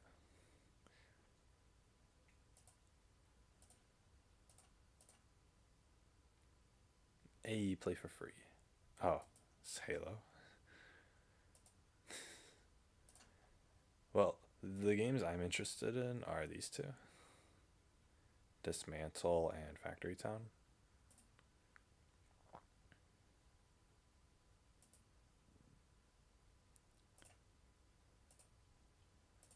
Dismantle seems really fun. When does the sale end? The 23rd? Yeah, honestly, guys, I might buy this. Like, I just need something interesting to play. What is Factory Town?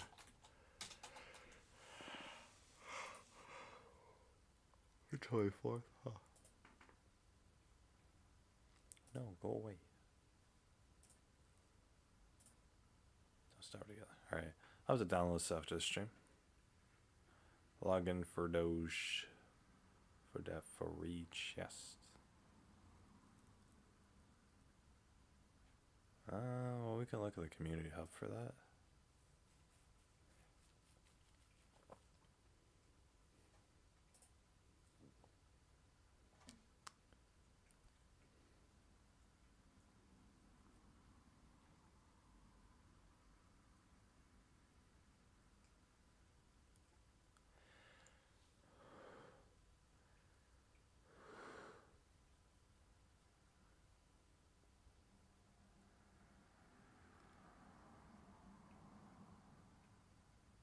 That'd be nice.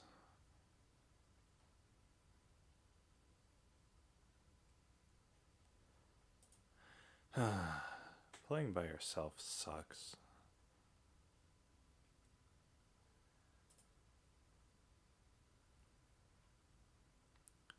There are custom characters that you can get.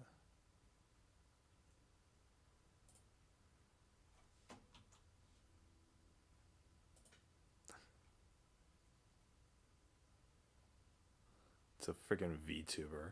They ported in a VTuber and made custom animations for her and stuff.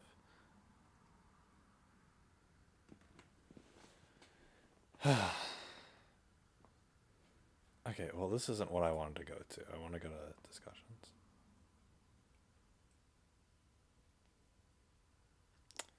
Okay, they don't let out general discussions. Okay.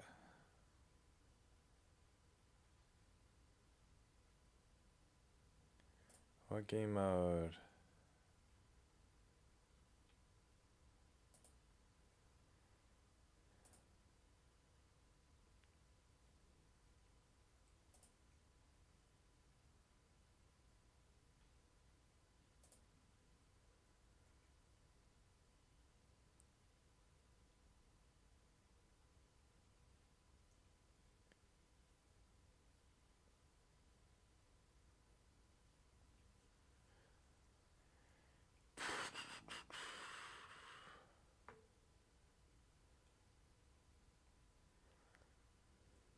Wow, alright.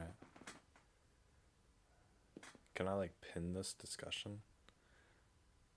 I can subscribe to it.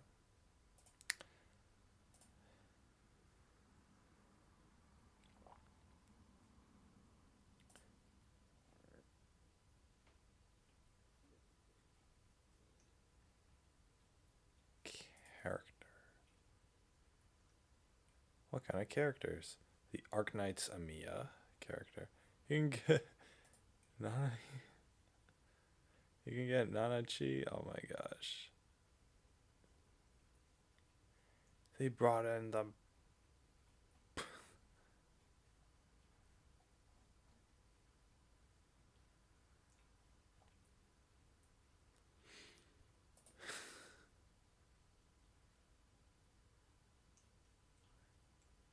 Oh my god, you can play...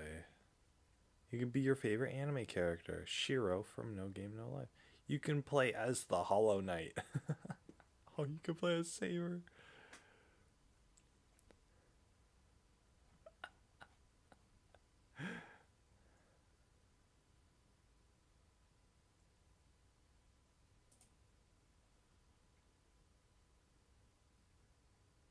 The heck? I'm subscribed to some of these? Since when?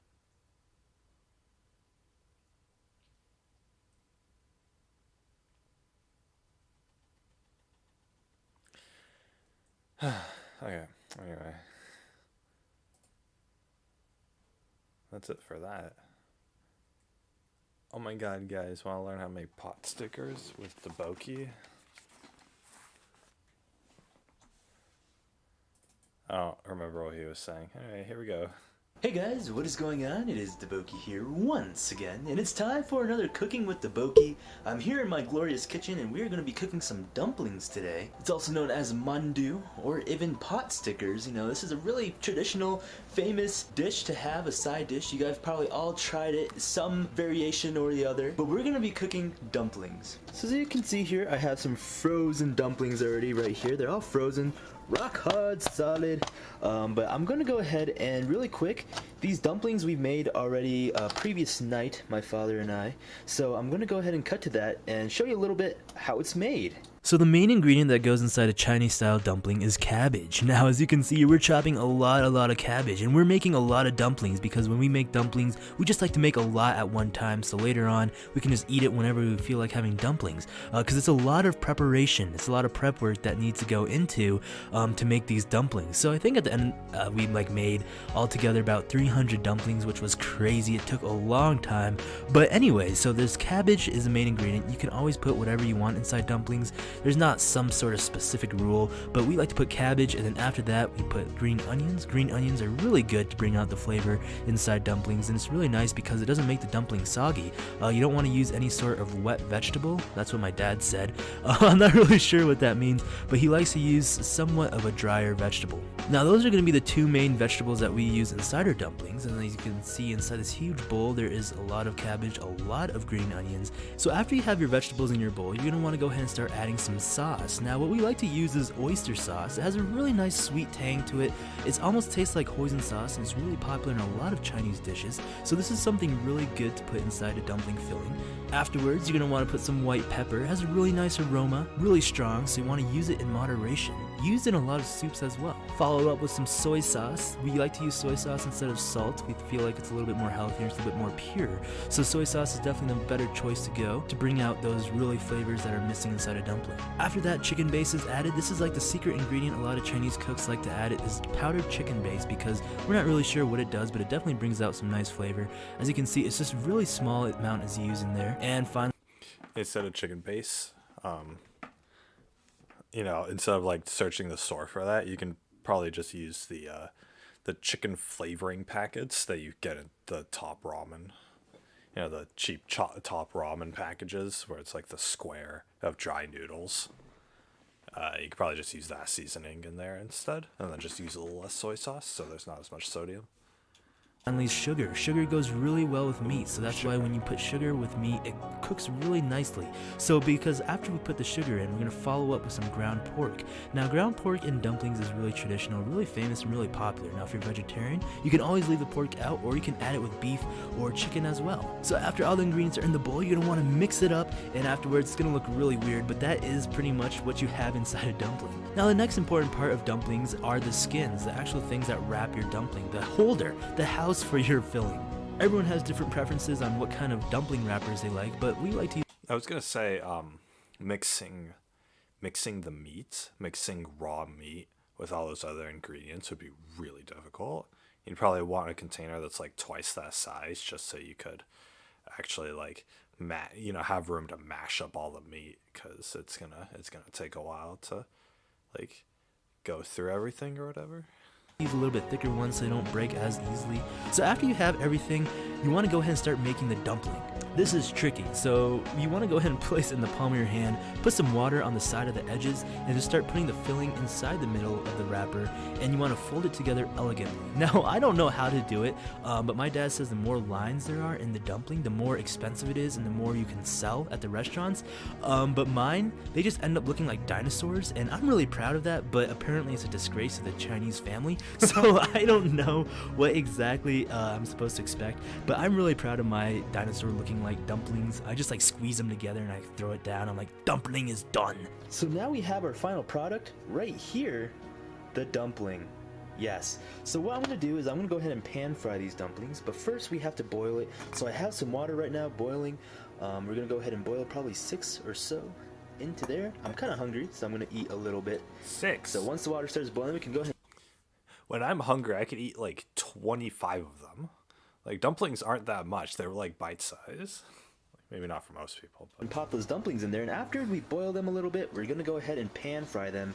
The famous pan fry. So like I said, pretty common food. You guys probably all tried dumplings before, but they're always different wherever you have them. I remember I went to Korea and my audio, it's okay. I had this amazing dumpling. It was actually called bultina mandu, and they were Korean dumplings, and they were so delicious. You could get like 10 of them. 10 of these. 1, 2, 3, 4, 5, 6, 7, 8, 9, 10.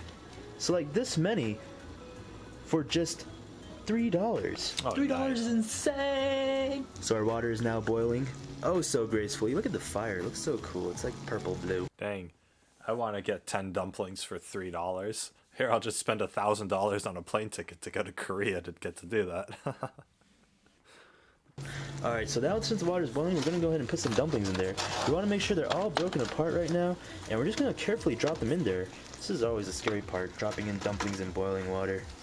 You never know what might happen. Oh, alright, so that's 3, 4, 5, and maybe one more. We'll just make this an appetizer. Usually I have like 10 or 12 if I'm going to make it a meal, but I'll probably have something else with it. So I have 6 in there. And what I like to do, I'll probably turn down the heat just a tad also. What I like to do, like I was saying before, is since we're using homemade dumplings, and you know, when you do homemade stuff could go a little bit astray, but I like to use a little bit of oil and just put it inside the water right here, just so the dumplings don't stick together, because that's always bad if they break inside the water pot when they're boiling. And just use a spatula and just go ahead and mix it up. Always delicious. Make sure they're not sticking to the bottom, because if the dumpling breaks, then it's a sad day.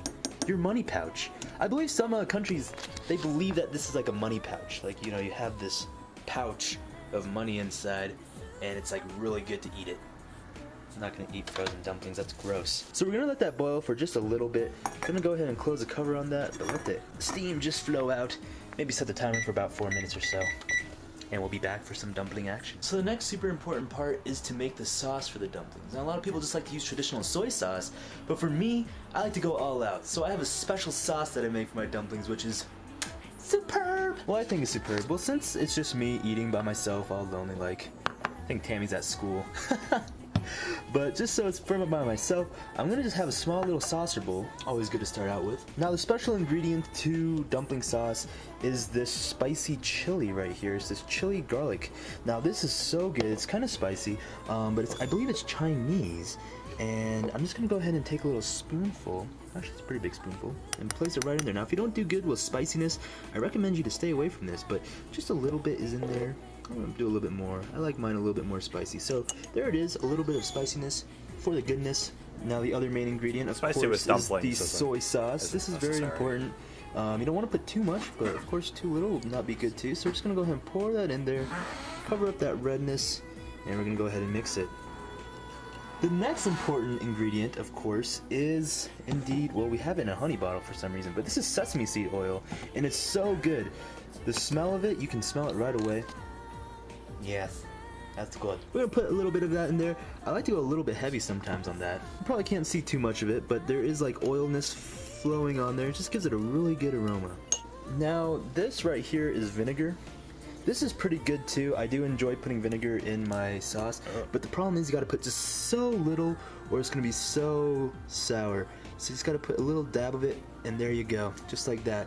Because the problem is, the good thing is that the vinegar does well with spiciness. So when you do a little bit of vinegar with spicy, that's really good.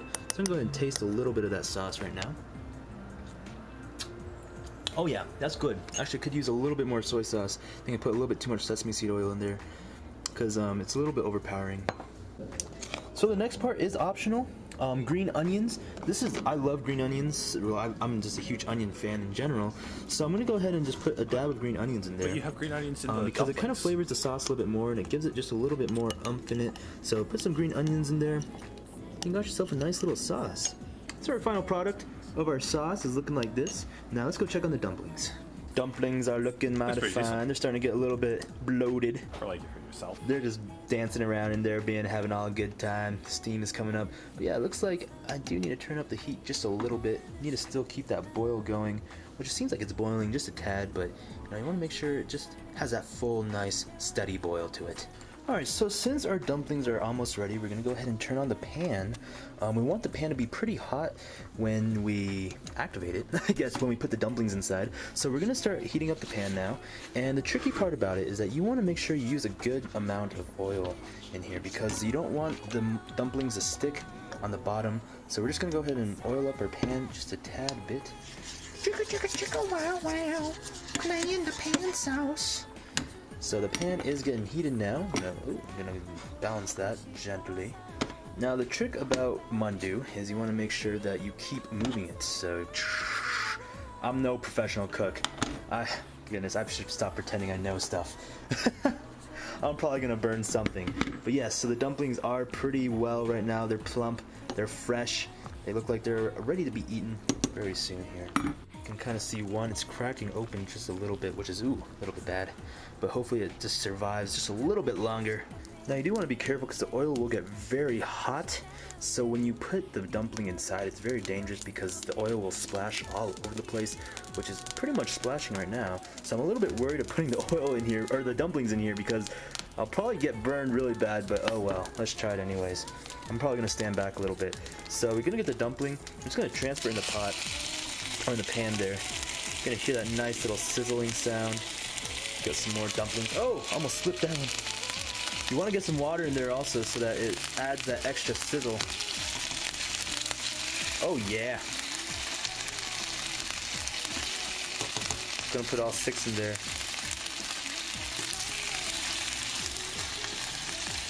Like so. Alright, there you go.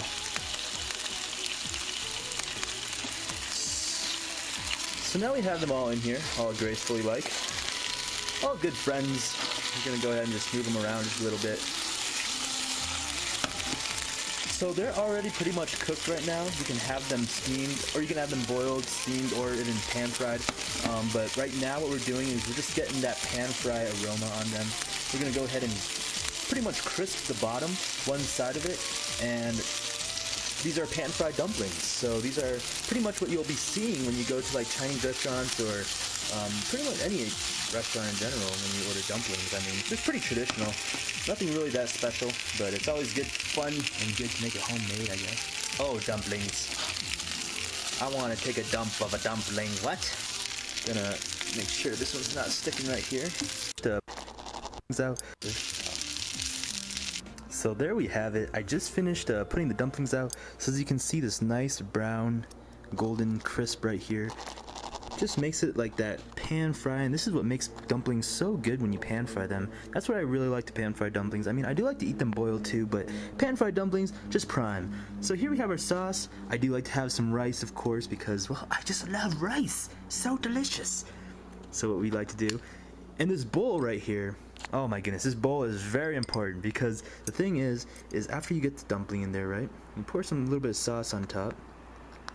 Goodness. And after you eat and you have all the sauce in your bowl left over, you can go back and actually go to the soup that we had made, that we boiled our dumpling in, and you can pour this broth inside your bowl and it makes it a whole nother meal. So it's so good. I love it. But let's go ahead and try this dumpling. Oh, That's so good. Oh my goodness. As you can see here, everything, well, my camera is so blurry, but as you can try to see, everything in here is pretty much cooked, or it is all cooked, and it's just so delicious. Everything is cooked so well and made so well. It's just so much better because we made it ourselves, and it's homemade, so it's really good. Well, guys, I'm gonna go ahead and enjoy the rest of my dumplings and my meal. I hope you guys enjoyed this cooking with the Boki, and yeah, try to make some dumplings. It's fun. It's a lot of fun, but it's a lot of work too. Alright, guys, we'll be seeing you guys later. Well, it's good because it's homemade, because of the fact that you don't have to leave the house. I don't want to have to leave the house and go to like a restaurant or something to get my dumplings. You know, oh, I feel like dumplings. Well, here I have 300 of them in the freezer. It's fantastic. I can eat however much I want, and I don't have to worry about money. I don't have to worry about any of this. You know, I don't have to worry about going out. I don't have to worry about, like, even in California, you know, we're pretty much Asian central here. It's actually pretty difficult to find dumpling places. You know, if you do find a dumpling place around here, then typically it's like a restaurant, and they overcharge for those dumplings. So they make them really well, but they overcharge for sure. You know, you can go to like Korea or Taiwan or Vietnam and get like dumplings for like 50 cents a piece, but you know, from an authentic shop. But here they're gonna be like $1 to $2 per, and you're gonna have to wait a long time for them and all that sort of stuff. Worth it. And BuzzFeed actually had a really good dumpling video. They had like these 50-cent dumplings or whatever, and they actually seem really good. But obviously, you got to go to Vietnam for those. And there's nowhere around here, so yeah. What's he talking about here? It really sucks. I think it happens to a lot of us. Able to appreciate the things that I have in my life until they're gone.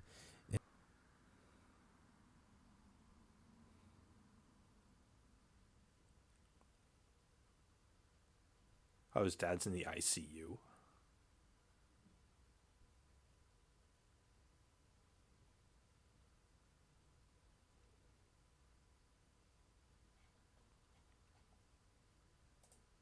Long story short, my whole family and I, we unfortunately got COVID. My dad got it first, and then it just kind of spread through the house like wildfire. My mom and I both have it. My dad has it, and we've been all trying to recover as best as we can. My symptoms are recovering pretty well. I feel like I'm getting a lot better right now. I've had it for about a week and a half so far, and it was pretty tough at the beginning for sure. You know, just all the flu-like symptoms. I lost my taste and smell completely, which is so strange, but it's starting to come back slowly, but it's like very, very subtle. Yeah, but my symptoms probably peaked at Maple Fest, the virtual Maple Fest this year. I was doing a little segment there, and I'll tell you guys, I was so dazed and drugged up and just like so sick. I felt really bad. I probably should have asked to like cancel my segment or something, because I just didn't want to bring down like all the other people that were there, because it was a really good time. But I just felt really bad I couldn't participate and be like 100% because I was just dying. I didn't know I had COVID at the time. I took 3 COVID tests, and 2 came back negative.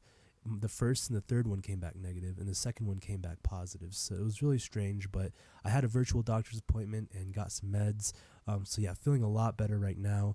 Unfortunately, though, my dad is not doing as well. We found him unconscious, and he wasn't able to breathe, so we had to call 911, and he is still in the ICU currently at the moment. And we're not allowed to go and visit him, obviously, because we're quarantined ourselves, and we're just not allowed to see COVID patients. That's just the hospital's protocol right now. So all the information that we're getting is just directly from the doctors and the nurses. We can't even talk to him on the phone because apparently the machine that he's on is giving him oxygen. His body can't give him, like, support his body with oxygen without this machine. So it's pretty tough. He's going through a really hard time, but we're just hoping for the best. You know, we're trying to stay positive and just be as best we can right now for ourselves, just so that we can get better, so that we can help him as much as he needs. But yeah, we're all fully vaccinated, but it just, you know, the flu is going around pretty hard right now, And I think my mom and I, we didn't get hit as hard because my dad is on a special medication just for his other health problems that did lower his immune system. So the vaccination didn't really, I guess, take effect on his body as well. And that's why the COVID hit him just 10 times, 100 times harder. It's just immensely. The dad is vaccinated, but he's on a medication that lowers his immune system. And so the vaccine wasn't able to protect him. So when he got COVID, he ends up in the hospital. So the real question is, and obviously, this could be just a one-off case, but I'm pretty sure that this is more common than, people would let on. So it goes to show, okay, if we give vaccines to people with autoimmune diseases or people with lower immune systems or people who can get infections easily, if we give them the vaccine and they go out in public and that person goes out in public and they get COVID, then they can still end up in the hospital because of COVID. And so, the vaccine, the logical conclusion here is that the vaccine isn't a free pass to be able to go outside and get exposed to COVID. If you have any kind of like autoimmune disease, or if your immune system is weakened for whatever, because of medication or whatever, like his dad was, or you can get infections easily, then being exposed to COVID is still going to nearly kill you. And so why are we going outside without masks on? Why are schools and businesses and stores and Disneyland opening up? Why are we being put into rooms again where there's no social distancing when you can be fully vaccinated and COVID can still kill you? You can have the vaccine and you can have the booster and COVID can still kill you. So it doesn't make sense. And so you're still, today, 2 years after this whole pandemic has started, you go outside with whatever protection is available to you, you can still get COVID and you can still die from it. It seems like people with weak immune systems are still vulnerable to it. Even if you have, he literally said, we're just hoping for the best for ourselves, just so that we're vaccinated, so that we can help him as much as he needs. But yeah, we're all fully vaccinated, but it just, the flu is going around pretty hard right now. And I think my mom and I, we didn't get hit as hard because my dad is on a special medication just for his other health problems that did lower his immune system. So the vaccination didn't really, I guess, take effect on his body as well. And that's why the COVID hit him just 10 times, 100 times harder. It's just immensely a lot more.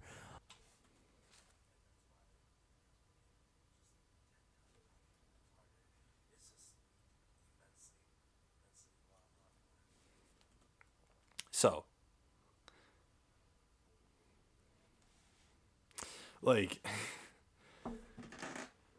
so are people with autoimmune problems, are people with like his dad was on a medication that lowers his immune system. My instant instinct, because this is the only one I know about, I'm sure there are others, but my instant thought is multiple sclerosis, MS. That disease itself doesn't give you necessarily a lowered immune system, but the medication does. And so if you have MS if you have MS or any other kind of disease like that, and you have to take a medication,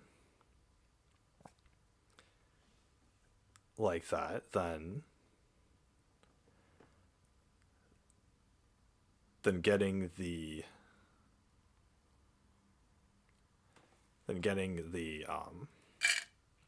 getting the vaccine isn't going to like fully protect you from COVID.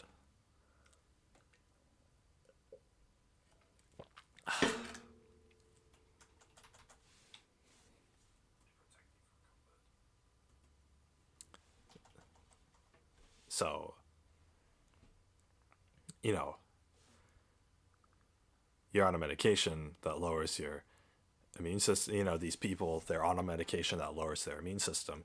Even if you get vaccinated, you're still, you know, these people, even if they get vaccinated, these people are still vulnerable to getting COVID. And not only just getting COVID, but getting COVID and it putting them in the hospital and it putting them on a breathing machine. This dude's dad takes a medication for health conditions. The medication lowers his immune system. The dad got COVID, and the dad is on a breathing machine in critical condition in the hospital.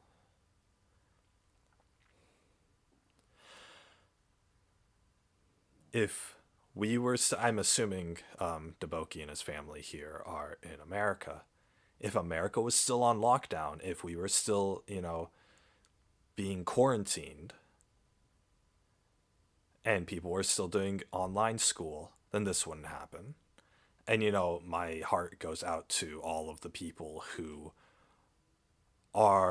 have weakened immune systems, but who still go to school publicly or still go to work, you know, in public or whatever. Because you know for a fact that, like, people don't care about COVID anymore. People, you know, it's been ever since the beginning of the pandemic, most people in society have had this opinion that, oh, you know, we don't care. We don't care if we're spreading COVID. If people are going to die from it, then oh well. The elderly and the sickly are going to die from COVID. Oh well. That's been a lot of people's attitudes, because they don't want to have to give up their being able to go in public, their not having to wear masks. They don't want to give any of that up. So not only are you risking your life by going outside and being in public, you're almost guaranteed to wind up in the hospital. If you go outside, you're almost guaranteed to wind up in the hospital in critical condition, near death, on a breathing machine, because you went outside, because, you know, somebody who has a lower autoimmune system, and they go out in public. And guess fucking what? Most people don't, and most people aren't going to wear their masks. Most people aren't going to social distance. I know in the schools right now, they're not social distancing. Their desks are like right next to each other, as they normally are. There's none of those shields that are up on the desks. People are still going up to each other. There's still the students, they're hugging each other. You know, the students don't have masks on. The teachers don't have masks on, because nobody cares anymore. Somebody with a weakened autoimmune system walks into that situation, and they'll get COVID. And it sounds like even if that person with a weak immune system, even if they have the vaccine, they're still going to end up in the hospital because of it. Normal people won't. Normal people will get flu-like symptoms and, you know, just be bedridden for a couple weeks. But people with any kind of disease or medication that lowers their immune system will probably die from it. So, but is anybody talking about that? No. Are you going to find any news article on that, on how vaccines aren't enough to protect the people with weakened with people with autoimmune diseases? No. Because nobody wants to admit that these vaccines don't fucking work. Nobody wants to admit that maybe, the jab that you took in, the Disneyland parking lot, maybe that's not really effective. Maybe the people who are going to die from COVID are still going to die from COVID, and maybe the people who weren't going to die from COVID weren't going to die anyway. Maybe.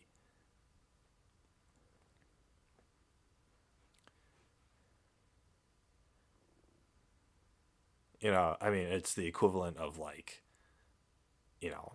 somebody's shooting a gun at you, and they're shooting bullets towards you, and you're wearing a t-shirt, and you're like, oh no, I gotta protect myself, and you put on a jacket, and you're like, yeah, this will protect me from the bullets. And then bam, bam, bam. How's this any different? You're being given a vaccination that barely works, if any. People are over here still getting COVID. People over here are still getting symptoms, or are still catching COVID, and they're still, there are people dying from COVID who don't have the vaccination. It's rare, but let's look that up. COVID vaccine.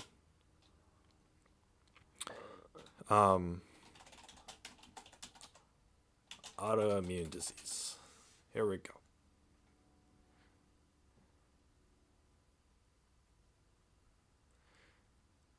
There has been a lack of specific government guidance to help with autoimmune diseases navigate COVID-19 vaccination.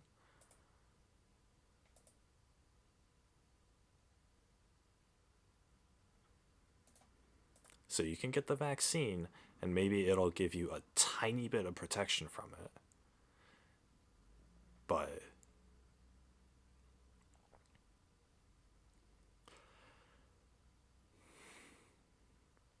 But you can still end up in the hospital, and you can still end up dying. These people who get COVID, who end up in the hospital, they truly suffer. These are people whose lungs don't work anymore, and they need a machine to artificially pump air in and out of their lungs. That's what COVID does to you, if you go out and get it. You guys know how the saying, the number one protection against STDs is abstinence? The best way for sure to make sure, or the number one protection against pregnancy is abstinence, is to just not have sex. Don't have sex, and then you'll for sure never get pregnant, right? That's the 100% effective birth control. It's the same thing with COVID. You can get this vaccine, and it's like, it's like wearing a Band-Aid or wearing a condom or whatever, but to for sure not get it, don't leave the fucking house.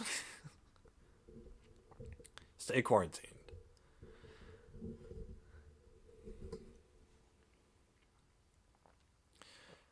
Healthcare is a personal individual relationship with each patient is treated according to their particular symptoms and health characteristics. The wide variability in patient responses to the same medical treatments must be acknowledged and taken for making public decisions.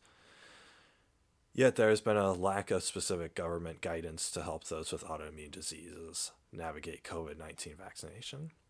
Many of us either have an autoimmune disease or know someone living with one, such as multiple sclerosis, rheumatoid arthritis, lupus, Crohn's disease, psoriasis, or others. While the pandemic is difficult for all of us, these patients face higher rates of severe COVID-19 and death.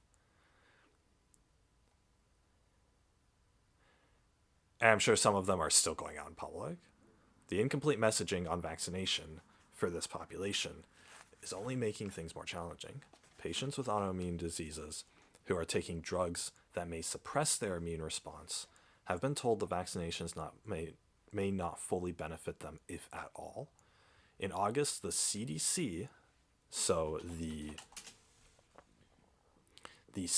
Center for Disease Control and Prevention, which is the main people who are leading the research on COVID, So the main government facility that has the main authority on COVID and how to care and prevent for COVID, they stated giving immunocompromised patients an additional shot is almost not considered a booster because it's considered part of what their original regimen should have been.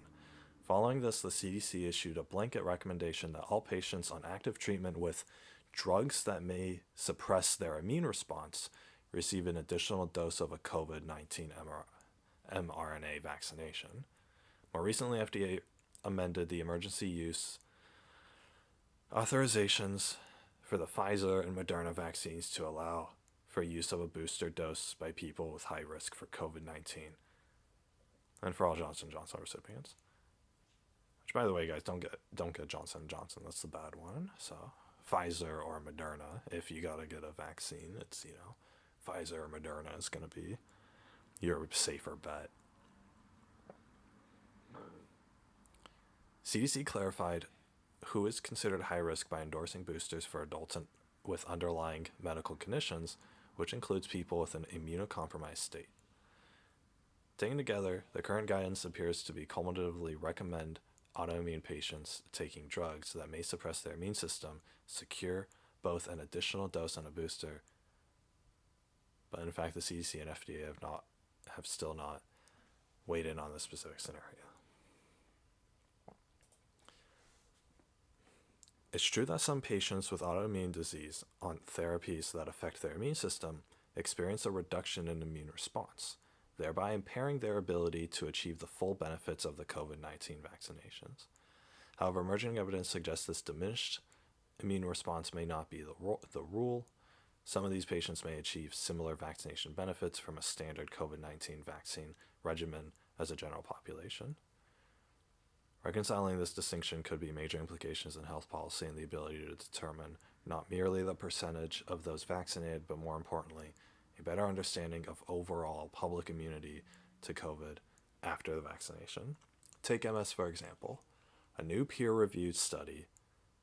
Okay, so wait, addressing the previous paragraph. The COVID vaccine alters your immune system. It basically gives you a code. It gives your DNA some code that allows it to combat COVID. So if you get COVID and you have the vaccine in you, then your immune system is able to activate and tackle it properly. If you have a reduced immune response, then getting the COVID vaccine won't matter because your reduced immune response overall reduces how it tackles any disease, including COVID. So even if your immune system has the vaccine and knows how to tackle these infections, or knows how to tackle COVID, any kind of drugs, any kind of, whatever taken that reduces the immune response will make it so that even though your body knows how to fight COVID, it's not going to fight COVID because you have a reduced immune response, right? It'd be similar to okay, we're at war with somebody, right? Or somebody's attacking, let's say somebody breaks into your house. You can have all the weapons, all the guns and the swords and the bats in your house to defend yourself as possible, and you can get bigger guns to defend yourself from burglars or from murderers. But having all of those weapons at your disposal to defend yourself, is that going to be effective if you never use the weapons? Doesn't matter if you have a small pistol or a big gun to defend yourself if you never use it. You guys can imagine a reduced immune response as you can imagine giving a vaccine to somebody with a reduced immune response. You can compare that to if there's a burglar that breaks into your house and you have a gun that's easy to use to defend yourself from that burglar. but you say, no, I don't want to use violence against this burglar, and you put the gun away. You have the tool to defend yourself, but you don't use it, or you're not able to use it. Let's say he breaks in when you're sleeping. The burglar breaks in when you're sleeping and you don't wake up to it.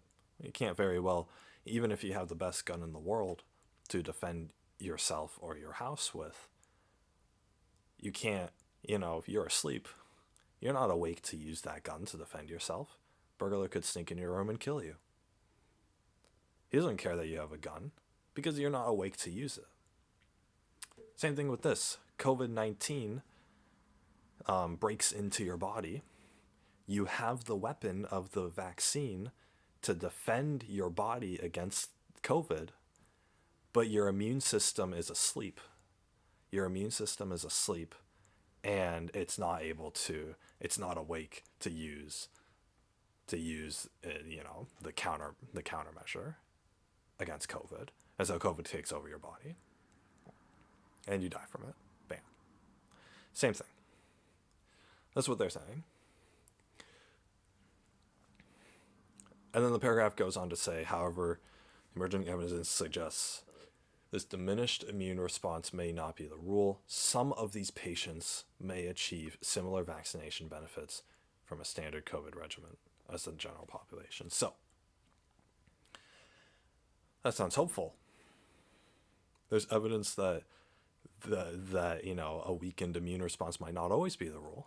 Maybe your immune system will wake up when COVID enters and actually defend itself. Maybe. It said some of these patients. So if you have like an autoimmune disease, you go outside and you get COVID, and it's a coin toss. Lands on heads. Hey, the vaccine works and you can fight off COVID and you can you can live another day. Coin lands on tails. You're still fucking dying from it. You're gonna die from it. Vaccine doesn't work because the vaccine just doesn't work for you. It says some of these patients can achieve vaccination benefits. Some. That's not everybody. Are we gonna talk about the people who, some of them do achieve it. Some of them don't. Those people who don't end up in the hospital, 2 weeks of breathing problems, and they die. You're tossing a coin. Whenever you leave your house, whenever you breathe the same air as other people who don't have their masks on in a closed room at a job or a school or at a fast food store or anything like that, it's a coin toss. Am I going to die from COVID? Yes or no? It's a random response. Are you really willing to risk your entire life on a coin toss? Hey, maybe you'll get COVID, maybe the vaccine will work, and maybe you'll survive it. Whoop-de-doo. Maybe you won't, and you'll end up in the hospital, and you'll experience the worst 2 weeks of your life physically, and then you'll die. Is it worth it?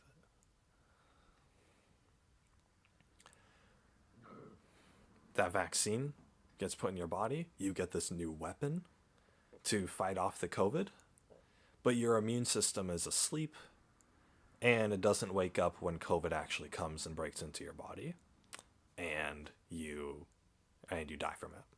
Congratulations. That's a coin toss. Maybe your immune system wakes up for it. Maybe it doesn't. People with autoimmune diseases should not be going outside in the first place because infections are very radical. I mean, you can get the fucking chicken pox, going outside. Chicken pox doesn't exist anymore, but you can get any number of diseases going outside, and you can get the infections, and then your body can't fight it off.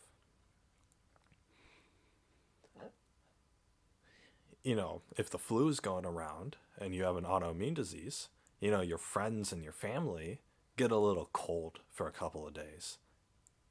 You die. So it's like, okay.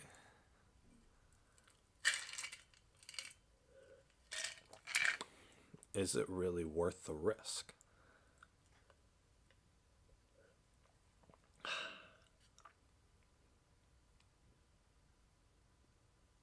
Take MS for example. A new peer-reviewed study in the Journal of Neuroimmunology examines the immune response to mRNA vaccines for COVID-19 in patients with MS who simultaneously are being treated with immunomodulating therapies. A study determined that certain medications for MS did not blunt the vaccine response in these patients, finding overall that vaccination and these therapies can be timed to maintain disease control and also allow effective vaccination against SARS-CoV-2. Public health officials should be disseminating this information to the MS community to potentially increase understanding of their protection from COVID-19 and enable more informed healthcare decisions. So, it looks like they figured out a way to maybe make this a little better. Hey, if you're going to get COVID anyway, might as well do a good job protecting you. It seems like they can. It's a peer-reviewed study, but the vaccine can be used in simultaneously with other with certain medications with certain MS medications.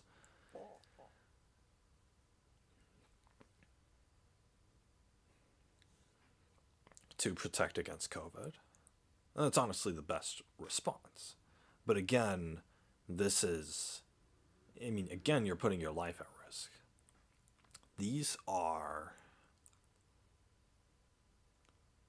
Maybe your life's not at risk for taking the vaccine itself. Whatever.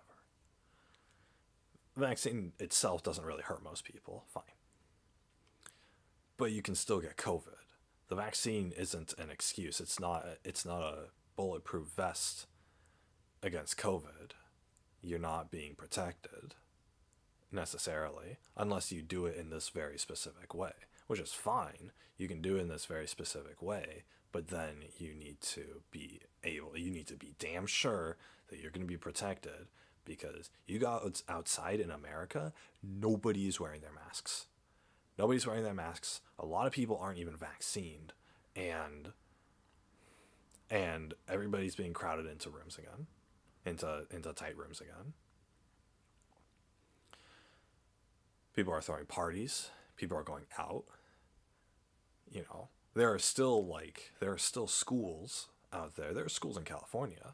Here, I read on the local news where there are entire classrooms that are shut down because the entire class got COVID.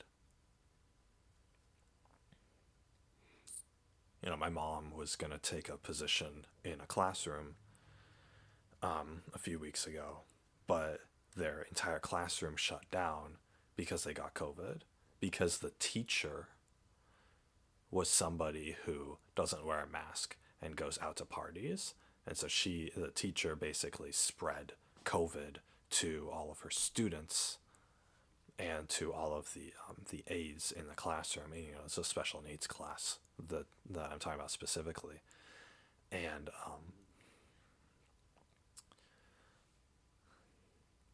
yeah, they had to all the people in the classroom had to quarantine for 2 weeks because most of the students and all of the staff got COVID. They were all vaccinated. They had to be all vaccinated.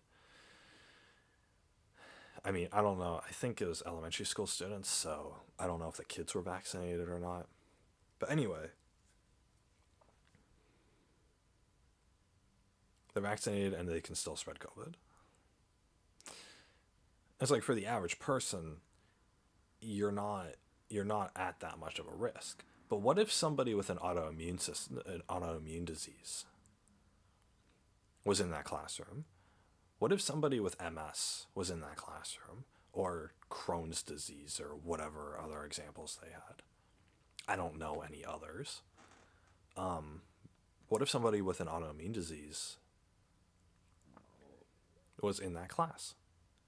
Then it's a coin toss.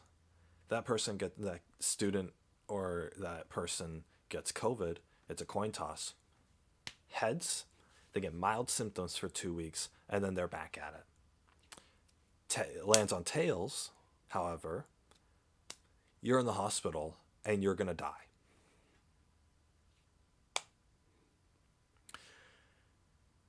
Because Americans just don't feel like wearing their masks. They just don't feel like protecting each other. They don't feel like being quarantined. So, screw everybody who has an autoimmune disease. I know that a lot of students, at least in the district that I used to go to, because I'm keeping up with the news for that since my mom works there, they don't, they don't have like an online program anymore. And so they're forcing, or they're not forcing, but they don't have like the resources to keep kids at home. And there are some students who are vulnerable to COVID or who have autoimmune disease or whatever. But everybody thinks that since the vaccine is out, that, the vaccine is just this bulletproof vest that will protect against, COVID firing at them. They think it's this end-all be-all. They think the vaccine is this end-all be-all. But just look at it. Just look at what's been happening in the country, not even to, weaker immune system people. Look at what's been happening everywhere over the past few months. People got the vaccine back in March. That was 7 months ago. And then people still die from COVID. People with the vaccine still die from COVID. Why? Because there's this Delta variant going around. I think America's got the Delta variant. We at least have the Delta variant here. So then they got to come out with a booster shot. There's this new mutation of COVID called the Delta variant. We got to get, that's actually killing people now. We got to get, so our normal vaccines don't work. We got to get the booster. We got to get the vaccine and the booster shot,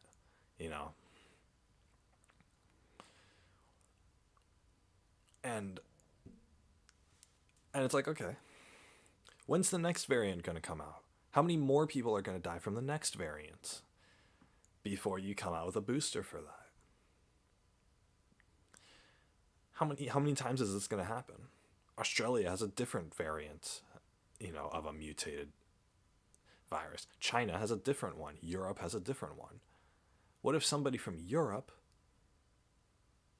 comes to America and then they go to a party with a family that has a kid, and they spread their European variant of COVID to the kid, and the kid takes it to school, and now the entire school shut down from this unknown variant that the American companies haven't, couldn't have foreseen.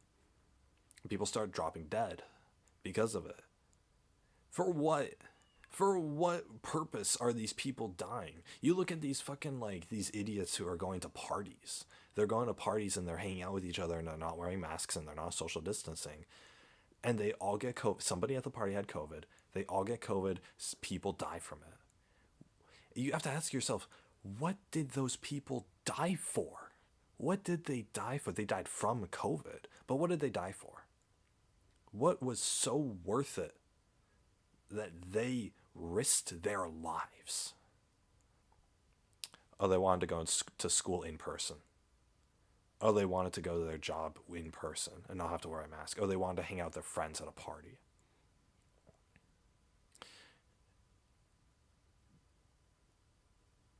And they lose their lives because of it. I mean, if you had to walk across a minefield just to go to school every day, where one wrong step and you blow up, would you? Would you send your kids to that? Nobody would send their fucking kids across a minefield just to go to school. They would opt for online school. COVID is the exact same thing. Yeah, you can make it across the minefield without dying. Some people aren't, though. Some people aren't going to make it across that minefield. Some people are just going to take the wrong step. Maybe they're very unlucky. Maybe they trip over something and fall on a mine. Oh no. Who's to say whose kid trips and falls on a mine and blows up. Who's to say whose kid gets COVID and the vaccine doesn't work for them and they end up in the hospital? Like, if I had a kid during this time, why the fuck would I send him back to school? Why in God's name would I ever send my kid to school when there's a global pandemic going on? There's online school. He can take 2 years of not going to school. It's fine. I would rather have my kid stay alive than put him in danger just so that he can be around other human beings. But fucking nope. I'm sure there are people out there who, with autoimmune diseases, who are going out. They get the vaccine, they think, okay, I'm all good. Because the government hasn't told them otherwise. And then they get COVID and they toss a coin. They guess the coin toss wrong and they die. Oh well, the elderly die from COVID. Oh well, the autoimmune people die from COVID. Oh well, apparently your life's not worth anything because it was more important that you were a normal person and you normally participated in society. People are going to laugh at you for having a mask on. Everybody's going to laugh at you and breathe in your face as they laugh at you and spread those COVID germs, and it's going to get in your eyes. And you're going to die from it. And nobody's going to be held responsible. And all of this is because they've released this vaccine, and every single piece of media you will ever see is supporting this vaccine. Oh yeah, the vaccine works. Oh, you're so stupid for not taking the vaccine. And then everyone gets the jab, and they get the second one, and they get the booster. And then they take off their masks, and then they breathe in each other's faces. Whoopie-doo. They think it's just a free pass. They think like, oh, I'll just take this thing, and then I get to be normal again, and I get to participate in society again. Then my kids get to go to school again. Like, holy shit. Like, you guys know, like, in fucking, like, 10 years, I'm still going to be wearing a mask outside. I'm still going to be wearing a mask. I'm still going to be social distancing. Because it's not worth it for me. This stuff can still exist. Why am I putting myself in danger? Yeah, I gotta go to the grocery store. I don't technically have to. I could get everything off Amazon, but I still gotta go to the grocery store. And I'm still gonna have to get a job eventually. Whatever.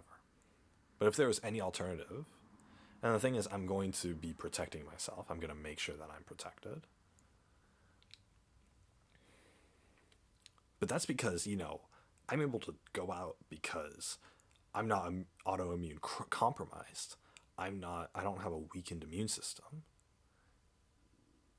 And so if I go out and get COVID, I'm probably not going to die from it. I could. I am rolling a dice with that still. But you roll a dice with, you know, any normal person rolls a dice with anything. I could be crossing the street and someone runs a red light and I get hit with a car and I die from that. I mean, there's just, you know, you can't avoid this stuff. But that's to speak to the fact that my risk of getting COVID, of, you know, anything bad happening when I get COVID is very low because I'm a healthy person. I don't have any of these diseases. But if you have fucking like MS or the other ones, lupus or Crohn's disease or arthritis or whatever, then you are risking your life. It's a 50-50 as to whether you go outside today, are you going to get COVID or not? Let's toss the coin. You call heads, it lands on tails, you die. Is it really worth risking your life on a coin toss? Are you really going to play double or nothing with your life every single day? There's literal evidence here that says that, literally it says some of these patients can achieve similar vaccination effects. Some of them.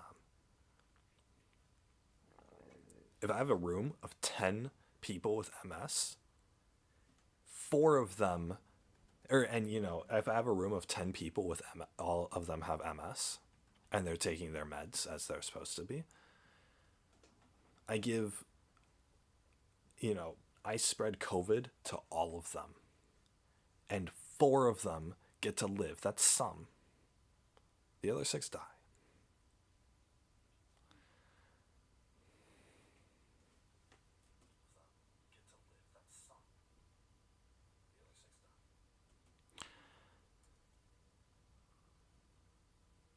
It's like that. I mean, a room of 10, I'll repeat it again. I have a room of 10 people with MS or Crohn's disease or arthritis or whatever. A room of 10 autoimmune compromised people. I give all of them COVID. They all have their vaccine and their booster and whatever. I give all of them COVID. I have COVID, I breathe in all their faces. Just as what would happen in like a school or at a job or something like that. I give all 10 of them COVID. 4 of them survive. And the other 6 die. 4 of them survived. That's some. The word some means some of them, not all of them. Some of these patients achieve similar vaccination benefits some of these achieve similar vaccination benefits. Are you going to be the some who survives, or are you going to be the some who dies? I mean, are you really willing to risk your life to find that out? Is that really are you really going to be going forward with that? Like, is it that worth it to go to school? Is it that worth it to to do? Like, are you really willing to take that risk? Someone with an autoimmune disease or whatever could be one of those 6 people who dies. Hell, I could give COVID to a room of 10 people and maybe 3 of them survive. That's still some. One of them might survive. That's still some.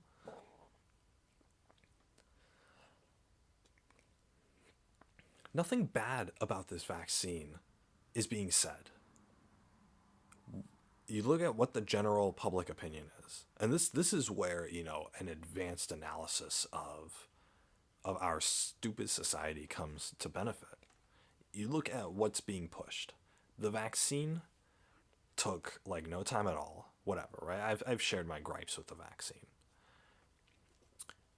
But this is different. This is way beyond that. This is literally, you're not going to find news stations talking about how people with autoimmune diseases can be vaccinated and still die from them. You're not going to hear that. Why won't you hear about that? Because people don't want to look at that. People don't want to hear about that. People don't want to hear that, if they take off their mask, then they can cause somebody else to die. They don't want to hear about that. And so that's not the opinion that's being pushed. The opinion that's being pushed is you get your vaccine and now you're invincible. You're Superman against this COVID. You can still technically get COVID, but it's not going to kill you. That's the opinion that's being pushed out. There's clear medical studies that are saying, hey, this isn't the case. There's literally case by case points, one being, Deboki's dad here, where they got COVID and they still feel sickly, and his dad, who has a compromised immune system, is in the fucking hospital, and they're all vaccinated and they all have their booster shots. And this guy's dad is still in the hospital. His dad was one of those 10 people that I gave COVID to, and his dad wasn't. Some of these patients achieved vaccination benefits. His dad was one of the others who didn't. I mean, you can be one of the others that don't, right? If you have, referring to anybody who has an autoimmune compromised system, you can be one of the ones who doesn't. Are you going to flip a coin every day and gamble your entire life on whether that's the right answer, or on whether you get the right answer? If someone pointed a gun at your head and said, flip a coin and call it, if you call it correctly, I won't shoot you. Are you really going to do that? Then why the fuck are you doing it with COVID? That whole thing I brought up earlier, the best way to protect against pregnancy or STDs is to just not have sex, is to be abstinent. The same thing applies with COVID. The best way to not get COVID isn't getting a vaccine and gambling your life. It isn't wearing a mask and risking that somebody breathes into your eyes or your ears where it can still enter your body. No, the best way is to not leave the fucking house. Guess what? If you're in your house, you're protected. If you're in your house, you're safe from COVID. There's plenty of substitutes. If you gotta work a job, there's online work to do. If you gotta go to school, there's online schools to go to. Are you gonna risk your life?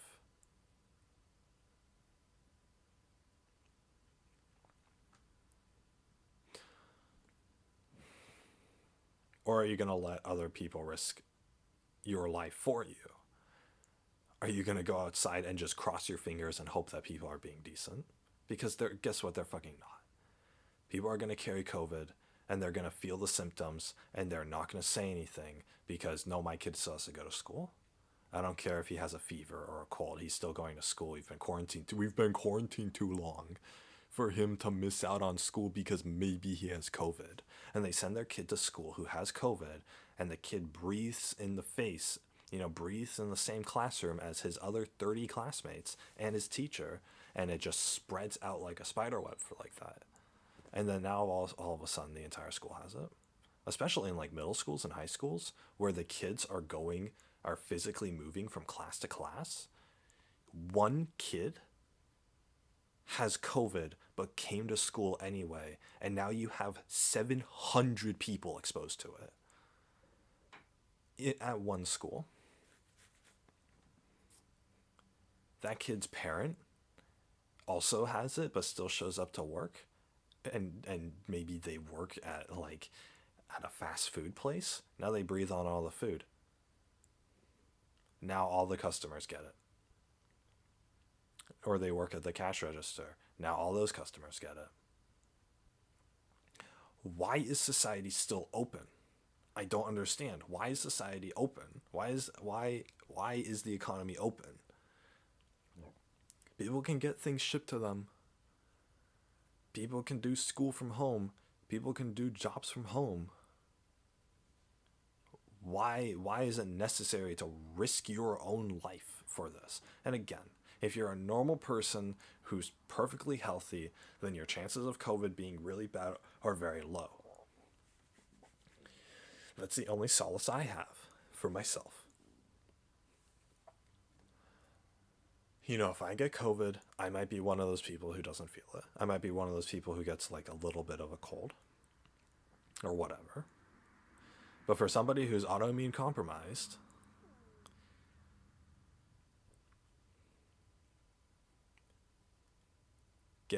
going outside is playing Russian roulette with your life. It honestly is. In fact, it's even worse than that.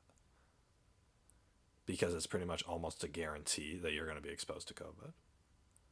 The nice thing about the 21st century was that most diseases that are out there weren't like transmittable. Smallpox and polio and all these other ones that were like a really big deal back in the 1900s aren't around anymore. Nobody has polio anymore. Nobody has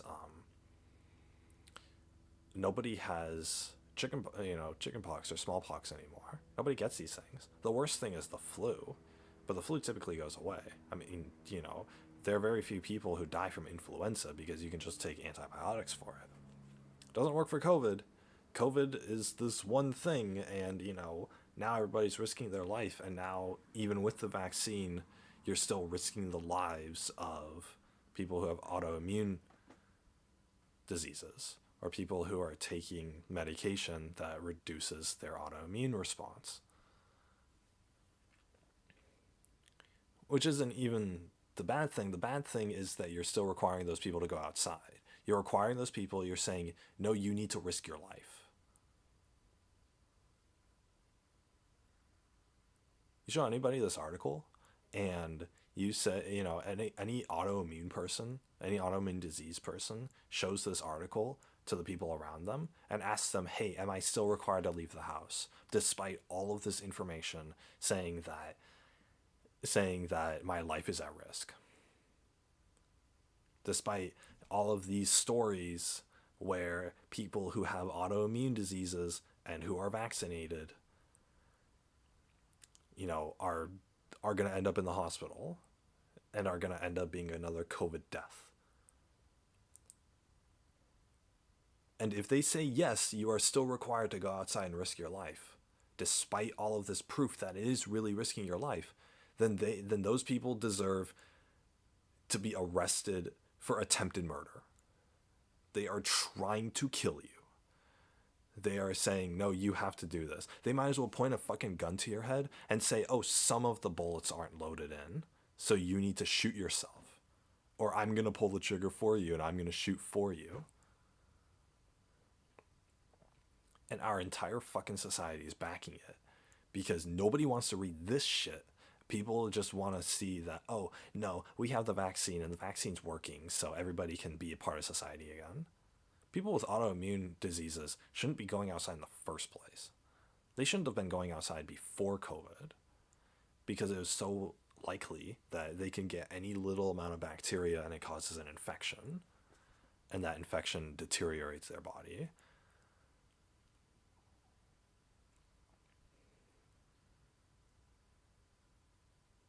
But now that COVID is here and COVID is literally killing people, and we have literal scientific evidence here that on a notorious website or an accredited medical website saying that, hey, you're still risking your life by going outside.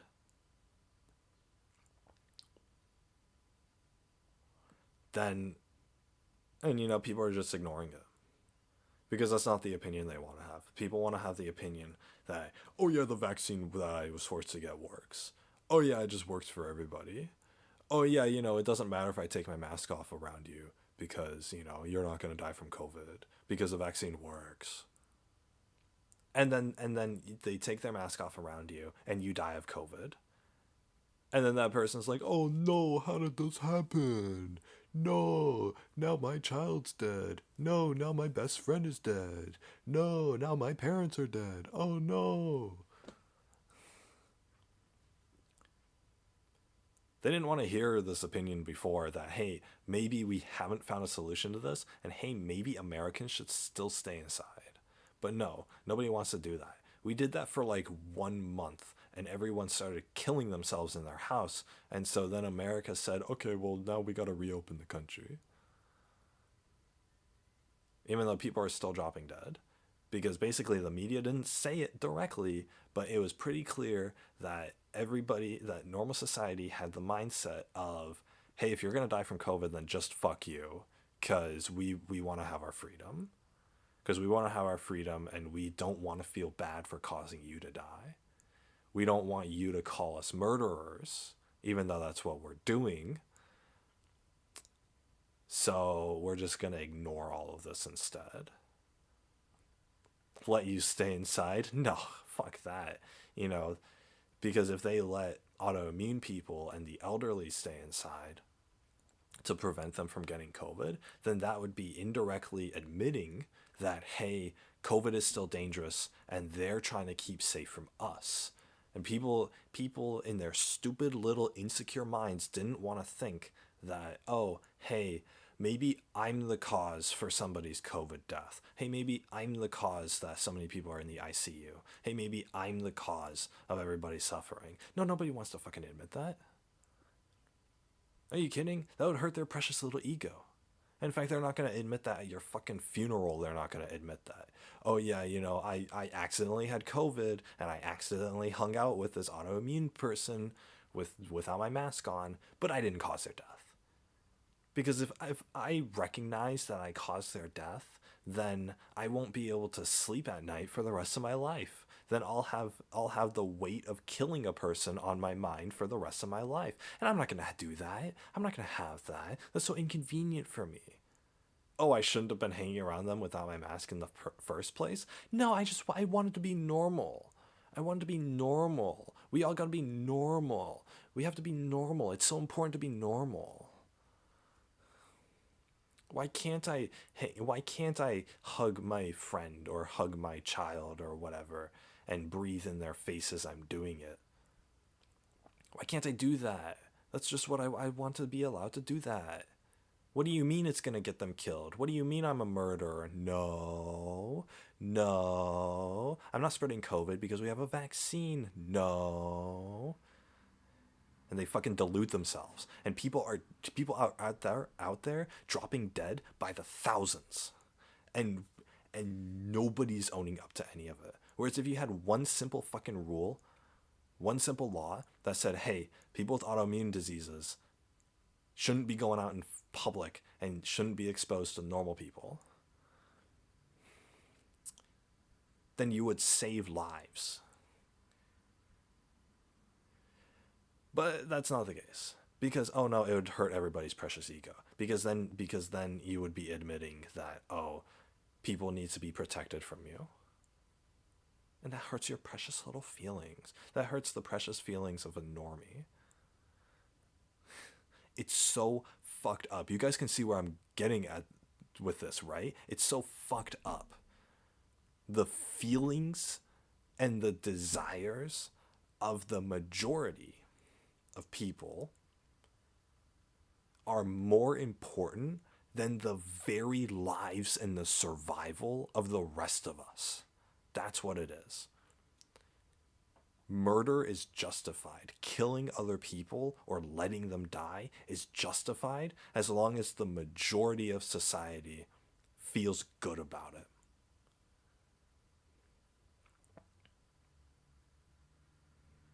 I mean, that's what happened back in the 40s, back in 1944.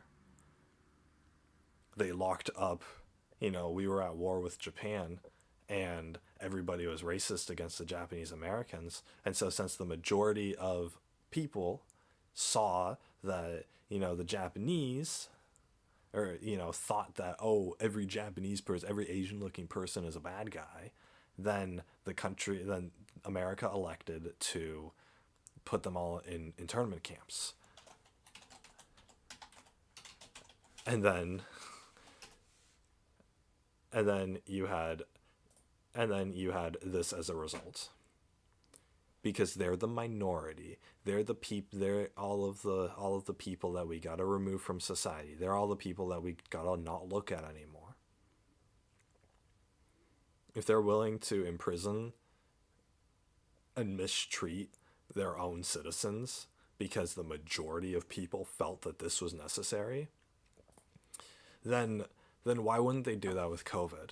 Why wouldn't the majority of society be allowed to kill off all the elderly and all of the autoimmune compromised people with COVID? Oh, I breathed in their face. Oh, I'm so sorry. Here, let me do it again. Oh, I'm so sorry. Oh, you died from that? Oh, I'm so sorry. But it wasn't me. How was I supposed to know? How was I supposed to know? I was just trying to be normal. And then everybody goes around and says, yeah, you're not at fault for that person's death. You didn't know that, the vaccination wouldn't work for an MS patient. You wouldn't know that. You're so justified. Oh, we feel so bad for you that you feel sad that you indirectly killed somebody who was vulnerable to COVID. Oh no, it's okay. It's okay. We know you didn't mean it. Yeah, apologize to that fucking corpse in the coffin that you caused. Ask God for forgiveness. I'm sure God doesn't fucking forgive you. You better, these people, if there is a God, I don't even think there's a God, but if there is one, these people better burn in hell for causing murder.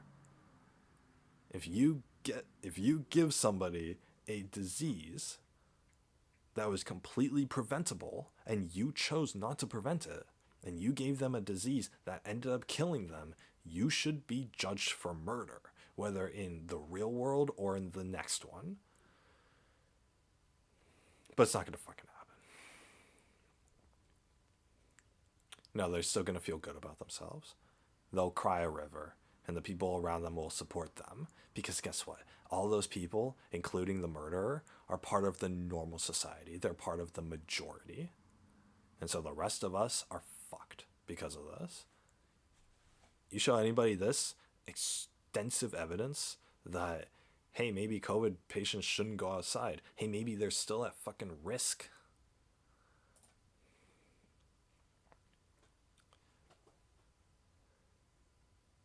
And they still tell you to leave the house? Well, they're trying, it's attempted murder.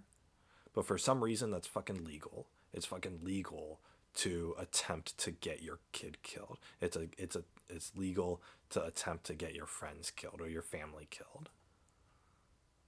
That's completely fine because that's what everybody else is doing.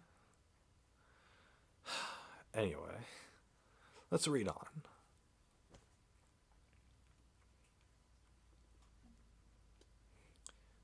Vaccination in these therapies can be timed to maintain disease control and allow effective vaccination against SARS-CoV-2. What's this study that they're doing?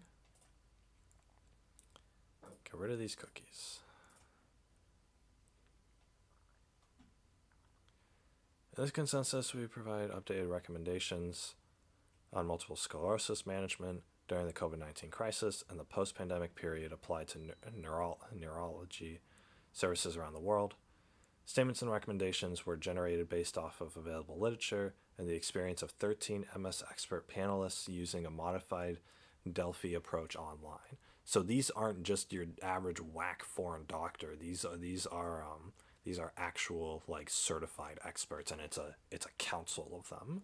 So these people's opinion is probably a little more valid than, just the opinion of one neurologist at some hospital somewhere.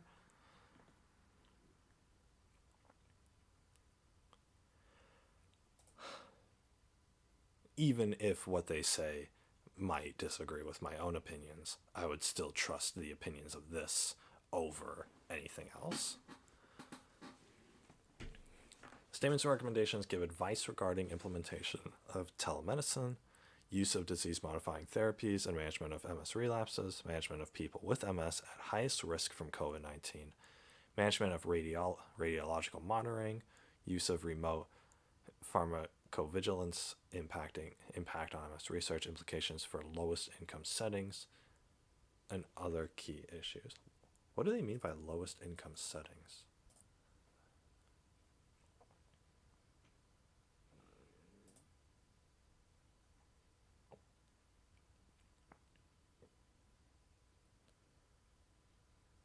God, go away. Oh my God. Fucking displaced populations, what can realistic?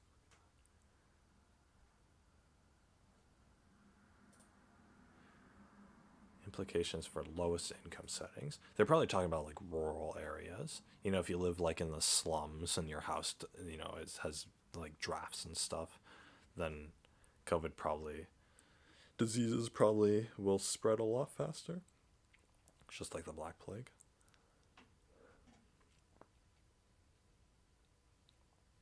Access to document. Here we go.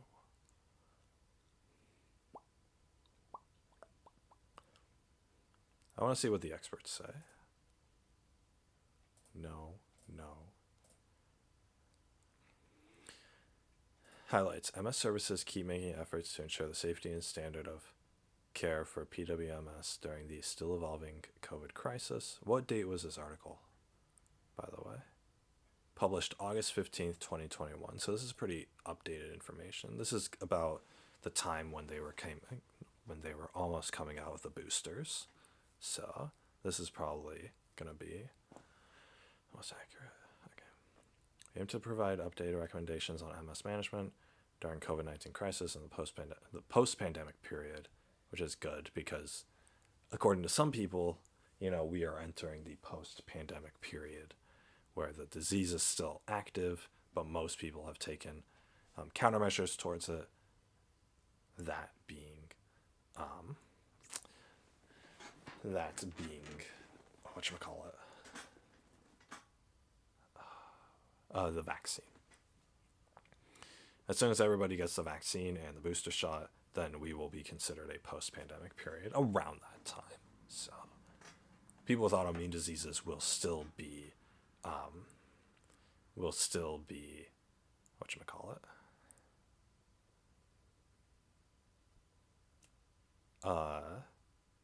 they'll still be vulnerable to getting COVID. So MS management and management for other autoimmune diseases would be is a necessary step to take, because you can't just have the government say, hey, COVID's over, and then you go back to your normal life, especially if you're vulnerable to it like this. People will act like that's what you're supposed to do, but that's not what you're supposed to do. There's no way that we can avoid a transitional period. So recommendations may help HCPs reduce potential risks of PWMS, and ensure they receive the best possible care. Persons with multiple sclerosis. Okay, so they're just referring to the people with MS. Okay. In this consensus statement, we provide updated recommendations on multiple sclerosis management during COVID-19. Statements and recommendations were generated based off available literature and the experience of 13 MS expert panelists using a modified Delphi approach online. The statements and recommendations give advice regarding implementation of telemedicine, use of disease-modifying therapies, management of relapses, management of people with MS at highest risk for COVID-19. So probably if you're taking the stronger medication, or like if the MS has progressed past a certain point, because I know there's like different stages, because I did do research on MS prior to this, like not recently, but like a year ago or whatever. I did a whole bunch of research on this. Management of radiological monitoring. Radiological monitoring. That's my future career field as a radiation technologist or whatever. That's one of the things I might be doing. Use of remote pharmacovigilance. Impact of MS research, blah, blah, blah. Okay, so as long as you don't live in a poor area, then all of this just means like your doctor's visits and the meds you take.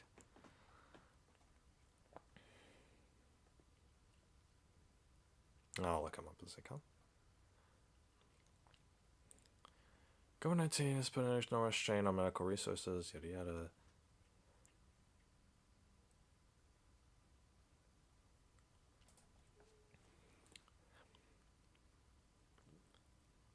Healthcare systems have had to reconfigure to manage the surge of cases of severe COVID-19 to reduce risk of vulnerable patients of being exposed to severe acute respiratory syndrome, coronavirus 2. Okay. We need to acknowledge that the COVID-19 surges will continue until vaccination efforts expand across the world and massive vaccine programs produce adequate immunity in the general population. It is essential that the management of people with multiple sclerosis is adapted but not compromised to deal effectively with the challenges posed. COVID-19 spectrums range from asymptomatic cases, uncomplicated upper respiratory tract infections, or URT infections, to severe pneumonia. Pneumonia is what's going to put you in the hospital. That's what's happening to him, so, or to his dad or whatever. 80% of symptomatic cases are mild with URT symptoms. Upper respiratory tract is like, I believe the think that's your lungs. So you're just having like breathing problems or whatever. Well, pneumonitis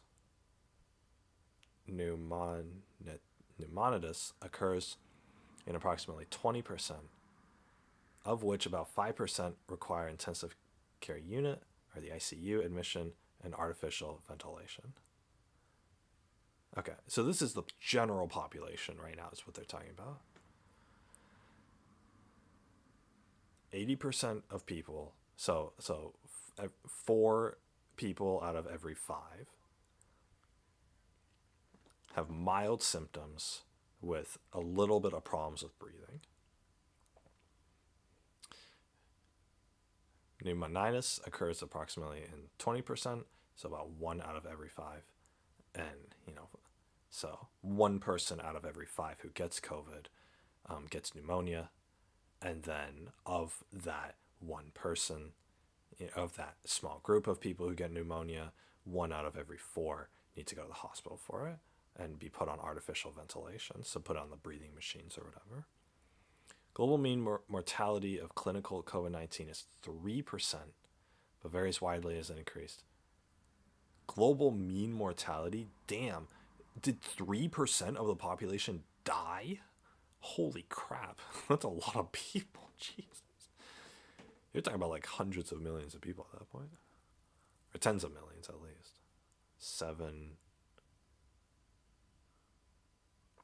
there's 7 billion people on this planet. So yeah, you're talking about like 200 million people have died on this planet from COVID. Yeah, but they skew the numbers. It's kind of weird. I mean, still, it's an approximate number. Mortality and ICU admission rate increases markedly with age, especially age 70 or older, and for those with severe immunosuppression and chronic cardiac and respiratory diseases, diabetes, and hypertension. For persons with MS who are immunosuppressed owing to disease-modifying therapies, or in other words, the medications, there is still concern among neurologists regarding their morbidity and mortality with COVID-19. So yeah, essentially they're worried that people with MS are going to die from COVID. In this consensus statement, we aim to provide recommendations on management of MS during COVID-19 crisis and the post-pandemic period that are applicable to MS services around the globe, and how to prioritize MS services as the pandemic evolves and the post-pandemic landscape begins to unfold. This guidance may not completely capture global practice patterns during COVID-19, especially because the epidemiology of COVID-19 varies widely across the globe as many nations ramp up their vaccination drives. These recommendations are likely to change depending on how the situation evolves. So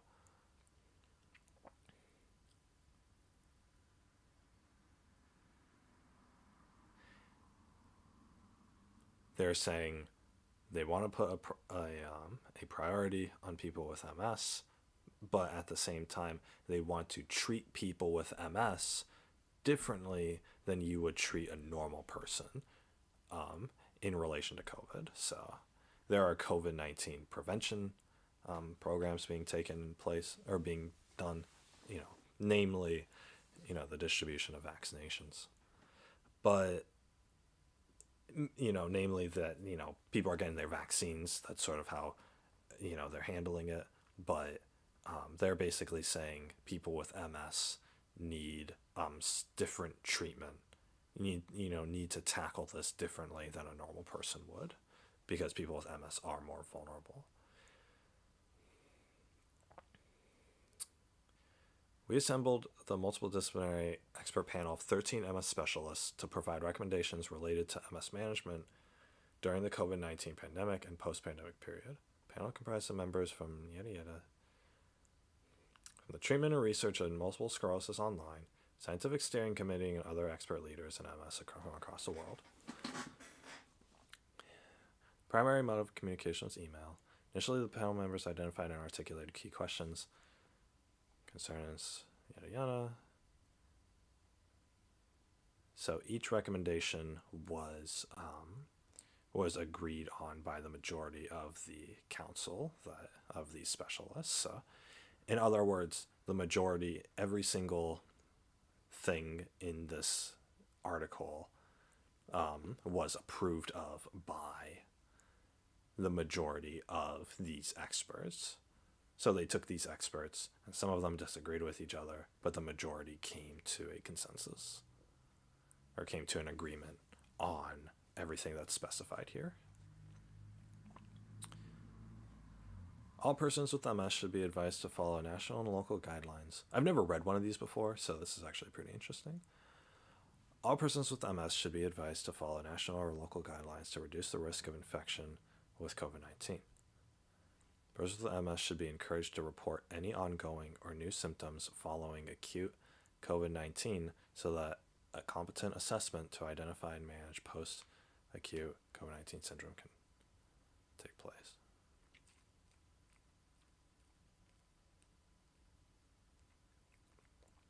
Well, if you catch COVID-19 like you die, then like yeah, your little death is, or your death is gonna be like, at least, the information gained from that can help further the study for other people. Doesn't matter if you did. Any decision to start or redose a disease-modifying therapy or medication during COVID-19 times will need to be taken carefully and will depend on the local epidemiology of COVID-19, as well as patients' individual factors, such as MS severity, disease activity, and comorbidities. What is a comorbidity? So if you have multiple diseases, like if you have MS and something else, it sounds like. Interferons, that can be prescribed as usual. Extended interval dosing of natalizumab every 5 or 6 weeks is recommended to allow patients to make fewer trips to the hospital and minimize the risk of exposure to, I see, so the less you go to the hospital for certain infusions, the better. There's no reason to avoid the COVID-19 vaccine based off the hypothesis that these vaccines may trigger MS relapses or demyelinating. I've seen this word a couple times. I don't even know how to pronounce it.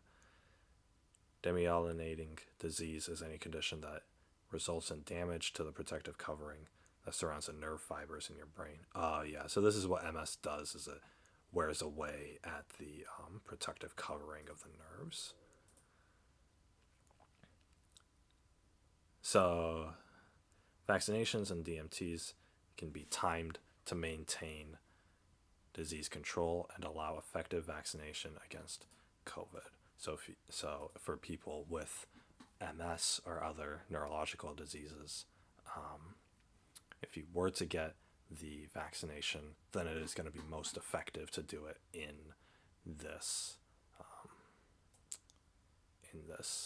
sort of way. And it depends on it looks like it's different depending on the type of DMT that you're taking. They don't list the couple of them that I know about. So it would be under, let's see here. Inferion beta, for example, what would they do? Safe to start treatment, yes. In fact, all of the, but probably, that's not a good, okay. Right, there's a hard no on these two. Times 5. So for this one, let's see here. Immunomodulatory, not immunosuppressive. I want one that's immunosuppressive.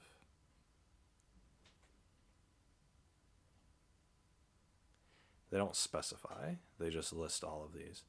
This is an immunodepleter or immunodepletion. Okay, so if you're on a medication, so for somebody who has MS or whatever, if you're on a medication that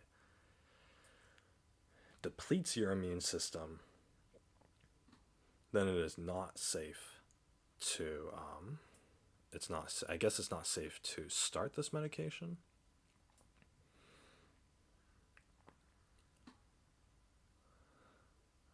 Safe to start treatment. Oh, is this like, don't start taking these meds if...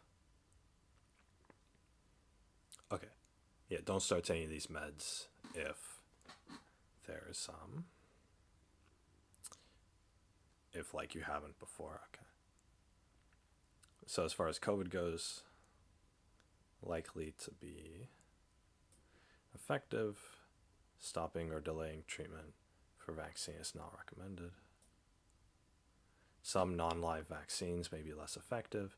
COVID vaccine is nevertheless strongly encouraged. Stopping or delaying treatment for vaccination is not recommended. Okay, so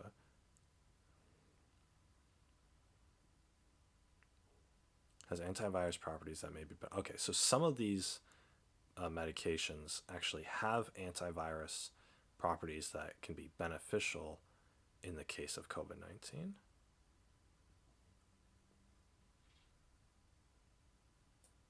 So if you're on mitoxantrone or HSCT, then you shouldn't be taking these, and they are likely to blunt the effect of the COVID-19 vaccine. Theoretical risk that in immune depletion phase, mitoxantrone may result in prolonged viral shredding. Viral shredding?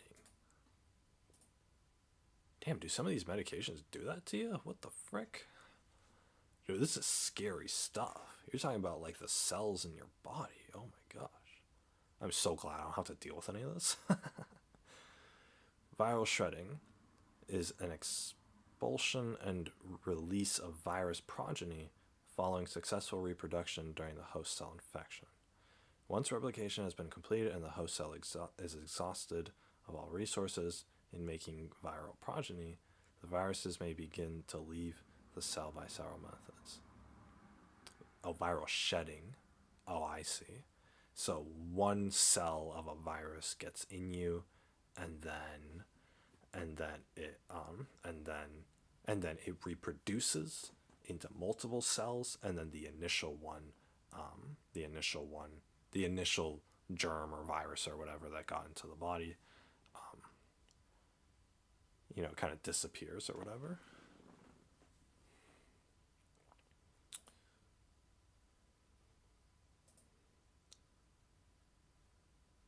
So basically, if the COVID virus gets in the body, then it's going to duplicate within the body. I see. Theoretical risk that immunodepletion phase that make... Okay, same thing. This one, same thing.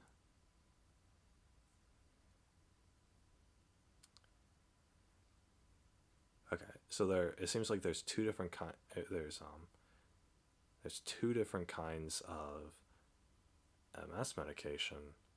One is maintenance immunomodulatory, and the other is an IRT.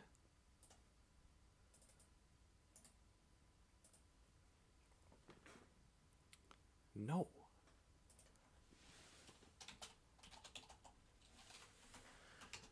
Alright, damn it. No, what?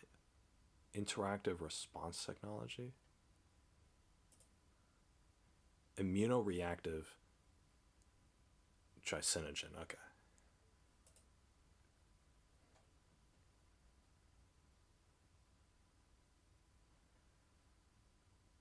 Tricinogen is an inactive precursor produced by the pancreas that's converted to enzyme trypsin.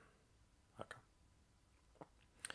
IRT is the most common one that I've been hearing about as far as this sort of thing goes. When I did my research last year, it was a lot. I was hearing about IRTs being taken.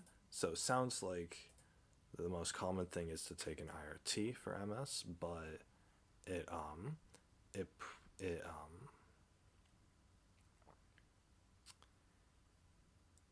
the vaccine is recommended, but the effect of the vaccine could be blunted depending on the specific medication being taken by the patient. Okay, that makes sense. Well, I mean, not that it makes sense logically. This is just what it is. So I guess for an MS patient, if they're taking an IRT, then typically, if they're taking a medication that is that is classified as an IRT, then the vaccination has, I mean, it really does depend on whatever, because this IRT is semi-selective cladribine, and this one, temporary suspension of dosing depending on timing. So take the vaccine and it's likely to be effective. But then other than that one, taking something like this, like, oh, here it is, anti-CD20 therapies. So for example, ocrelizumab, ofatumumab, rituximab. Is it mab? Why do all these end in mab or umab? Rituximab, yeah, and ublituximab. Okay, so for MS patients, if they're taking any one of these, the ocrelizumab or the rituximab or whatever, then risk assessment, continue or suspend dosing, temporary suspension of dosing depending on timing. The vaccine likely to be blunted, the effect of the vaccine is likely to be blunted within 9 months of the last infusion. COVID-19 vaccination is nevertheless strongly encouraged. Persons with MS should ideally be fully vaccinated at least 2 to 4 weeks before starting or redosing anti-CD20. So, looks like the recommended, what is this? Advice regarding treatment in the event of COVID-19. Oh, I see. So where was this? So I guess people with COVID, MS patients who get COVID, gotta stop. Have to stop taking their rituximab or ubosumab or octopusmab medication.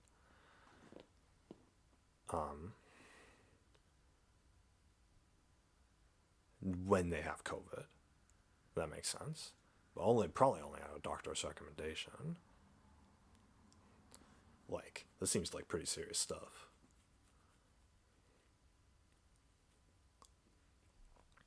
Wait, what was this? Advice regarding treatment.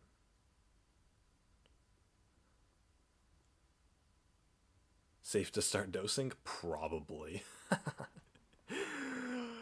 Damn, really? You have a council of 13 experts on this who've dedicated their whole lives and careers to studying MS, and you get a probably from them? Oh my god.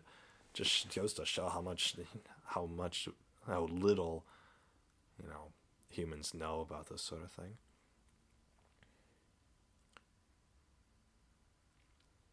Persons with MS should ideally be fully vaccinated at least 2 to 4 weeks before starting or redosing their medication. So this is the one with like the most text. I mean, this one has a lot of text too. Okay, drops both the CD4 and CD8 T cell populations by up to 20%, and this may interact with other factors to affect antiviral responses. Theoretical risk that the octopusmab and other therapies may result in prolonged viral shredding. So, are they saying just in general there's going to be prolonged viral shredding? Or are they saying if if somebody is taking this medication and gets COVID. Oh, I think, yeah, that's what it is. Okay, that's pretty consistent. So if somebody is taking these medications, the octopus mab or the riximab or whatever, why does it do that? Then if they're taking those medications, then if the patient gets COVID, then the virus is going to duplicate and spread within their bodies if they continue taking the medication, which is why theoretically that's what's going to happen, which is why temporarily stopping taking the medication once the MS patient has COVID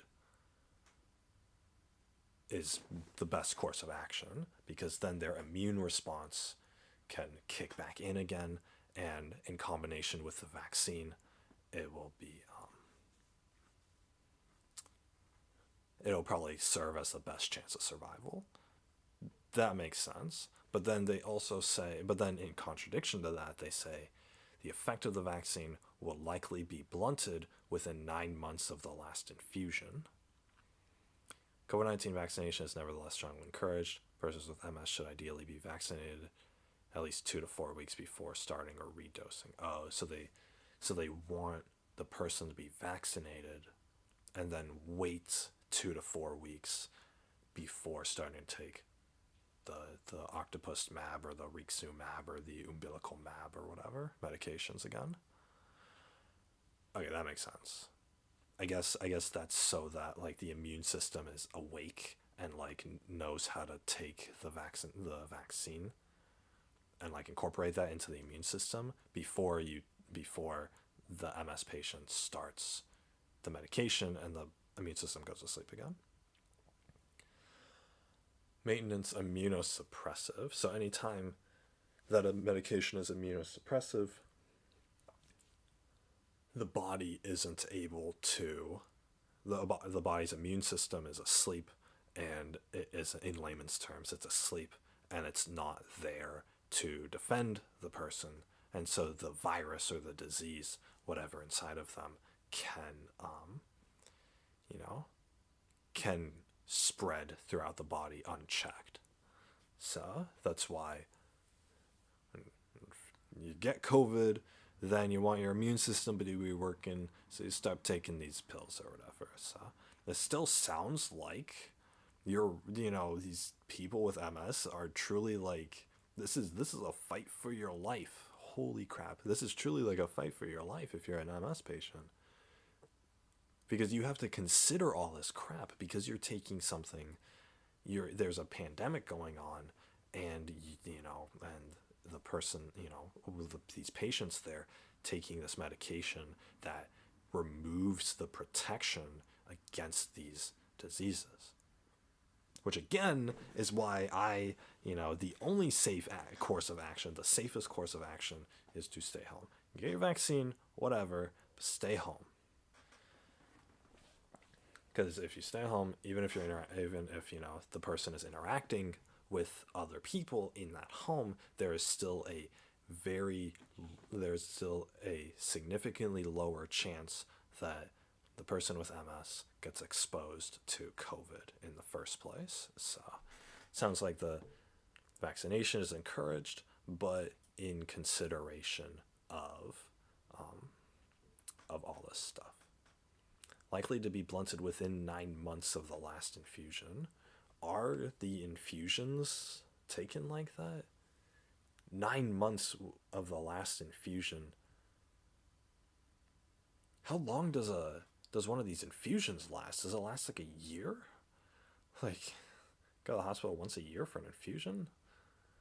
Like, does your body really retain that much? Huh. This is a lot. Because all of this is considering like other factors in this that I'm not aware of.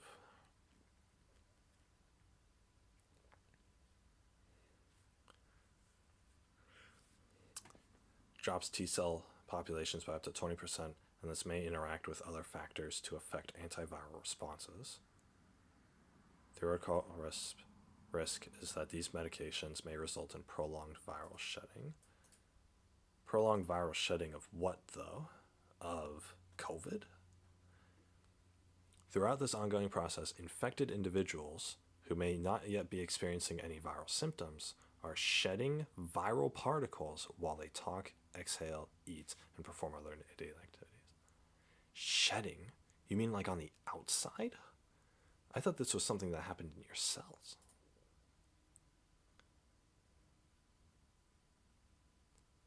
Is this an article? This is an article about COVID, okay. When an individual gets infected by a respiratory virus like COVID, the virus particles will bind to various types of viral receptors, particularly the angiotensin converting enzyme 2 receptors in the case of COVID-19 that line the respiratory tract. Of the ongoing process in infected individuals, under normal circumstances, virus shedding will not persist for more than a few weeks. However, as researchers are gaining more in-depth understanding of the viral clearance of COVID, they have found that certain populations will shed this virus for much longer durations. So that's why most normal people will be sick, who get affected by COVID, will be sick for 2 weeks, because they're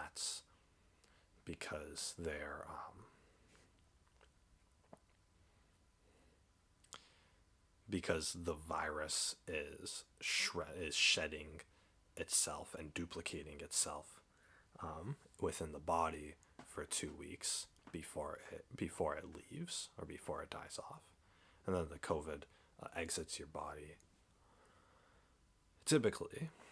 So I guess 2 weeks is kind of the time period for COVID, but by the end of those 2 weeks, it could be dead, or you could just be irritated. But it could be dead.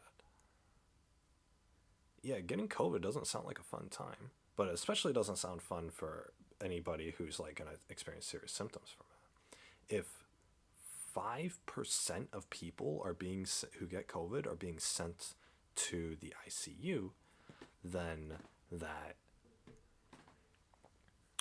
really goes to show that or what was it, 5%? No, what?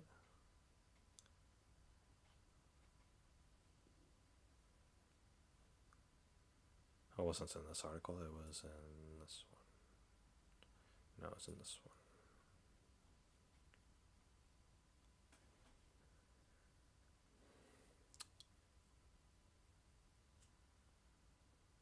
I think they were talking about 5% of the 20%. 5% of 20 is 1. So 1% of the human population, or in other words, 1 out of every 100 people is being sent who gets COVID, gets sent to the hospital.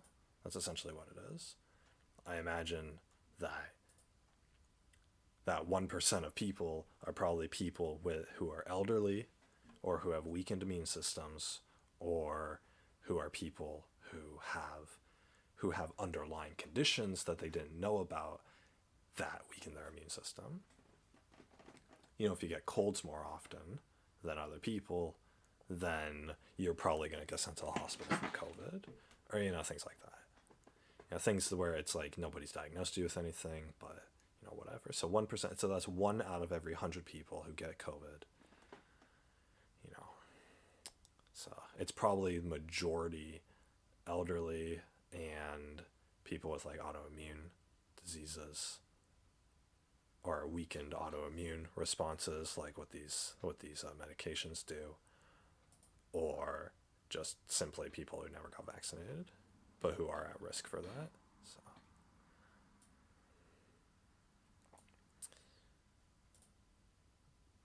this kind of information is very like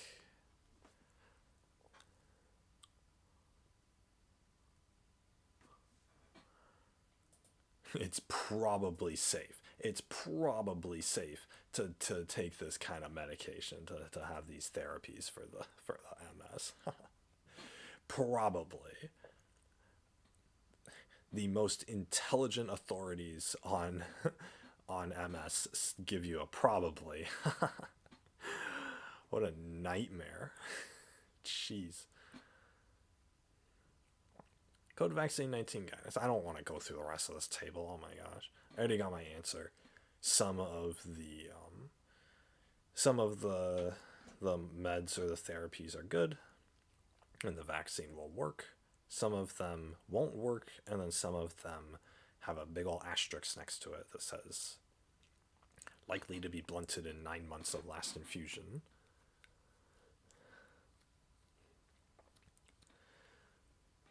Which goes to show that an MS patient who, maybe recently got an infusion of octopusumab or rixumab or whatever other anti-therapy things here, an MS patient who got a recent infusion, and by recent I mean within the past year, probably, if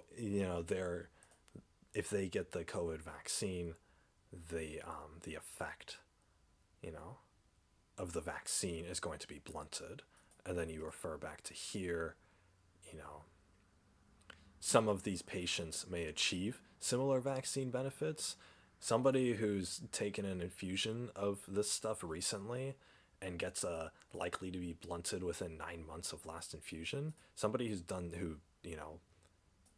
does that won't be part of this sum. So this is what this is what research does, researching these sort of things, because you take some patients, and I called it a coin toss, right? Some means that I have a group of 10 people all with MS, and I give them all COVID, and only 4 of those people make it out alive. That's what I compared some to. You go further into that, and that's layman's term. So you go further into that, and then you can specifically tell, like, okay, people who are taking like tefluramine or difdemylfumarate, these people, these ones are the likely to be effective people. So the vaccine will be part of this sum who survive. And then other MS patients who are doing, like the anti-CD20 therapies, these, like the rixumab or the ocrelizumab. These are the other MS patients who will likely have the effects blunted and won't survive the COVID because the vaccine didn't do anything for them.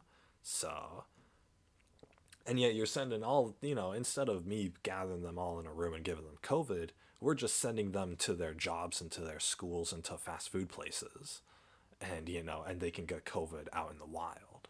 So that's, you send 10 MS patients out into society to participate in society and be normal people, and only 4 of them are going to come back alive. And, the ones who died are this, or are this. Vaccine with non-live vaccines within 6 months of treatment may result in smaller portion of responders, or, they'll be this, the mixoxantrone, and likely to be blunted, right? So the thing is, this is what's good. God, I can't imagine, like, I would have been keeping up with this like every day, like trying to dissect this information. Obviously, like, I'm older now and I can understand this. Sometimes, like, because with MS, most people get it, most MS patients get it later in their life, in like their late 20s or their 30s or 40s or whatever, and then it starts progressing from there. Pediatric is very rare in MS, so most people are adults getting this. So any adult who has MS should be looking into this, like, who should be, reading this. I'm sure there's plenty of MS people with MS who their doctors are like, oh yeah, it's fine to get the vaccine, and then they get the vaccine and then they still die of COVID because they didn't read the chart. They died last August and they didn't read the chart. They didn't see that, oh, you're taking your anti-CD20 therapies, and so the vaccine isn't gonna work for you and you're gonna die. You're basically worse off than I am, who hasn't taken the vaccine, right? So it's, that's what it is. And you do your research and you save your own life. Like how like how can like you as an adult like not do this? Like I can understand, somebody with pediatric and like their parents don't give a shit about them, and so none of this research is being done. But this took me. I Google searched COVID vaccine autoimmune disease, and it's the first results. I get to a news article, and then I click a link on that, and I get to a professional study. It was a Google search and 2 clicks away in order to find medically and scientifically backed information assessing your risk of death with this condition. It's like, and a simple Google search and read a couple articles, and you're gonna be saved from this sort of thing, right? So if I had MS, I mean, it's very possible that I could develop MS, sometime in my life. Probably not, because none of like my relatives have it, but I could still get it. If I get MS sometime in my life, then like if I feel or whatever, and the doctor tells me I have MS, like if that happens to me next week or something, then I'm going to have all this information in my head, and I'm going to be like, okay, there are other people with this condition, and we're all doing studies on this, and here's the results, right?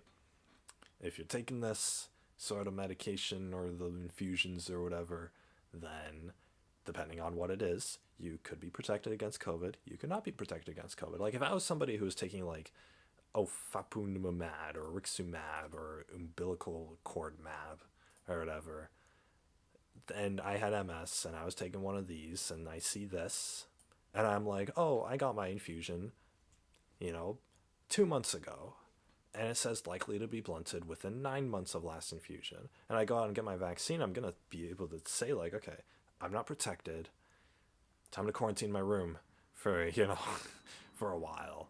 So especially like as I am now, I don't technically need to go outside. I could find a job online. Like I could work online remotely or something, and I could just tell the employer like, hey, I got autoimmune disease, but I still wanna work for you guys. I'm willing to take less hours, blah blah blah. And they'll be like, yo, fine. Like I'll find a job that was like that. Or like if I was going to school, like college or something, then I would do it like an online school instead of an in-person thing, because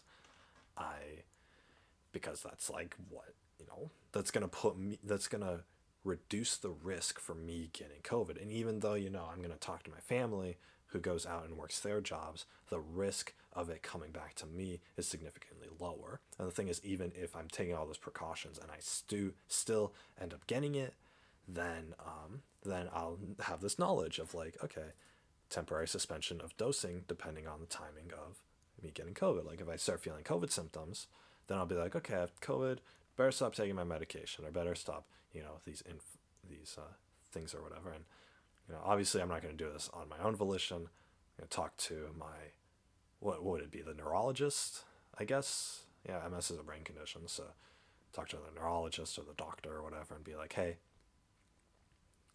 this is all that's going on. It seems like the COVID vaccine isn't effective for me. Now I have COVID.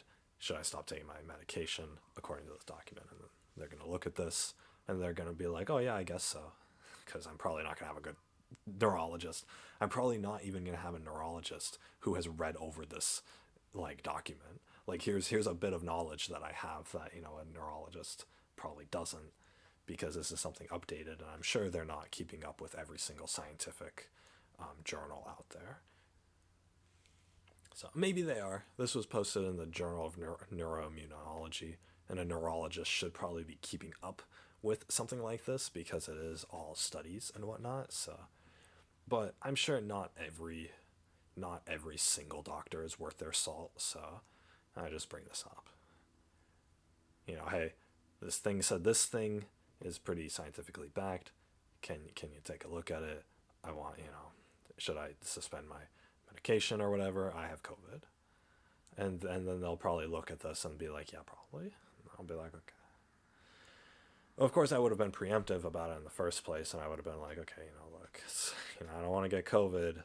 Can I get something that's going to be likely to be effective or likely to be effective or whatever, right? Can I get a interferon beta medication instead of the anti CD20s, you know, something like that.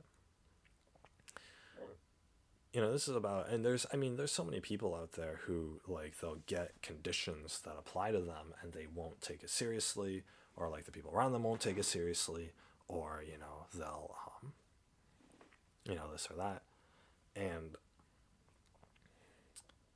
they'll die from it. They'll literally, like, they'll die from it. And it's like, goddamn, like, you know, oh, I got the vaccine. You know, you have this opinion that, oh, even though I have autoimmune disease, I got the vaccine, and my doctor said I'm okay, so therefore I'm okay. Like, you don't do any of your own research, and you just take one person's opinion, and then all of a sudden you're dead. Congratulations. Or all of a sudden you're in the hospital, and the doctor's like, whoops, and then you die. So it's like, okay, maybe I shouldn't have left the house this year. Maybe I should have taken this multiple times. Maybe I should have been on a different medication or something. This, you know, maybe I should have gotten the vaccine at a different time. You know, it's, you know, a number of things. I am of the opinion that people probably don't want to die, and so the best way to increase your survival rate is to do your own research and take this shit seriously. And consult your doctor about it, because this shit's serious. Oh my god! And if you don't understand it, have someone translate it for you. What does this mean? Likely to be blunted. Like, oh, the theoretical risk of S1 PR modulator. It's like, who knows what that is, right? Have someone translate it for you. Hey, according to the study, it sounds pretty bad. So let's, you know, so is it actually, you know? But the thing is, it's like, you know, you can post a study like this, and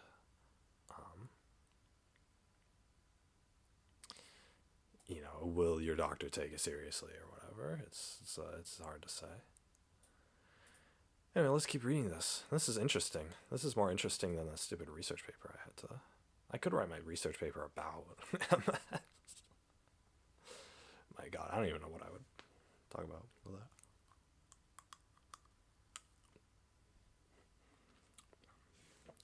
COVID vaccine, gosh. Oh, okay. So they're saying there's no reason to avoid the vaccine based on the hypothesis that these vaccines may trigger relapses or demyelinating disease. So they're not gonna. So the vaccines. So they're basically saying the vaccines won't cause the relapses or won't cause your nerves to get damaged or whatever. Vaccination and DMTs can be timed to maintain disease control and also allow effective vaccination against COVID, according to the table. And so depending on what DMTs you're taking, or that an MS person is taking or whatever, I gotta speak about this in the third person. Depending on that, then you know, you reference the table and you're like, okay, is the vaccine gonna be good? Is it gonna be blunted? Is it going to be ineffective? You know, what do I need to do if I get COVID? You know, all this sort of stuff. I think, because I was under the impression that, like, they would say, like, oh, you gotta, well, yeah, okay, this one was like, yeah, you gotta get fully, like, for this one, for example, this is what I was thinking, this is the information I was looking for, that I was thinking about. It said can be timed to maintain disease control and allow effective vaccination. So this is kind of where that statement applies. Persons with MS should ideally be fully vaccinated at least 2 to 4 weeks before starting these anti-CD20 therapies. So the octopus mab or the umbilical cord mab or whatever is over here. That's what they meant by timing. So that you take the vaccination when your immune system isn't being suppressed, and then you let the vaccination sit, you let that stuff sit in your body, and you sort of soldier through the relapses that you have because of that, and then and then and then after that you can start taking it. So once the vaccine is fully integrated in your body, so at least 2 to 4 weeks, then you can start taking this stuff again and whatnot. But I imagine that the nature of MS, because taking these DMTs, these disease modifying therapies as they call it, the medication. With MS, from what I've looked into, it seems like with MS, you either have a choice. You can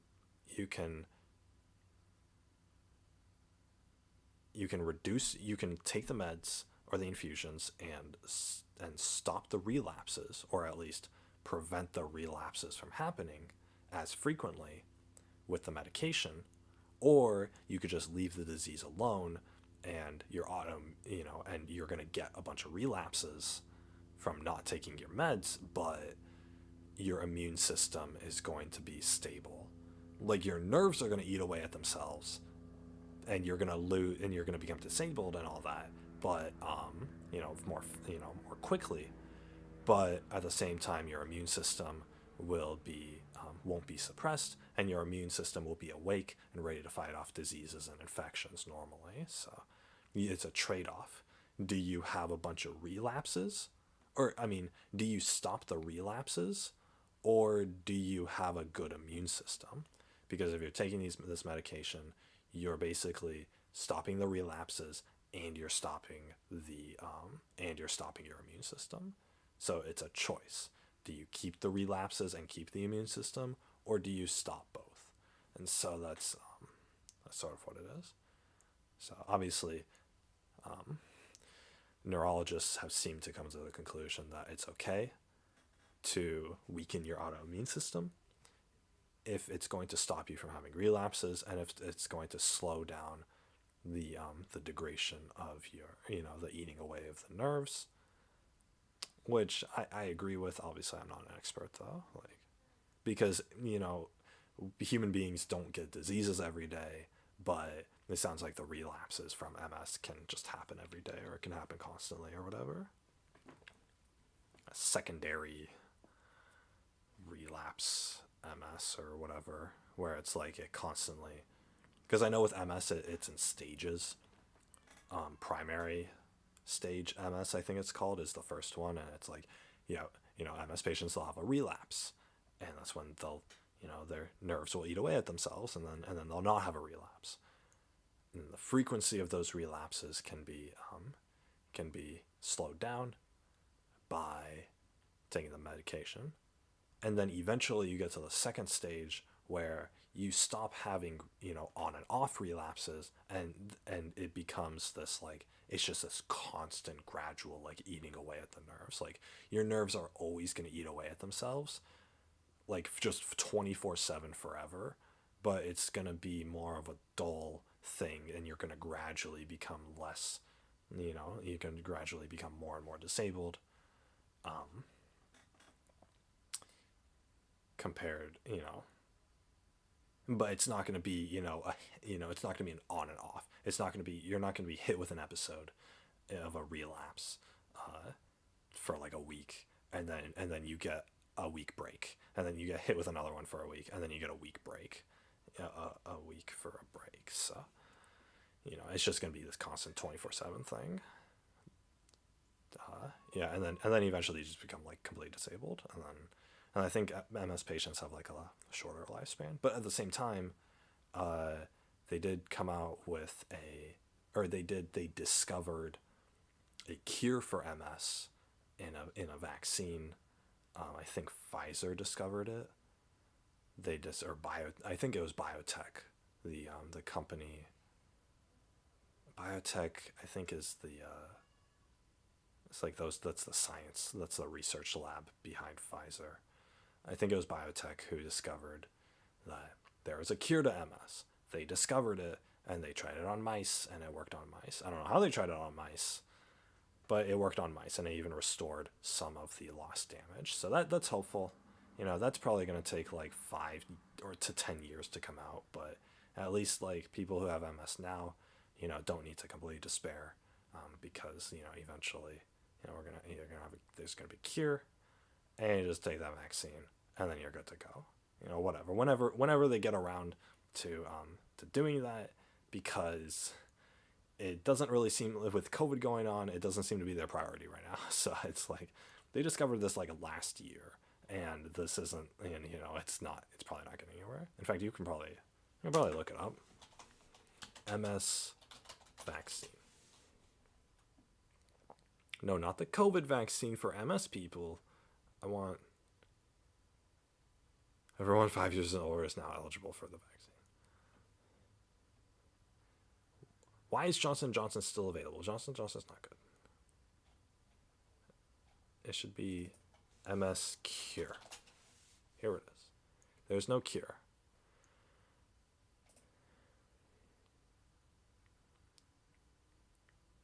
Okay.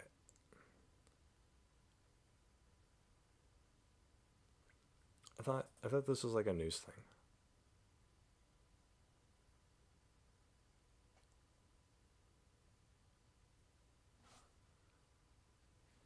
Didn't they have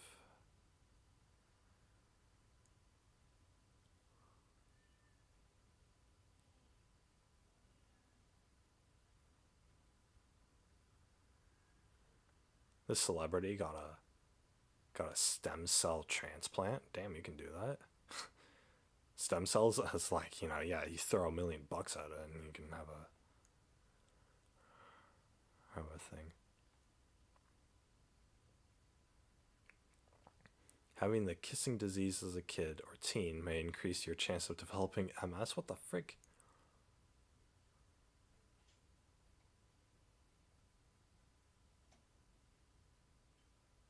Treatments. I thought there was like a thing about this.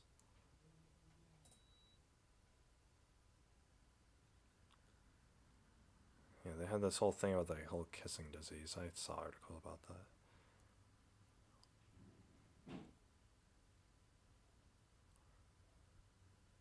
"12 best exercises for MS to boost strength and balance."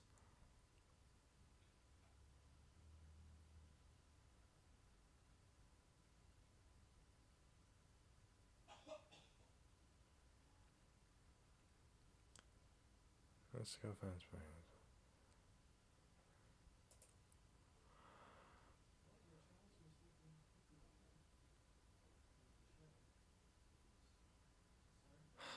They didn't do this.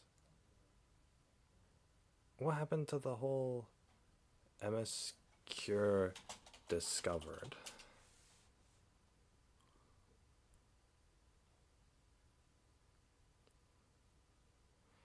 I thought they discovered something. New therapies are emerging. How close are we to the cure? There was some article about freaking...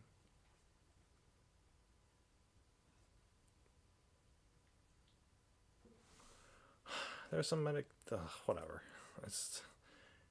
No, somebody told me about it, and I did research on it. But it was like one news article.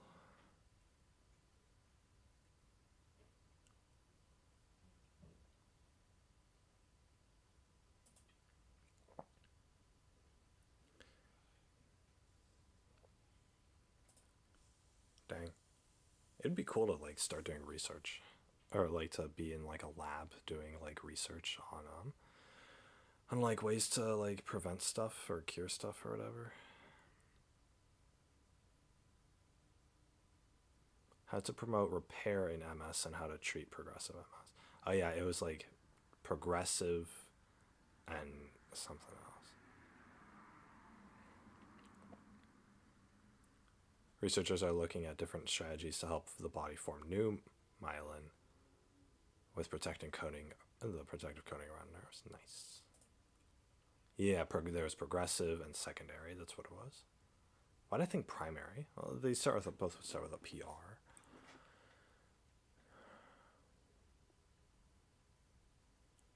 If they can, if they can prevent primary, then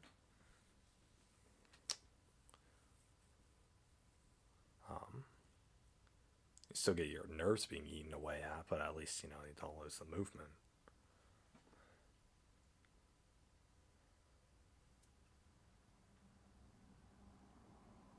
Just wish this medication wasn't so expensive. They were like $5,000 for some of this stuff. It's ridiculous.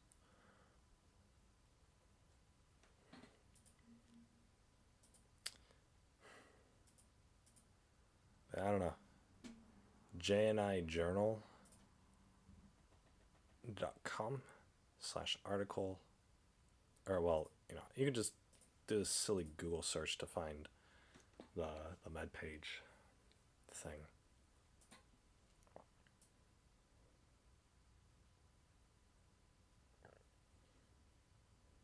Mixed messaging and lack of tailored results. I never even finished this article. Study provides important information for patients suffering from NS. They're referring to this article and the table.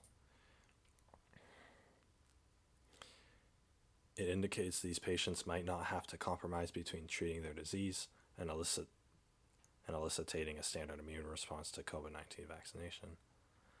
But the study also raised a bigger public health question of vaccine effectiveness in the autoimmune disease space. Public health leaders should focus on researching how different therapies for the whole spectrum of autoimmune diseases affect COVID-19 vaccine response.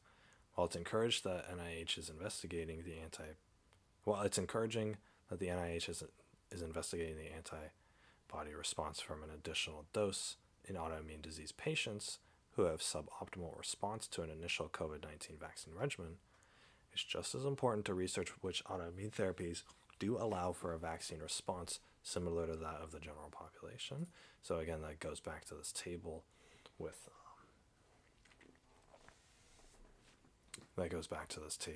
about whatchamacallit, the stupid skin thing on my finger.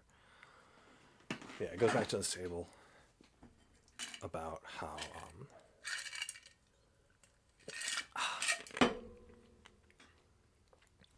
which, you know, they refer to it as, at least this is an objective opinion, like, thank God. It's not just saying, oh, vaccines work 100%. This is actually like objective information about like, hey, maybe the vaccine doesn't work for everybody, you know, sort of thing. So while this is evidence of that, the real important thing is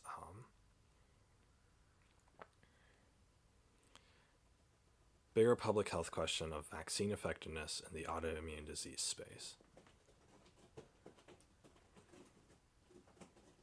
It's just important to research which autoimmune therapies do allow for a vaccine response similar to that of the general population. And that, like I was saying, that goes back to this table of whether the medication that an MS person is taking has, you know, is going to allow for the vaccine to do its job in their body. So this is the reason why, you know, and so that's what it is. Not every single person, or not every single patient is able to, you know, is going to have the same effect. The vaccine could be effective or ineffective from it. You know, somebody like Deboki's dad, as he was saying about, and this is the whole reason I was starting to look into it. He's saying his dad was vaccinated, but he was taking autoimmune suppressors as medication for other health problems. He didn't specify which health problems, but for other health problems. So we could assume that Deboki's dad had, let's say he has MS. A lot of people who have MS develop it when they're older, and it takes like 20 or 30 years for it to progress to a serious point. But yeah, essentially, let's say his dad has MS, for the sake of argument. His dad was he probably wasn't taking like interferon beta or any of these other ones that are effective. He was probably on he was probably on something like the anti-CD20s, or he was probably on something like the mitoxantron, which, both of them have this effect of, and among others, the HSCT, the mitoxantron, the elazumab, whatever, all of, there are some of these medications that will suppress or reduce the autoimmune response, which will make them ineffective. So you go back to, Deboki's dad, for example. Let's say he had MS. Let's say he was taking one of this anti-CD20. And I'm going to keep using this example, all of these, because this is one with the most information on it, but it's also the only one that I read on this list. So, but yeah, if, his dad was taking these kind of things, or he had like infusions for these kind of infusions, and then he took a vaccine without knowing that, hey, the vaccine is not going to be effective, then when his dad got COVID, then the dad is getting these COVID symptoms that are just as bad as if he never got vaccinated. And so because of that, his dad, maybe he actually went shopping, maybe he actually like went to his job and didn't wear a mask or whatever, things like that. Obviously I'm just assuming, I'm not saying that was the case, but maybe, for whatever reason, the dad was exposed to somebody who had COVID, and he is in the hospital on a breathing machine because of it, because he was taking a medication for other health problems that reduced his immunoresponse,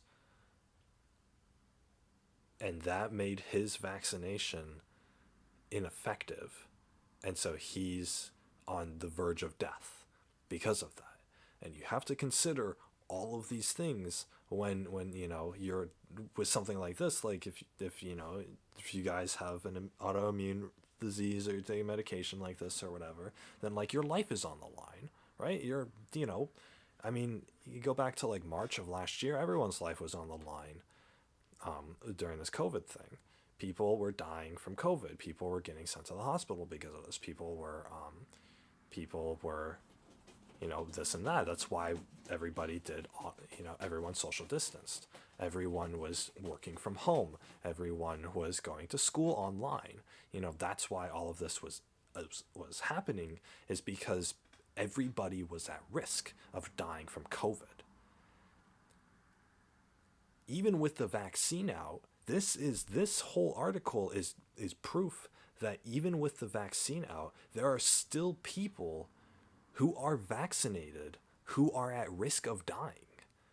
And so those people, and it can be just those people, normies can do whatever they want, but for people who have autoimmune diseases and that are less, that aren't able to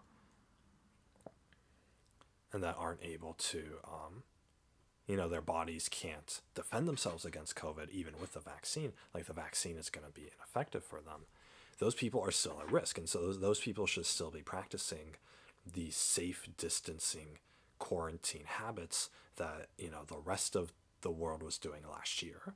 Those people, COVID's not over for those people, and COVID's not going to be over for a very long time for those people, because there is this huge risk that is still posed to them. Just because normal people can go back into society doesn't mean that they can, because they're still risking their lives. Why did we close down the country last year for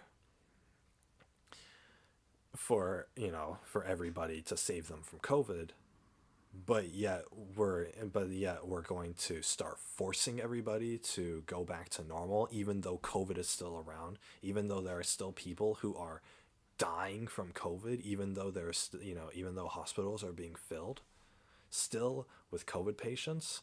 Why, just because normal people can have the vaccine and have it work for them doesn't mean that everybody can. And so for those people who can't, for those people who are on immunosuppressive therapies, who have autoimmune diseases, they can't re-enter society with the rest of the world. And there is scientific, research-backed proof that this is the case. The vaccine isn't going to be effective. Getting the vaccine is still encouraged, but it's not a sure thing that it's going to work. Just as last year, it wasn't a sure thing that, you were going to get COVID or not. None of us knew if we were going to get COVID or not. And, COVID patients, sprouted up everywhere, in places we least expected. So we all stayed quarantined. And, especially more so, the people with autoimmune diseases stayed quarantined. If this vaccine doesn't work, or it has a chance of not working for those autoimmune disease people, then we as a society have to act as if the vaccine isn't available for them in the first place. And if the vaccine isn't available for them, then they're in just as much danger of getting and dying from COVID now as they were last year.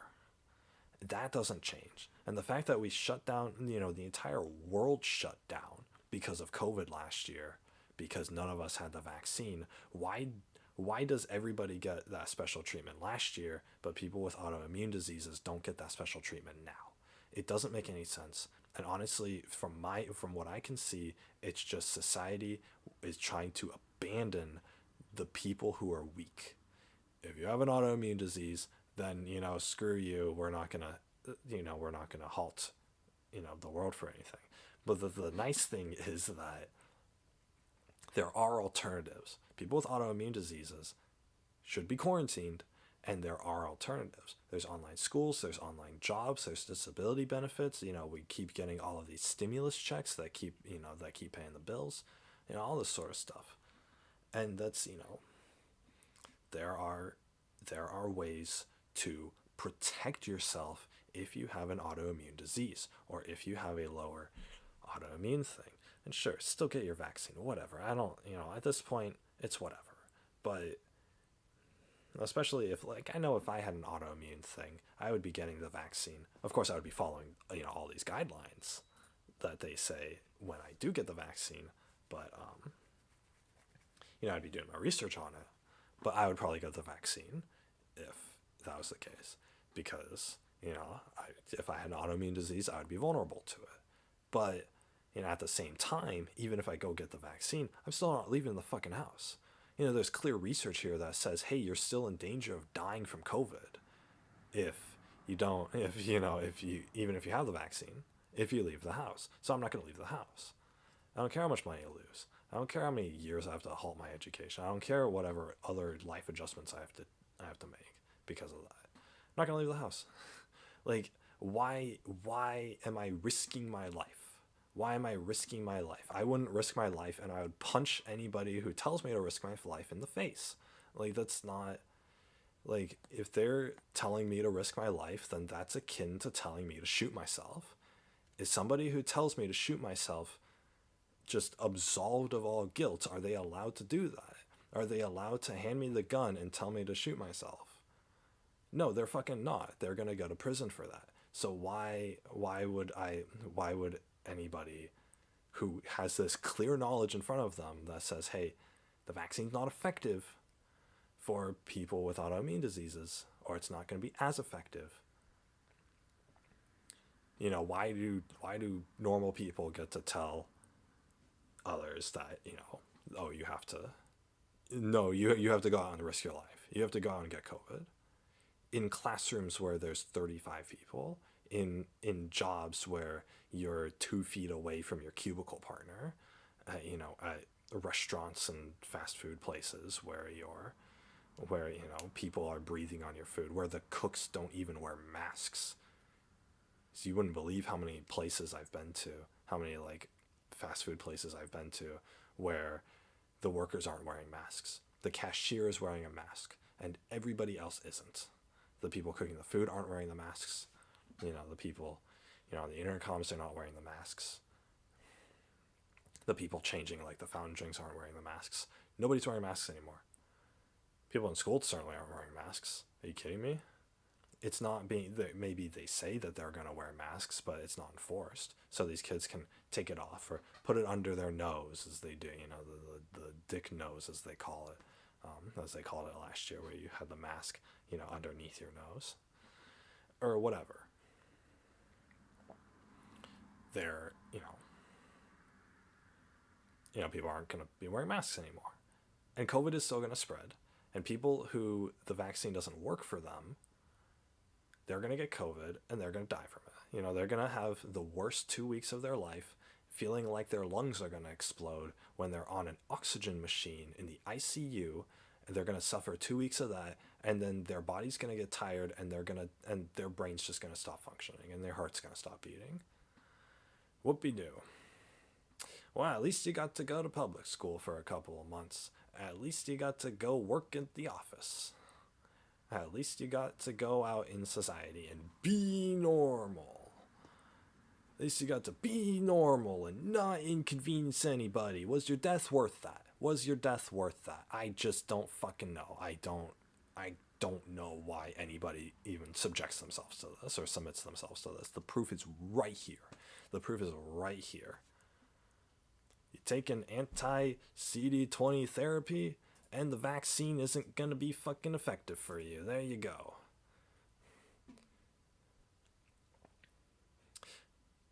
You take this and you still get COVID, well, your freaking medication is going to cause your body to be completely vulnerable to COVID, and you're going to die. Here we go. This stupid thing that said, some patients may achieve similar vaccination benefits. Some patients, right? If I put 10 MS patients in the room and you guys are one of them, and I shoot 6 of them in the face because they all die of COVID, and that's like, and do you really want to take that gamble? 10 people in a room. I didn't mean to say shoot in the face. I don't know where I was going with that, but you put 10 people in a room.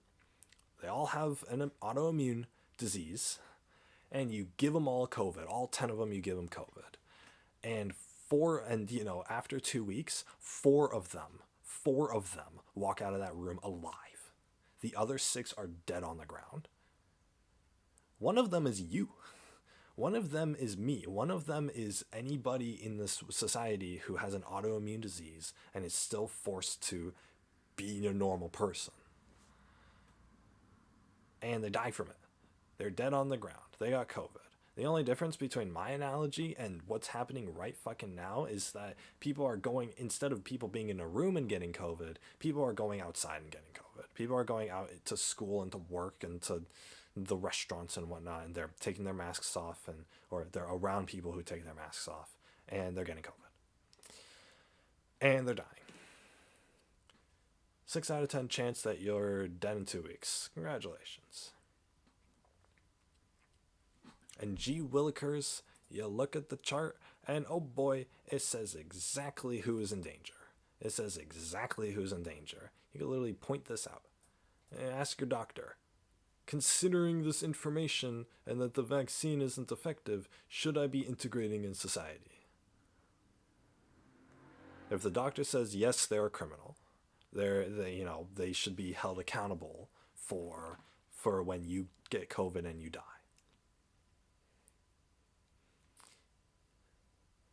And if they say no, well, that was probably the right fucking choice. Like, holy shit. God damn. Anyway, guys, I'm done. I'm done for today. I wanted to actually finish this video. Loki was being very sad about this, but yeah. But yeah, I'm recovering well. As you can tell, my voice is like still pretty dead. I look pretty dead. I feel kind of dead, but I'm getting there. I'm getting there. So I thought I was well enough to just make a little update video, tell you guys what's going on, and that I'm really just looking forward to getting back onto YouTube and Twitch, because this really helps me take my mind off of things too and just what's all going on. And I just am so thankful for all the people reaching out and just constantly, asking how I'm doing, because that's just been really, really nice to have just the support in my life. So thank you. I fell victim to it, guys. I fell victim to not being able to appreciate the things that I have in my life until they're gone. And it really sucks. I think it happens to a lot of us. Just seeing a lot of things that are negative, I feel like we're able to kind of bring out the negative things in our lives and not really appreciate all like just the wonderful things we actually do have, because I do believe everyone's life, we have our ups and downs, but we got to practice focusing on those ups a lot more, because even now, like, I just want to be appreciative for everything that I have right now and just really move forward with a positive, more positive mindset. I think just having that and just having the calmness and the peace in your heart can really help out a lot of things, just life in general, and being able to make this just a lot more of a beautiful experience. So I hope you guys are all doing well and staying well, being safe out there. The flu is going around, so be careful. I know a lot of people are getting sick, not just with COVID, but other flus and illnesses that are happening. So please be careful, take care of yourselves, and be mindful about people around you and your loved ones. And, you know, just tell people that you love them, and just have that calm and peace in your heart, because it's tough sometimes. You know, it does get tough, but always know that things could be a lot worse. Always, it could be a lot worse. Just be really appreciative of what we have now, for sure. And I just want to say much love, one love. Guys, thank you so much for all the support. It really means a lot to me, and I appreciate you all. I will be seeing you guys soon. I do have some videos that I want to be uploading. I have some old live streams that I want to be editing, so, you know, I'm feeling good right now, enough to finally have some energy to get on the computer. So I want to be just trying to take my mind off of things as much as I can, and not focus so much on the wrong that is happening, and just kind of being able to still maintain a positive mindset here. But yes, guys, again, much love, one love. This has been Deboki, and I'll be seeing you guys soon. Goodbye. Positive mindset. I do like that. I think definitely like you know, if something bad happens, then obviously it's like, you know, you can't change the past, so you might as well not be depressed about it or whatever. That's a good philosophy. But I also do think that we should all be proactive, and, you know, as he said, like, you know, try to stay safe, and, you know, stay safe in everything out there.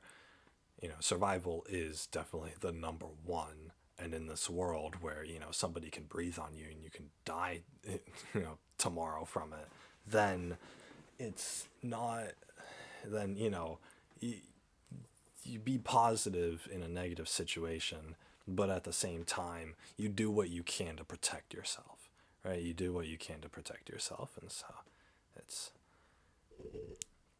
you know, you be careful out there or whatever. You know, COVID's over apparently to normal society, but I'm still going out and wearing a mask. You know, I'm still wearing a mask. I'm still social distancing from everybody. I'm still, like, if I have to go to a store or something, I just make sure to stand away from areas that get, you know, a lot of traffic. And, you know, I've gone so far as to, like, hold my breath if I have to go into, like, heavily populated zones, just so that I can like prevent myself from getting, you know, lower the risk, you know, so that's what it is. But yeah, I don't know. You guys gotta stay safe and protect yourselves, because COVID isn't over. It's, you know, it's far from over. And, you know, this, especially for people with, like, obviously with weaker immune systems, it's, you know, it's far from over. But yeah, anyway, just that was a little bit of information for you guys. Again, this is if you're interested in reading more, obviously this is the Journal of Neuroimmunology.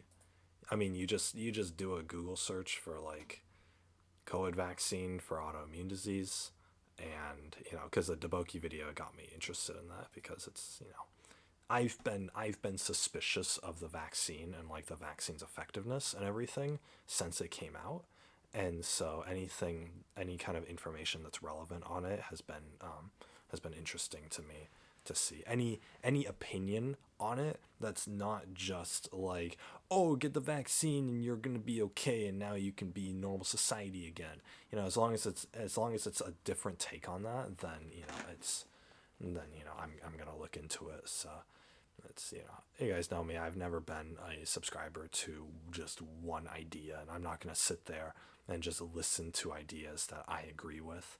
You know, I'm gonna actually or just ideas that are popular. I'm going to actually do my research and try to delve into this and try to take an opposing stance and an alternate stance on everything. And it seems like with the research that is coming out about this in certain aspects, then it's very valid. So, but yeah. Again, I just did COVID vaccine, autoimmune disease, this med page today article came out.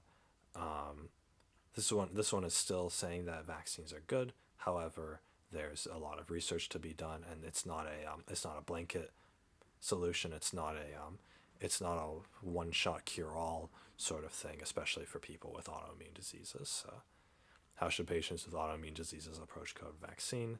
It was the first result on a Google search, and of course, you scroll a little bit down, and you get to, for what I clicked on was, it said take MS for example, because I have some knowledge about MS.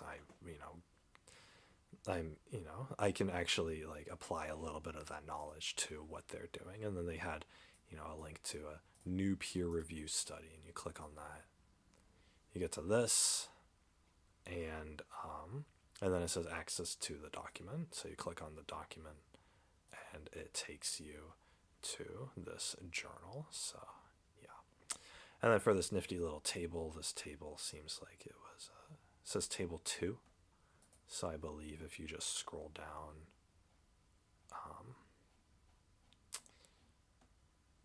to here, yeah, you just scroll down a bit past, like, because it'll talk about all the different drugs. It looks like, definitely, like, so this is what we were looking at earlier, the anti-CD20 drugs. Anti-CD20 monoclonal antibodies, rixumab, and its more humanized successors, ocrelizumab, and the octopus mab, and whatever. It talks about this in very complicated terms, but my God, most of this probably isn't important. A lot of this seems to be citations. Repeated 6-monthly CD20 depletion is also associated with hypogammaglobulinemia in some individuals, but also a small but increased risk of severe infections. Anti-CD20 therapies have an associated increased risk with SARS-CoV-2 infection in persons with MS. In addition, data on MS and COVID-19 suggested an increased frequency of a severe COVID-19 course in persons with MS treated with the anti-CD20 agents, ocrelizumab or rixumab specifically, compared with those receiving other DMTs. So it sounds like, if an MS patient is taking an MS patient who's taking rixumab or ocrelizumab or any one of these, is taking one of those instead of other medications, then they have an increased frequency of a severe COVID-19 course. So essentially, like, you're gonna be like Deboki's dad, where go to the hospital, breathing machine, whatever, because that COVID, because some people are saying, that COVID, that your immune system can fight COVID, and that's true for some people, and that's not so true for other people, because it depends on how strong your immune system is.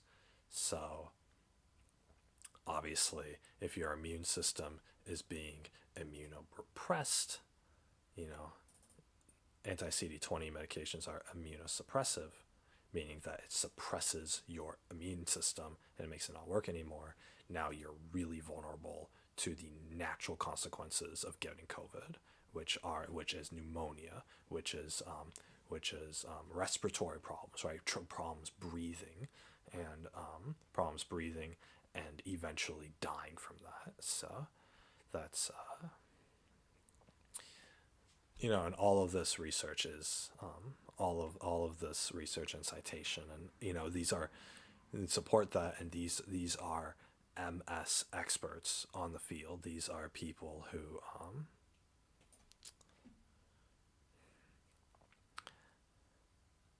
and the experience of 13 MS expert panelists using a modified Delphi approach online. So they email back and forth, but gave advice regarding implementation of telemedicine, use of disease-modifying therapies, and management of yada yada yada, all that stuff. So, you see all of that. Obviously, for the layman, all of this research is gonna go over the head. So,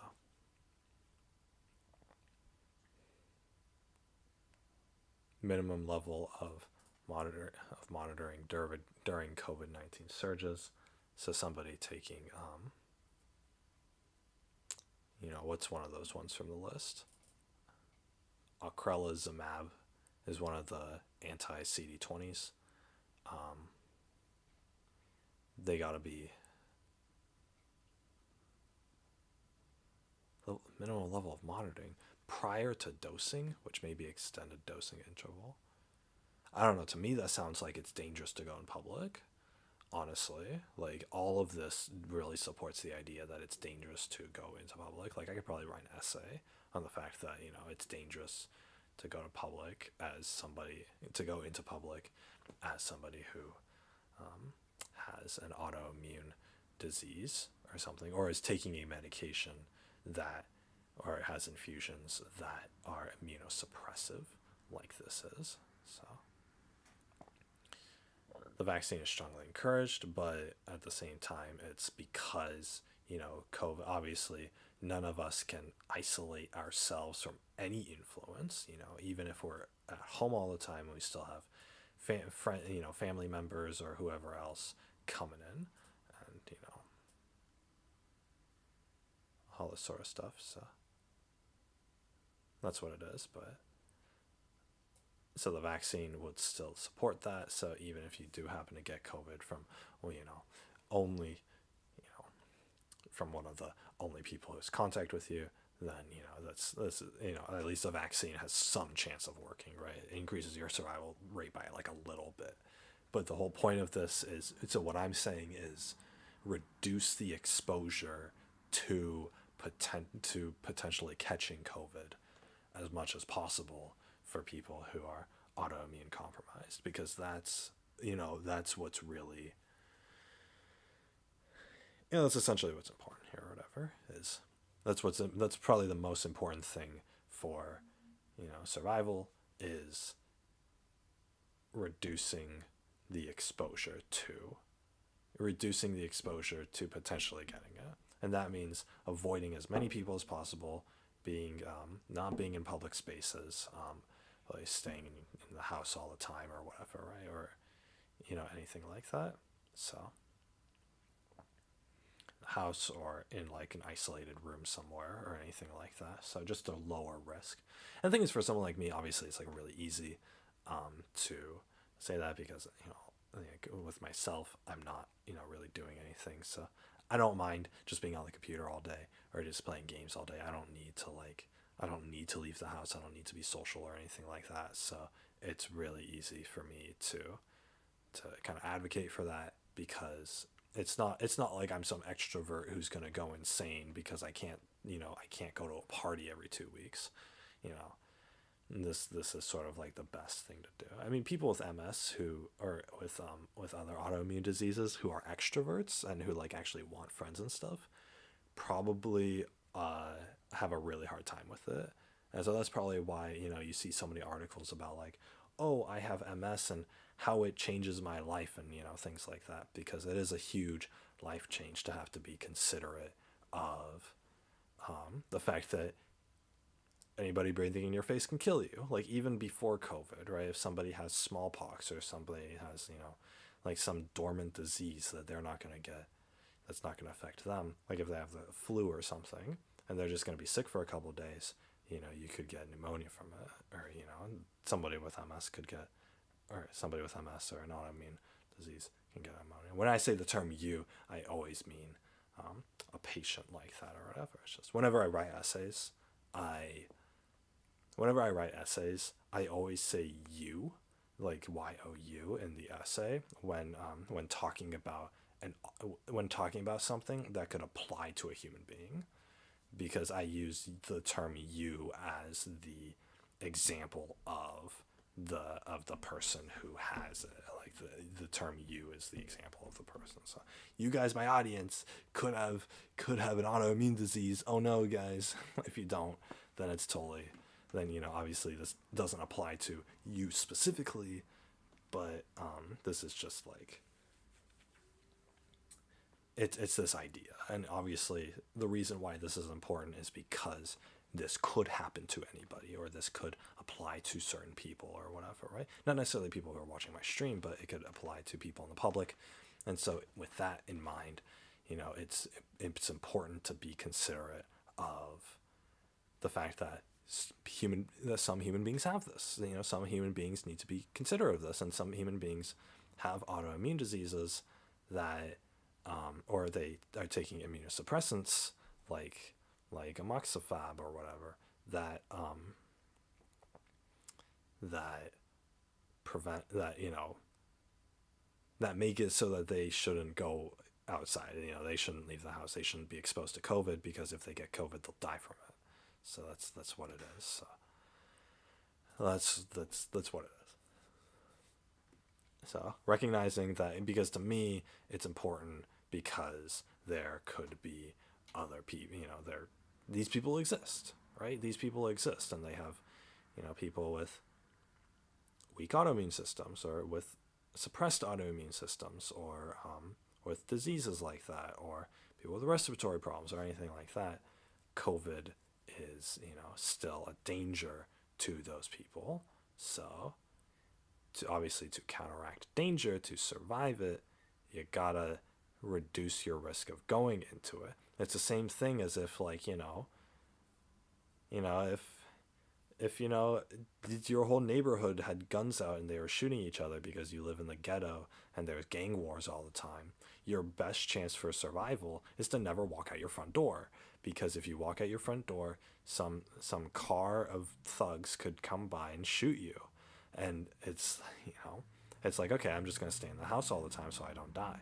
Same thing with COVID. If you have an autoimmune disease and you know, go outside, then you can be exposed to COVID. Even more so now, because people aren't fucking doing their jobs. You know, a lot of people aren't getting vaccinated, and a lot of people aren't, they're not getting vaccinated, and they're not wearing their masks, and they're not social distancing and all this sort of stuff. So it's, you know, and there's no protections against it anymore, especially in fucking schools. Like they cram, you know, so many people into a space. Like, God, even using like the public restroom, even using the restroom at a school, you have so many people probably with their masks off. You probably have people in public restrooms who are taking off their masks, who are going into the restroom specifically so that they can take off their masks, so they can get a mask break or whatever. I've heard of somebody call it that once, a mask break. And they're probably going to the bathroom because they're, you know, if like the teachers are saying you got to keep your mask on, they're probably going to the bathroom and taking it off, so, you know, so they don't get caught. And they're taking it off, and they're breathing all over the place, and those bathrooms are so freaking small. Oh my God. So, you know, that's why, like, I don't use public restrooms anymore. I mean, I haven't since like this whole thing started, because you know, it's not safe. But at the same time, it's like, okay, well, if I go into a building, it's not safe because there are people breathing. And if I go outside, then it's a little more safe, but it's not as much. Like when I'm outside and I'm riding my skateboard on the empty sidewalk, I'll wear a mask, because I could pass by somebody who doesn't have a mask on, or I could pass by somebody who has COVID, or somebody could have breathed out their car and had COVID and the germs are still lingering there. Or, you know, somebody could have been on that sidewalk, you know, earlier, and they could have breathed on something, and I just, you know, don't get that. And so I have to do that. I have to wear a mask when I'm skateboarding. I have to use like a disposable like napkin or whatever when I press like the crosswalk light. I don't even press the button most times, because, you know, I'd rather not risk it, you know. So things like that. So it's extremely difficult to go outside and participate in society without exposing yourself to COVID. And it's ridiculous. And the thing is, I have to go through all this stuff because I'm choosing not to be vaccinated. I need to do my damnedest to avoid getting COVID. And luckily I haven't gotten it so far, but who knows, I'm going to continue wearing that mask. I'm going to continue taking these safety precautions. I'm going to continue to shower every time I go home. I'm going to continue this or that because that's the only way to really prevent myself from getting it, because I could be one of the unlucky ones who does die from COVID, just as somebody with an autoimmune disease could be one of the unlucky ones who gets it and who gets COVID and dies from it. And so, obviously my chances are significantly better than somebody with an autoimmune disease, but there's still a chance, right? I have more of a chance of catching COVID and dying from it than I do from winning the lottery, and I play the lottery every week. So I'm not really, I could either win the lottery or I can get COVID and die from it. So that's not, that's not great. But yeah, so that's just, I'm keeping myself safe, even though most people in my position think that they don't have to.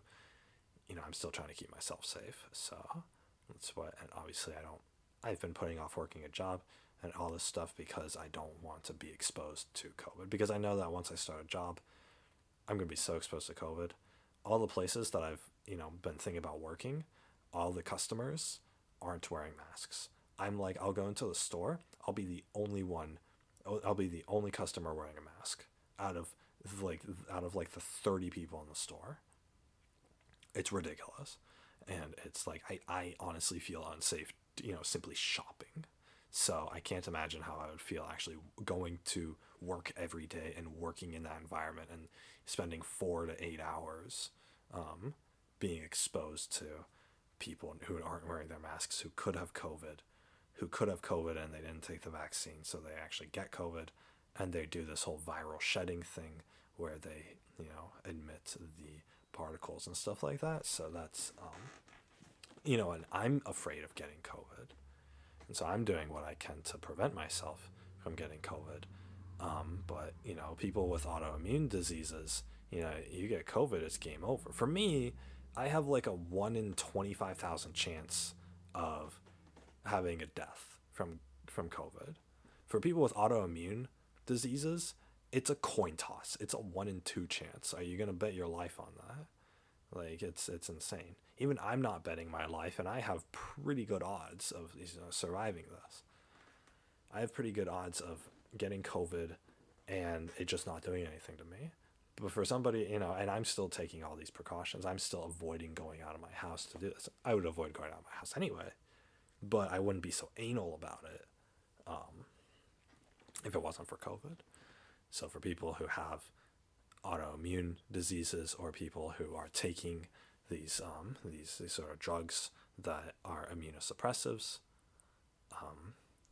huge risk. And I mean it's a huge risk in that it's almost guaranteed that you'll die from it. You being the MS patient, or you being the, whatever demographic of people I'm talking about, or whatever. There's a very good chance that if they get COVID, it's almost guaranteed that when they get COVID, if somebody who's taking like rituximab or whatever, for example, an anti-CD20 therapy, it's like almost guaranteed that if somebody who's doing this, even if they have the vaccine, if they get COVID, they'll die.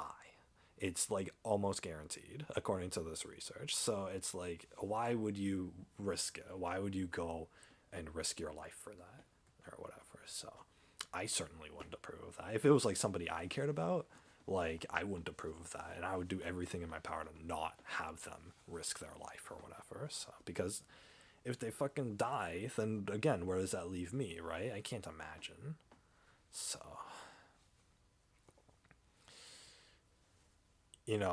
I've described like the dream I had the other night, or whatever the fear is that I have of like losing a loved one. It's not And so that's, this pretty much reaffirms that. Like,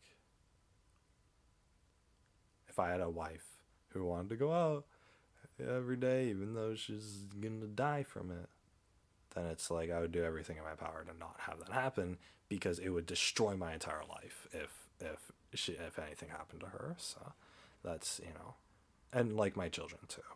Like if my children had some autoimmune disease and COVID was going around, or they're at risk for something or whatever,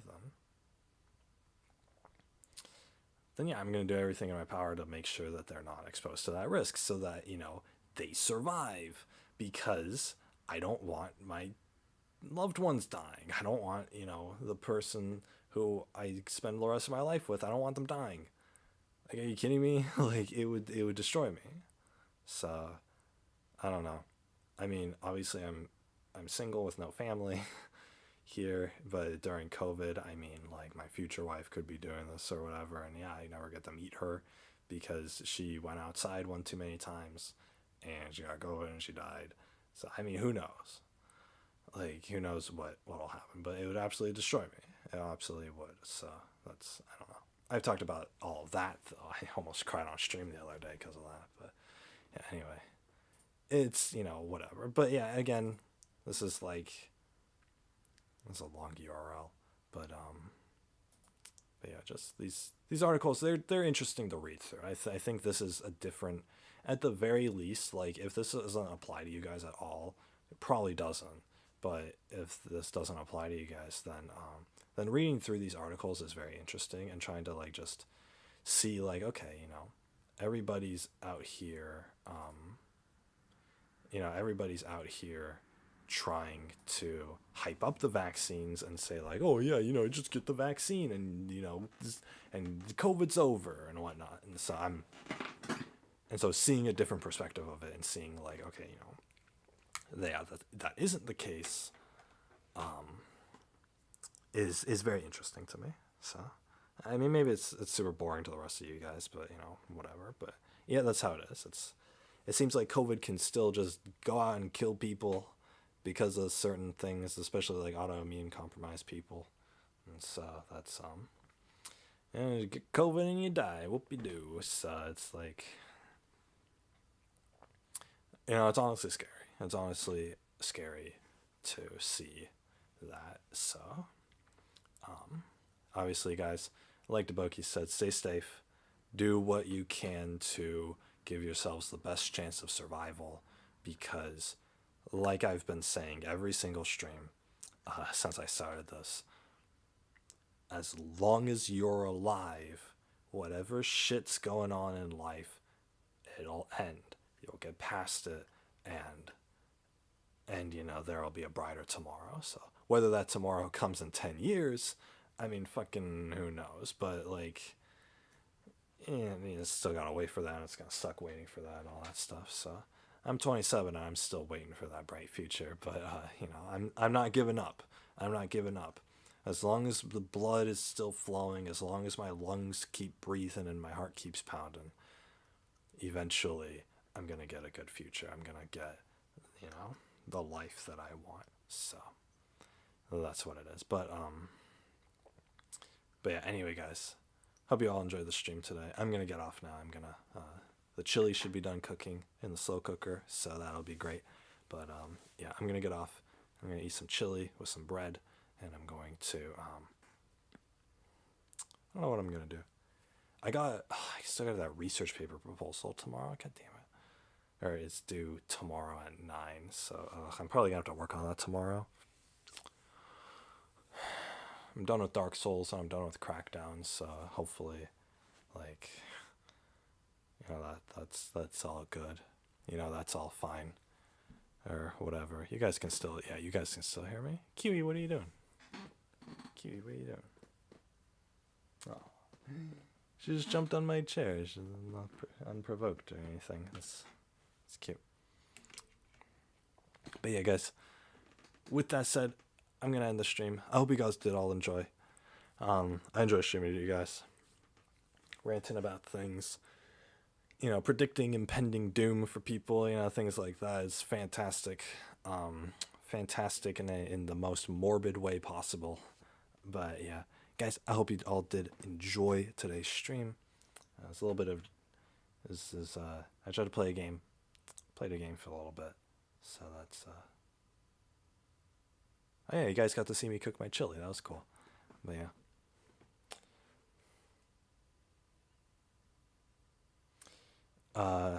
But yeah. Kiwi. No. Oh, she's gonna hit my mic again. Wait, Kiwi, not right now. I'm doing my outro. No. Kiwi. No. Oh my gosh. Wait, Kiwi. Hey. Oh my gosh, she's purring. She's purring while she's doing this. She likes it. Oh, I feel so bad. I had to move her away. I'll move her away like an inch. There you go. Anyway, guys, thank you so much for watching. Hope you all stay safe out there. During these COVID times aren't ending. They're not. It's not over. Even if everyone says it's over, even if everyone else gets vaccinated, it's not over. It's not like it's gonna exist. So, there's no real preventing that. So, best thing to do to avoid COVID is to stay home and just avoid going out as much as possible. That's the surefire method, right?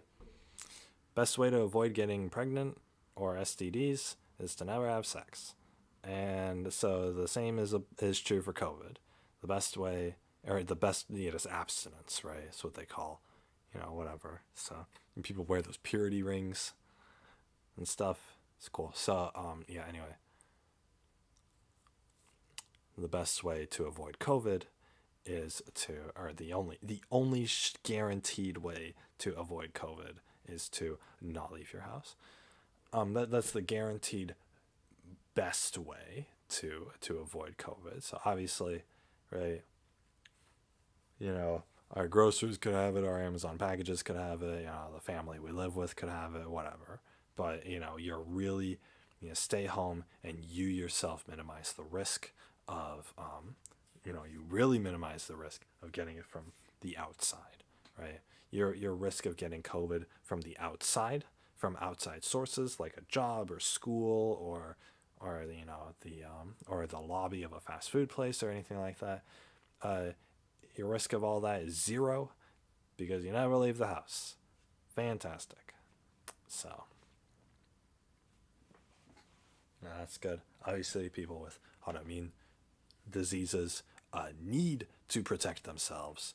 That's a necessity. For me, it's just a precaution for people with autoimmune diseases, especially ones taking those silly medications or whatever that were on that list. And obviously, we didn't research all of them, but yeah, for those people, it's a necessity. It's absolutely like, do you want to live tomorrow? Then you gotta stay home. That's just what it is. You gotta stay home, and then your risk of getting it is like dropped to pretty low. So it's not guaranteed. It's not like 100%, but it's like a 99%. Like you'll survive this pandemic. So obviously people die, and that's something that occurs. But like I said, no matter how shit this world is, we as individuals can do what we can to ensure the best results for ourselves. That's, and so we can do what we are able to in order to get the best life for ourselves and to make ourselves happiest. That's what it is, because I can sit here and complain about how things work for the rest of my life, but I'm proactively going out and I'm ensuring my survival, and I'm ensuring that I live, as happy a life as I can. So that's sort of what it is. But yeah, anyway, guys, that is going to do it for me. I hope you all enjoyed the stream, as always. If you guys watch this stream, then it's obviously to listen to me ramble. That's all I do on the stream. I ramble, and sometimes I'll play games. So, whatever. The titles of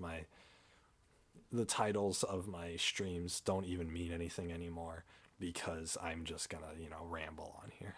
Big Pasta Rambling is what they should call me instead of Big Pasta Gaming, at this point. So, Big Pasta Ranting, signing off. Anyway, guys, hope you all enjoyed. This can be it for me. I will be on tomorrow, same time, same place. 10:30.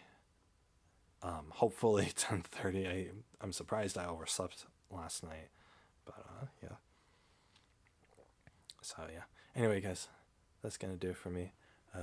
Kiwi says a good night as well. She's just sitting here on my desk, cute like. I don't know why. I don't know why she's still in here. Oh yeah, and Chester back there says goodnight too. So that's what it is. But yeah, anyway, guys, thank you all so much for watching.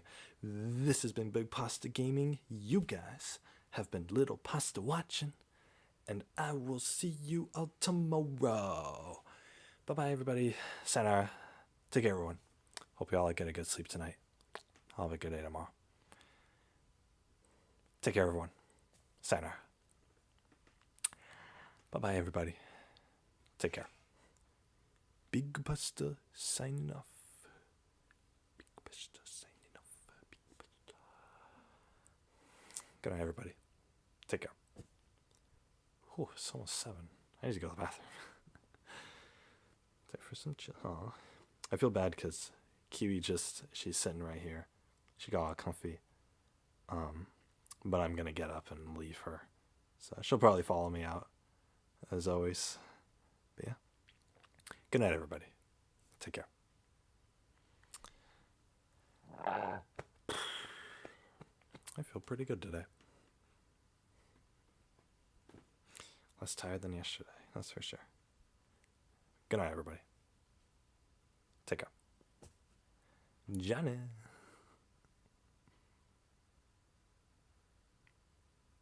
Once again, today we